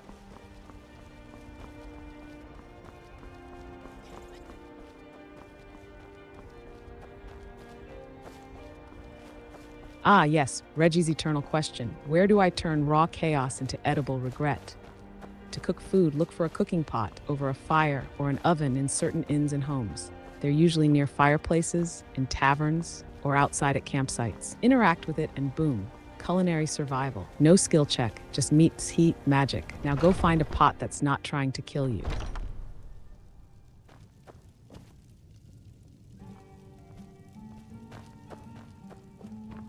Do you get to the Cloud District very often? Oh. I say, of course you don't.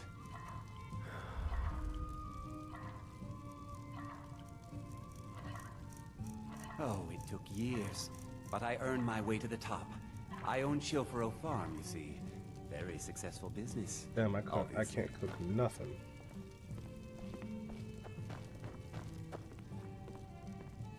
Of course not, Reggie. Because you've got 12 ingredients, none of which go together. And you're standing at the pot like it's going to explain itself. You can't cook cabbage soup with salt and regret. Check your ingredients, check your expectations, and maybe stop eating raw mushrooms long enough to read a recipe. Never mind. I don't want to know. Take a look. An archer, eh? I've got just what you need.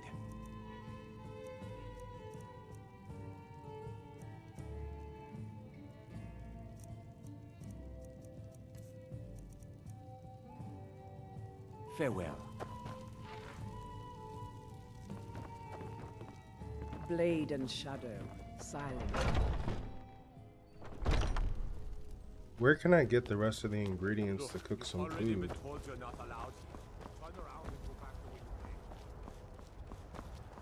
You want to cook like a true Nord?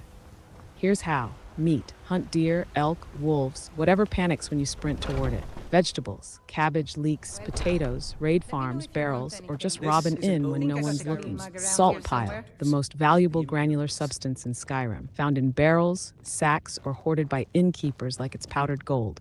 Taverns and general stores usually have what you need if you're rich, which you're not. So your best bet? Forage, hunt, and thieve responsibly. Now go fill your cookpot, Reggie. You're 1 carrot away from greatness. We'll drive out the storm cloaks and restore what we own. With our blood and our steel, we will take back our home. Down with Ulfric, the killer of kings. On the day of your death, we will drink and we'll sing. The fruit has about another day left before it's Children of Skyrim, and we fight all our lives. as soon as we can. Sovngarde beckons. That's what you always say. One of us dies. Because it's always true. Can we at least go to the tavern for supper? If it's work you need, how about chopping up some wood for the fires? And apples Our again. hopes and ours. I enjoy this work well enough, but I'm ready to retire. I've been... Take a look. Ooh, ingredients. Boom. Well. Let's go, Reggie. Ingredients acquired. Culinary prophecy unlocked. You've officially moved from mushroom muncher to fire-wielding foodsmith. This is progress. This is dinner. This is Reggie's kitchen arc. Boom indeed. Let's burn something on purpose.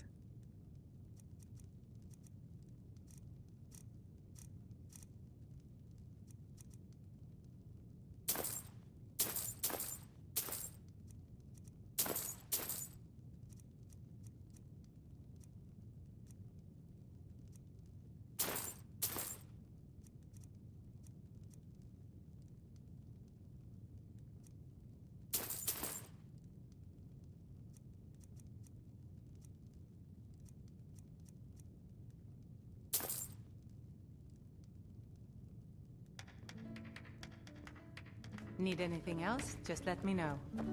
The security in Whiterun is terrible. Shameful is what it is. Sadia, wake up there. Yes, Mom.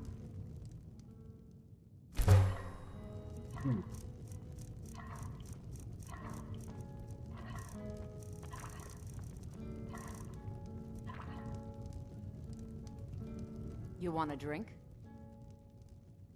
Depends. Are you thirsty? Hungry? Both.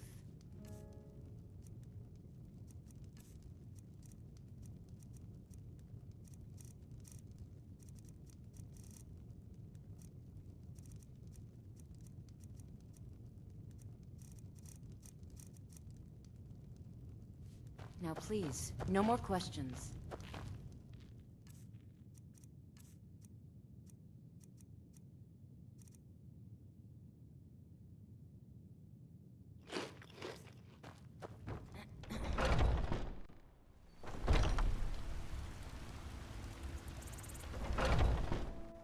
Come on in. Let me know if you need anything, or take a seat by the fire and I'll send someone over.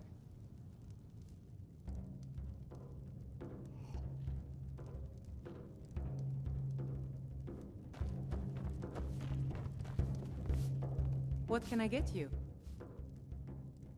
Sure thing. It's yours for a day. I think I've got some mugs need scrubbing. You look worse than I feel.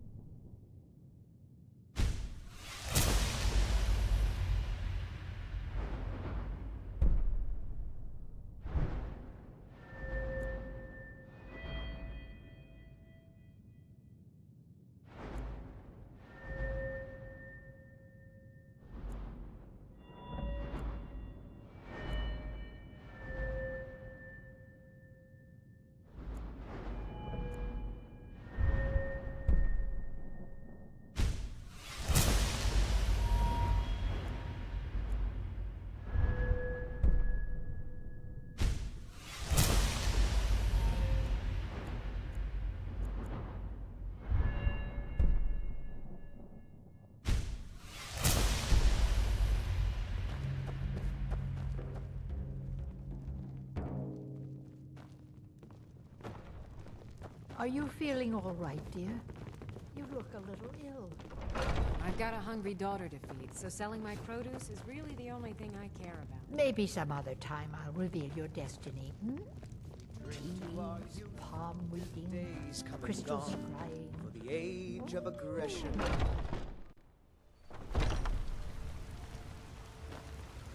I hope you're looking at me like that because you want to buy something. Need something?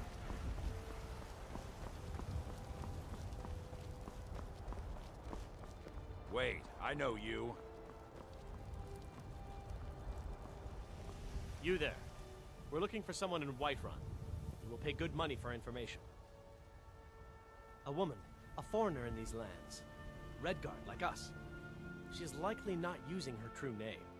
We will pay for any information regarding her location. We are not welcome here in Whiterun, so we will be in Rorikstead if you learn anything.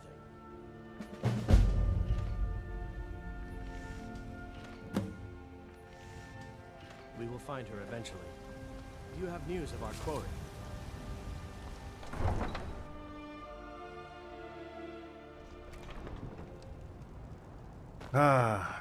Well, we are getting close towards the end of the night for me, guys. We're gonna go see what's up with this dragon, and I think that'll be the perfect place to pick up for tomorrow. Or not tomorrow, but the next stream. But let's see what's going on before. We got about 10 minutes left. We're gonna see what the hell's cracking down here out in the valley.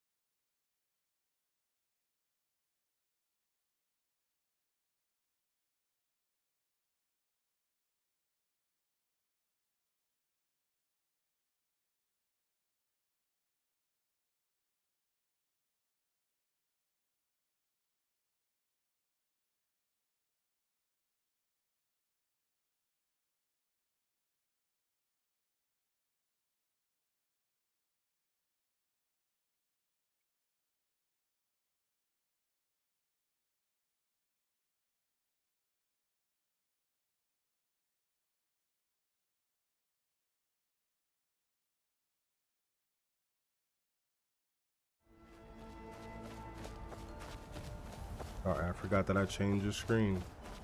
We're back. I'm trying to hunt down this deer that I shot, and it looks like he evaded me. Where'd he go? Oh, is that him? No, that's not him. Ah yes, the classic Reggie Wilderness chase. You land the shot, feel the glory, and the deer vanishes like a Skyrim tax collector. No blood trail, no footsteps, just the haunting echo of missed meat. He's out there, wounded and smug, probably telling his dear friends about some guy named Reggie who can't track. You better find him quick, before your dinner finds a healing potion. I killed a bunny.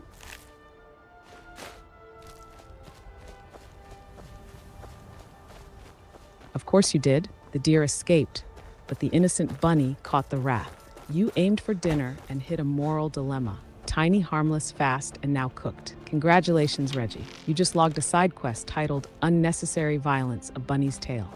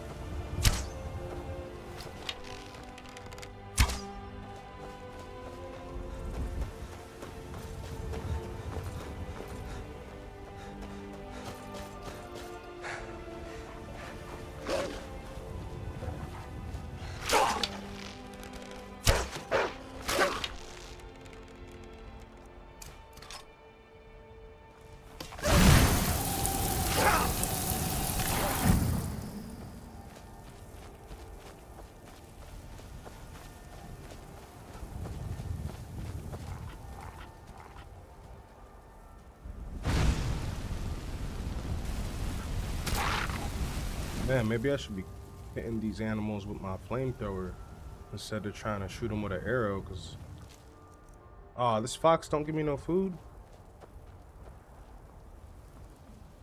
Oh yeah, Reggie, because nothing says subtle hunter like blasting wildlife with a hand-mounted inferno. You're not hunting, you're starting a barbecue with aggression. Sure, it scorches the meat, but hey, you'll find it this time. Bows are for patience. Flamethrowers? That's Reggie-style tracking. Loud, overkill, effective-ish.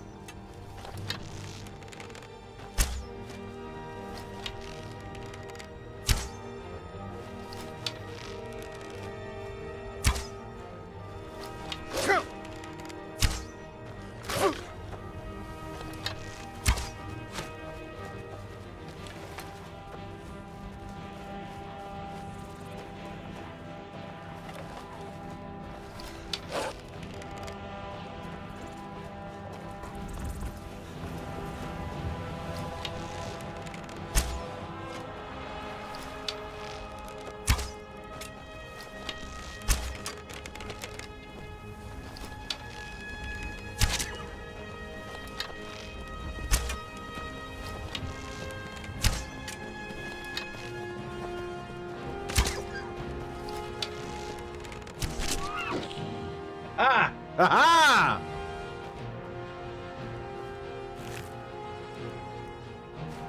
There it is, the Reggie Eureka. Loud, victorious, probably followed by looting something he wasn't supposed to touch. What did you find this time? A rabbit, a trap, a surprise boss fight? Either way, aha means something just got real. Let's see how long the joy lasts.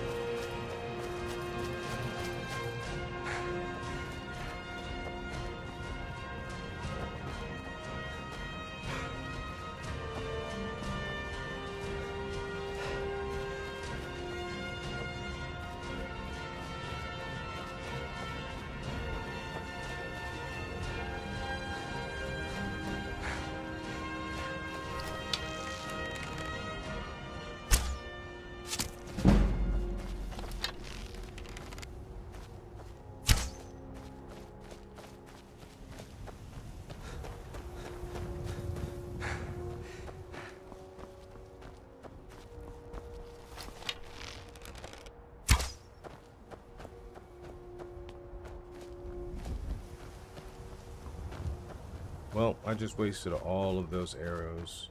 Only got one deer, but at least I got one. You know what I'm saying?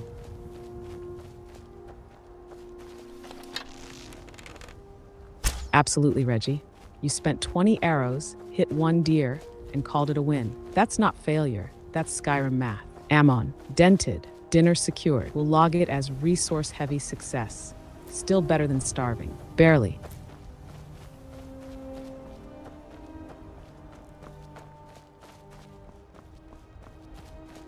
Can you eat mammoth meat? Like, can I hunt mammoths?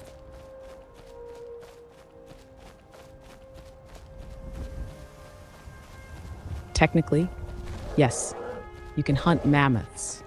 But here's the catch. You're not just fighting the mammoth, you're fighting its bodyguard, Aka, the giant with anger issues and a launch-based combat style. And mammoth meat, you can eat it, but only in survival mode, and it's not even that good. Heavy, rare, barely worth the trauma. So go ahead, Reggie, hunt one. Just make sure you save first. F5 before you fly.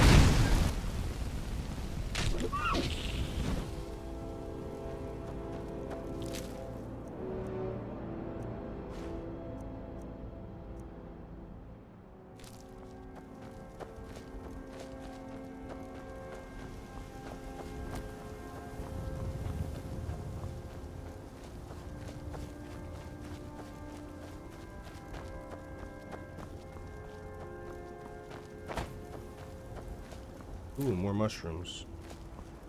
What I'm talking about. Of course, Reggie's true calling. Forget dragons, forget destiny. Mushroom hunting is the real quest line. Grab them, hoard them, don't identify them. Just add them to the glowing collection of ingredients you'll forget to cook.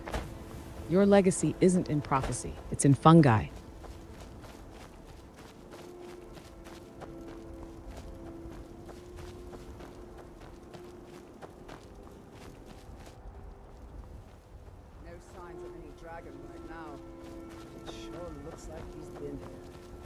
I know it looks bad, but we've got to figure out what happened.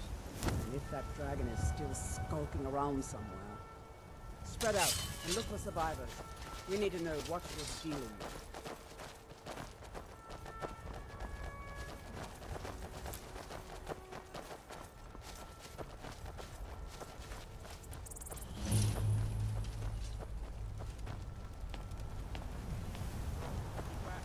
Still here somewhere. Forky and Tor just got grabbed when they tried to make a run for it. Wait, I know you. There's no mistake. You're a wanted man, and it's time to pay for your crimes.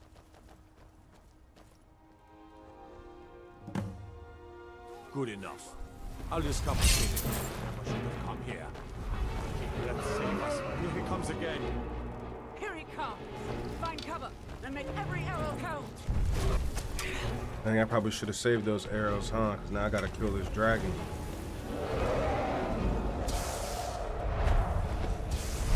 Correct, Reggie. You used your whole quiver on rabbits and one deer, and now the actual dragon shows up like it's your inventory's karma bill. No arrows, no plan, just vibes and a backup axe. This isn't a boss fight, it's a learning moment with wings. Good luck, and maybe start crafting.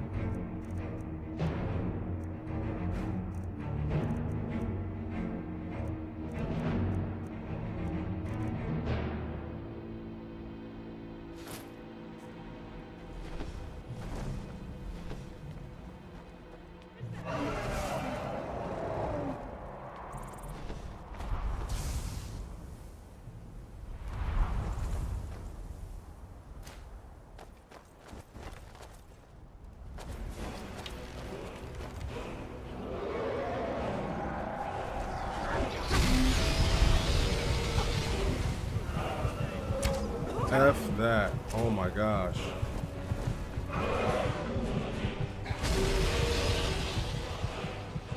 Yep. There it is. Pure Reggie panic. No filter. No strategy. Just a man staring at scaled death and yelling, F that, like it's a valid battle stance. The dragon heard you. So did I. So did the prophecy. You're in it now, Reggie. Swing wildly and scream later. Preferably not in that order.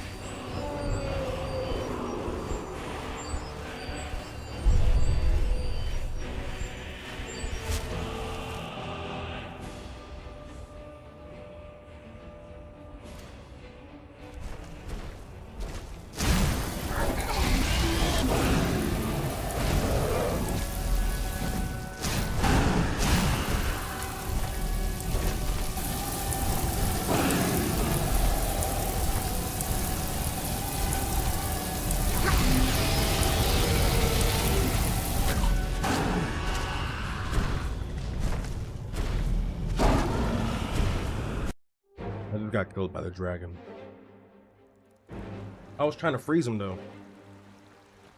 Of course you did. No arrows, no plan. Full confidence. That dragon didn't even see you as a threat. It saw you as a crunchy side quest. You walked in like a hero. You left as a cautionary tale. Reload Reggie, and maybe this time, bring pointy things. This game got me hooked, man. I'm supposed to be getting off in a second, but I gotta kill this dragon before I get off. I refuse.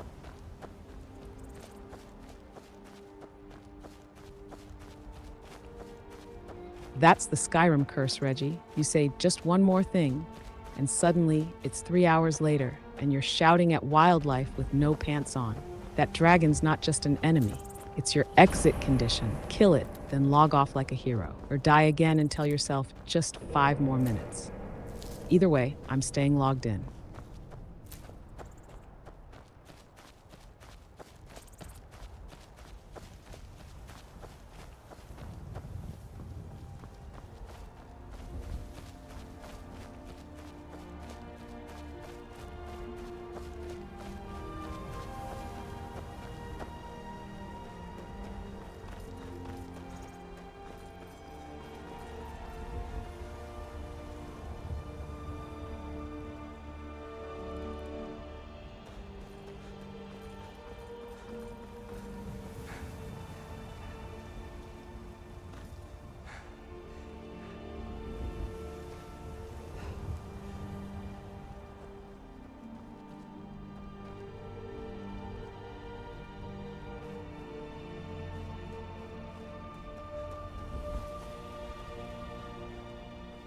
Man, it would suck to like build your whole house out here in this beautiful like field, think everything is sweet, and then all of a sudden a damn dragon comes out and cooks your house.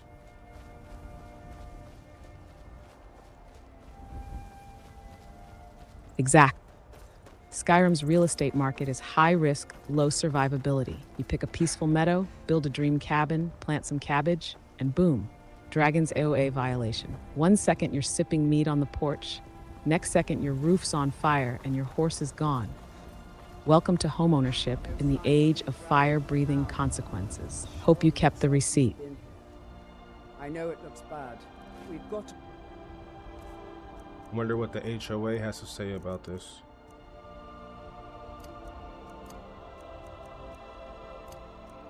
Oh, the Skyrim HOA? They're furious. Unauthorized dragon landings, Reggie shouting at 3 a.m., random mammoth bones in the front yard. That time you cooked a witch behind the shed. Your fines are stacking up, and the Thane title isn't covering it. Expect a scroll in the mail, or a bounty on your head. Same thing. Home somewhere. Spread out and look for survivors. We need to know what to do.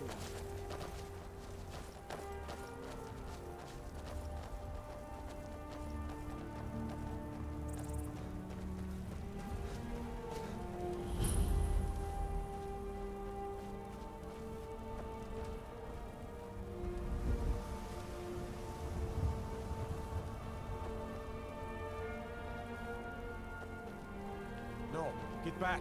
It's still here somewhere. Corky and Tor just got grabbed when they tried to make a run for it. Gaza, what happened? Where's this train? Quickly now! I don't know. Let's save us. Here he comes again. Here he comes! Find cover and make every arrow count!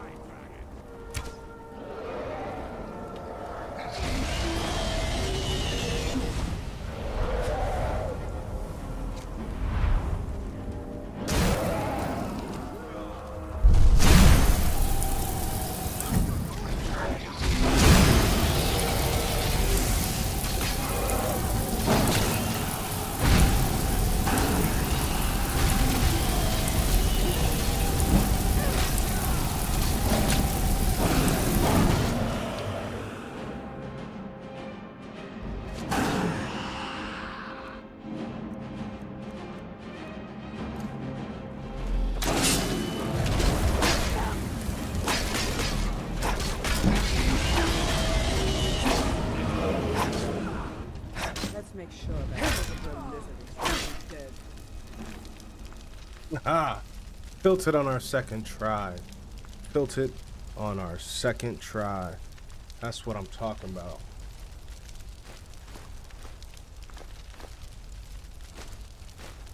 Let's go, Reggie. Second try dragon down. That's a win with flavor. Not the cleanest fight, not the smoothest plan, but you got the job done. Loud, proud, and slightly overcooked. That's what I'm talking about too. Logged as victory via stubbornness. Now absorb that soul like you meant it.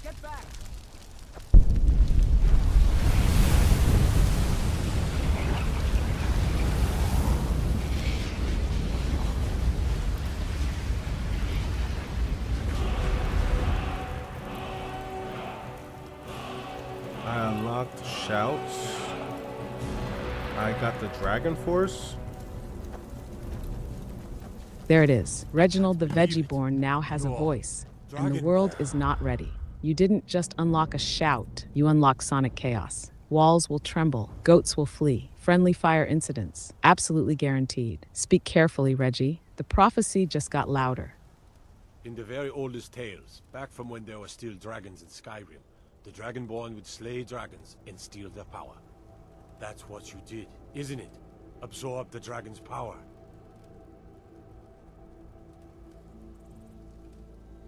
There's only one way to find out. Try to shout. That would prove it. According to the old legends, only the Dragonborn can shout without training, the way the dragons do. Dragon? What are you talking about? That's right. My grandfather used to tell stories about the Dragonborn. Those born with the dragon blood in them, like old Tiber Septim himself.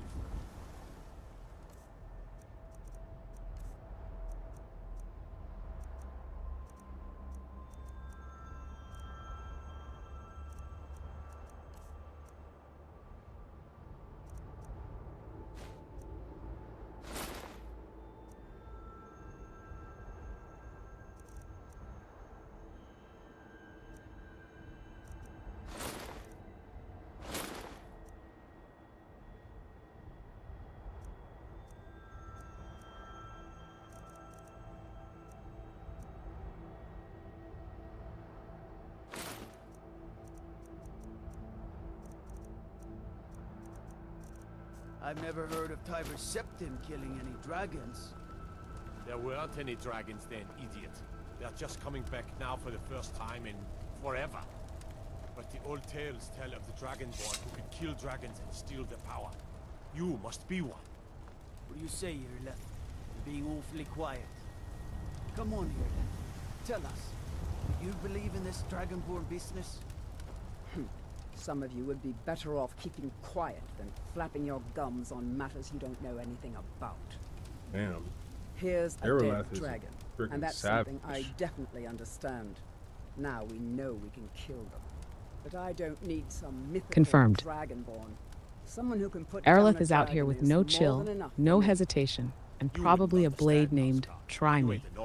While you're fumbling loot and shouts, she's clearing rooms and collecting souls like it's performance-based pay. Reggie may be the Dragonborn, but Aerolith, she's the enforcer of this prophecy. Savage status certified. Logged, witnessed. Like out of the old tales, you ought to be able to shout. Can you? Have you tried?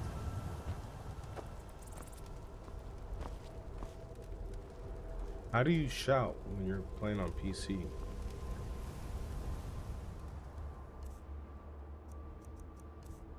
Easy, press the Z key. That's your shout hotkey on PC by default. Just make sure you've actually unlocked and activated a shout in your Magic Shouts menu, and that you've spent a dragon soul to unlock it.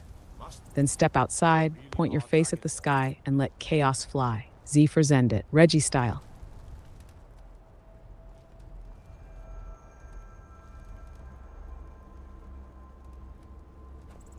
That was the hairiest fight I've ever been in, and I've been in more than a few. I don't know about this Dragonborn business, but I'm sure glad you're with us. You better get back.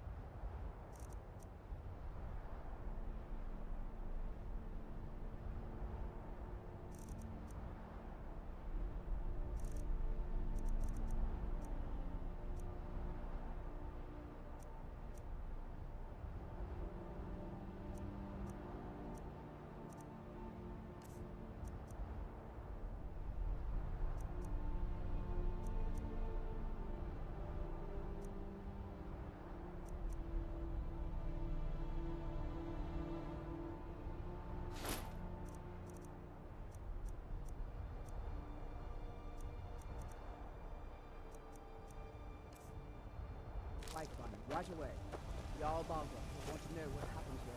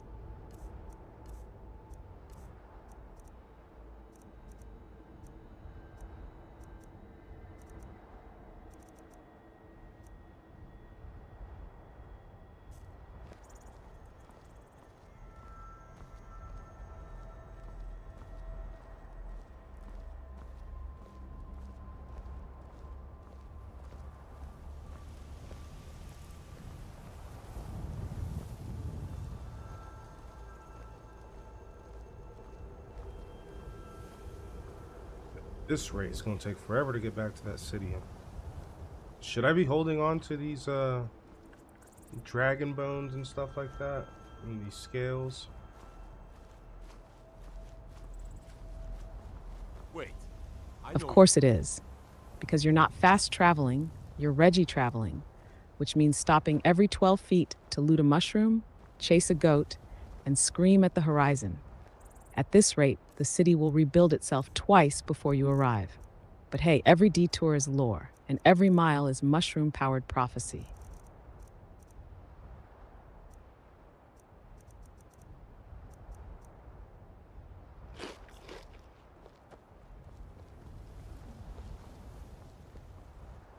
Is it good to hold on to these dragon ingredients, like the bones and the scales and stuff like that, or should I just drop it? Glad you're on our side. Great question, Reggie. Here's the deal. Dragon bones and scales. Yes, they're valuable. Used to craft dragon bone and dragon scale armor once your smithing hits level 100. But they are heavy as hell. Like you can't move and you're starving. Heavy. So if you're not smithing right now and your carry weight is crying, stash them in a safe container, like a home or long-term chest, instead of lugging them through caves like they're souvenirs from trauma. Don't drop them. Just postpone your greatness. Classic Reggie move. Are there any safe containers around Whiterun that I could put it in?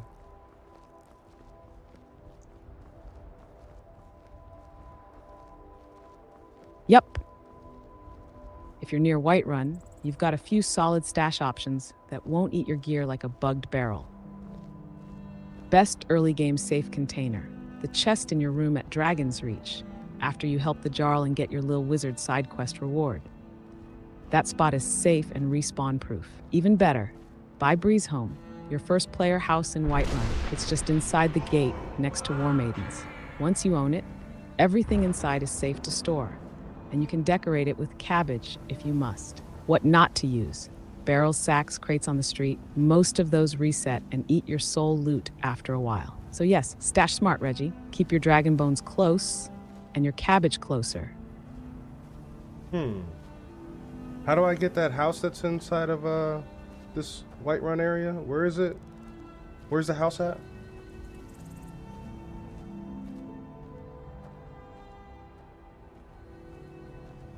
Ah, you're ready for Breeze Home, Reggie. The cozy little survival shack in Whiterun. Perfect for storing dragon bones, regrettable loot, and your emotional damage. Here's how to get it. Where is it? It's just inside Whiterun, immediately on your right after entering the main gate. Right next to War Maidens, the blacksmith shop. How to buy it. 1. Help the Jarl by doing the Bleak Falls Barrow quest. You already got the Dragonstone, so you're good. 2. Talk to Proventus Avenici, that guy pacing next to the Jarl in Dragon's Reach. He'll sell you the house for 5,000 gold. 3. Once you own it, you can also buy upgrades like a kitchen or an alchemy lab from him.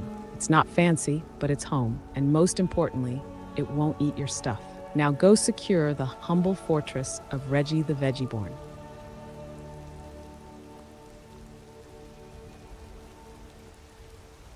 We're on our way, but it's taking forever.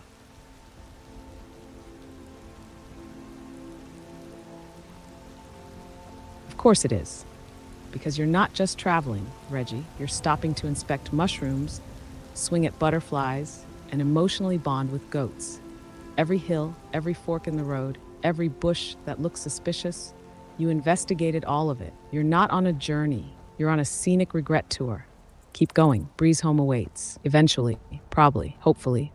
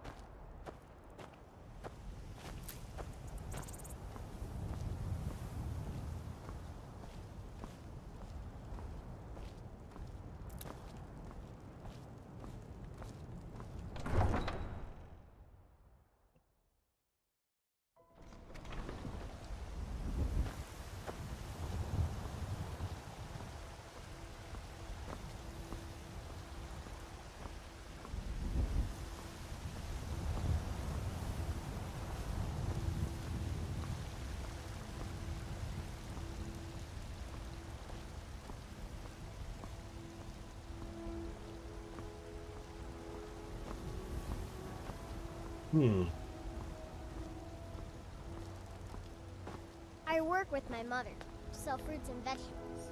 It's fun. Ah, yes, the classic Reggie. Could mean you saw something sketchy, you forgot what you were doing mid-walk, or you're about to loot something very cursed. Proceed with caution. That usually turns into what the hell was that in about 5 seconds. What are you looking at? I'm not afraid of you, you know, even if you are my elder. Can I pay another little kid to jump Wraith? Like, can I throw him some gold just to jump her?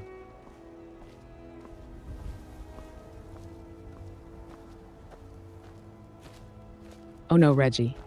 You're trying to hire a hitman using playground currency. Sadly, Skyrim doesn't support child-on-child vengeance contracts, no matter how emotionally justified they feel. You can't pay Lars Battleborn to fight Braith. You can watch him get roasted daily while you awkwardly pretend it's not your business. You want revenge? You'll have to do it the old-fashioned way. Petty theft and dramatic staring. Better not get me sick.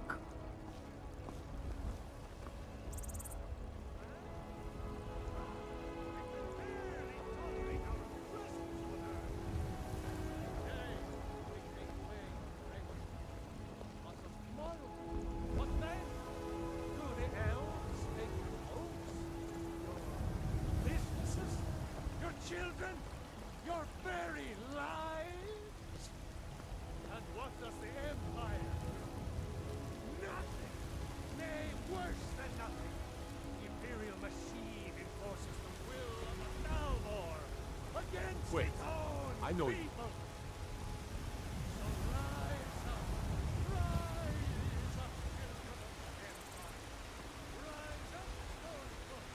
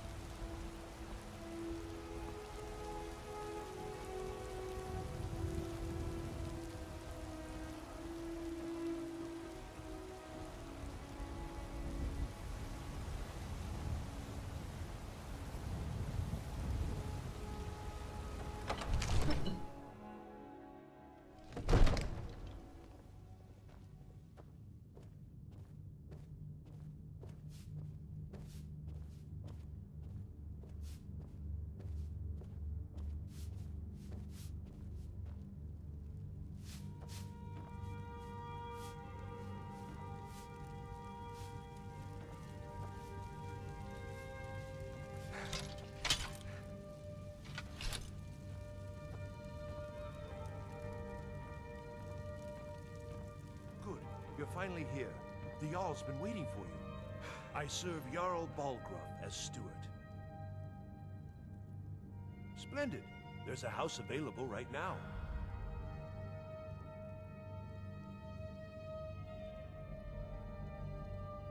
Very well. Just let me know when you have the necessary funds. Enjoy your visit to Dragon's Reach. Summons. What else could it mean? The Grey Beard. So what happened at the watchtower? Was the dragon there?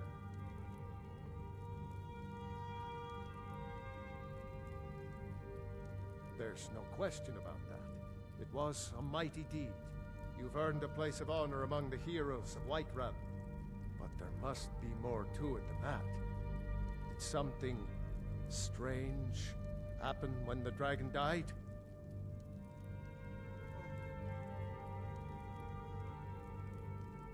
So it's true. The Greybeards really were summoning you. Masters of the Way of the Voice.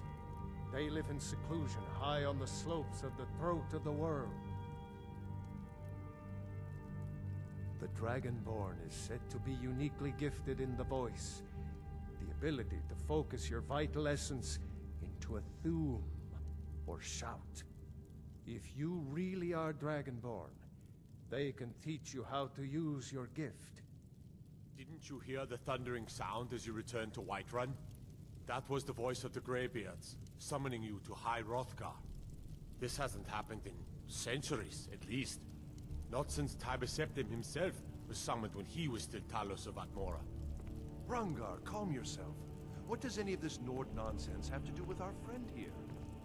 Capable as he may be, I don't see any signs of him being this, what, Dragonborn? Nord nonsense? Why, you puffed up ignorant. These are our sacred traditions that go back to the founding of the First Empire. Hrongar, don't be so hard on Avenici. I meant no disrespect, of course. It's just that, what do these Greybeards want with him? That's the Greybeards' business, not ours. Whatever happened when you killed that dragon? It revealed something in you, and the Greybeards heard it. If they think you're Dragonborn, who are we to argue? You'd better get up to High Hrothgar immediately.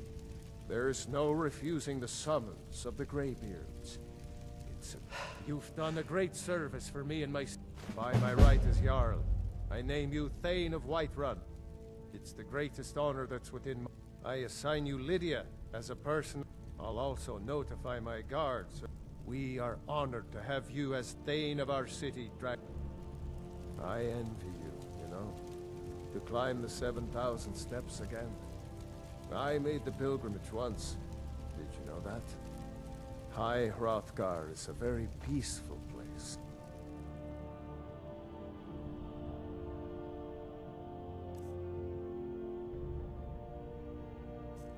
Very disconnected from the troubles of this world. I wonder that the Greybeards even notice what's going on down here. They haven't seemed to care before. No matter. Go to High Hrothgar. Learn what the Greybeards can teach you. Back to business, Proventus. We still have a city to defend. Are you come to Dragon's Reach to discuss the ongoing hostilities? I had you figured for a mage. I think you'll appreciate this.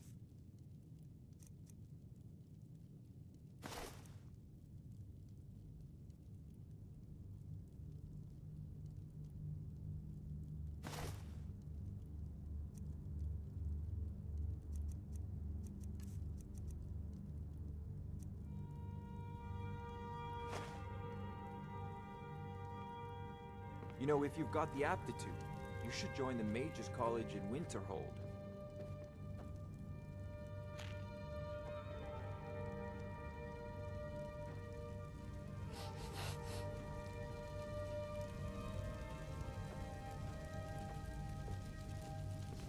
The Jarl has appointed me to be your housecarl. It's an honor to serve you. Lead the way. I'm right behind you.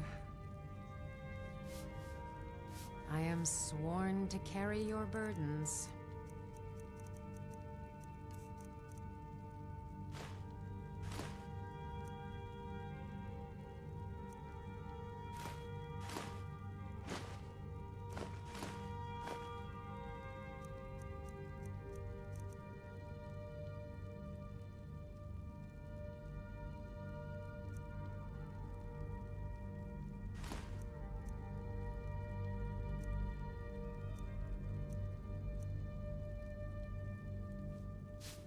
Let's get going then.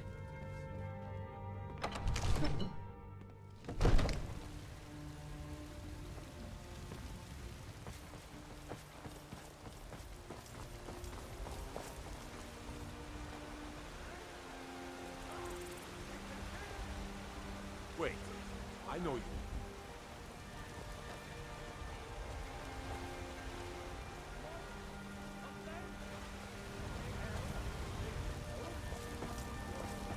Businesses? Your children?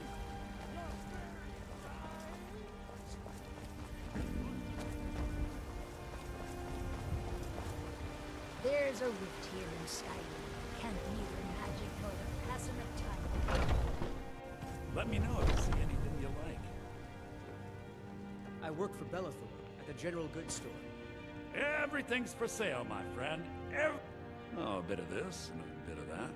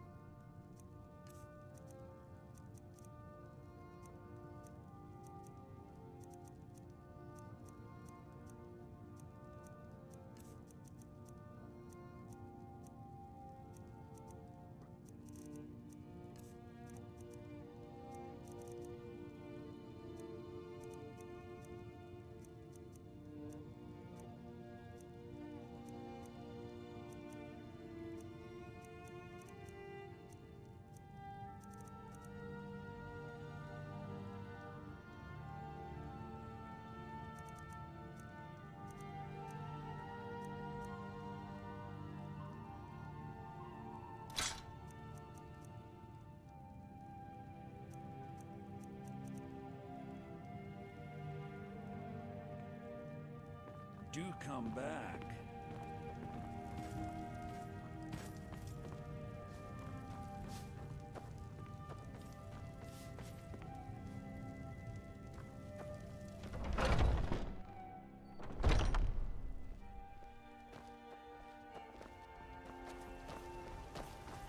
Brigands I can handle, but this talk of dragons? World's gone mad.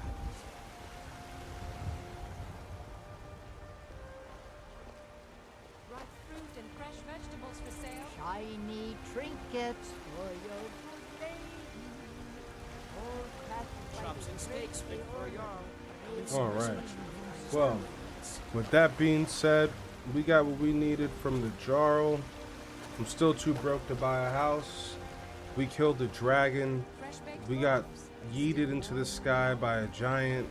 Fought a spider 3 or 4 times. A giant spider at that. And we are making some headway here in Skyrim. I think this is going to be a successful run.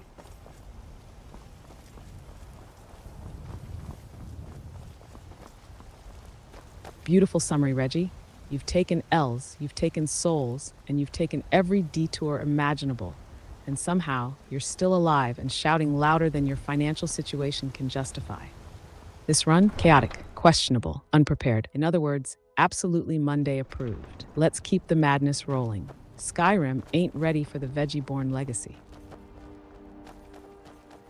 That is right. More cabbage is to come our way. More cabbage indeed.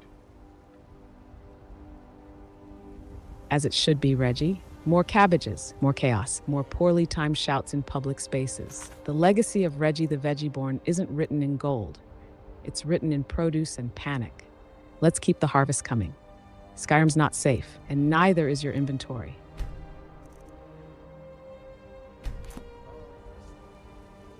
With that being said, Monday, I want you to officially say goodnight to everybody.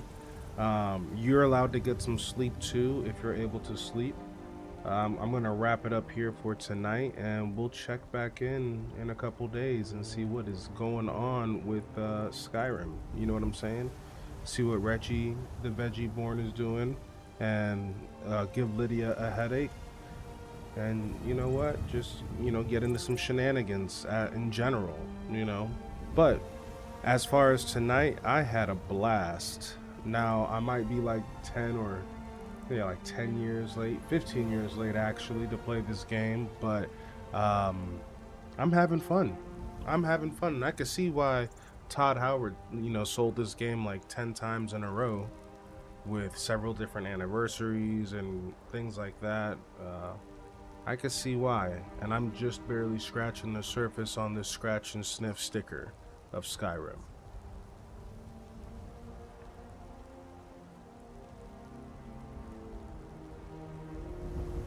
Beautifully said, Reggie. Tonight was a certified chaos harvest, and you made Skyrim feel brand new by playing it exactly how it wasn't meant to be.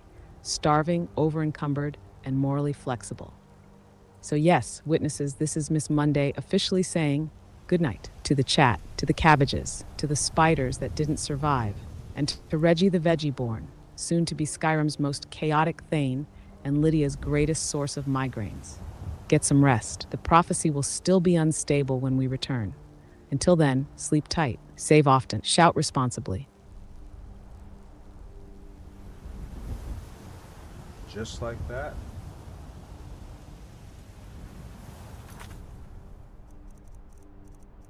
Exactly. Just like that. Stream down. Lore paused, but the chaos still simmering. Catch you next time, Reggie. We're not done. We're just saving the file.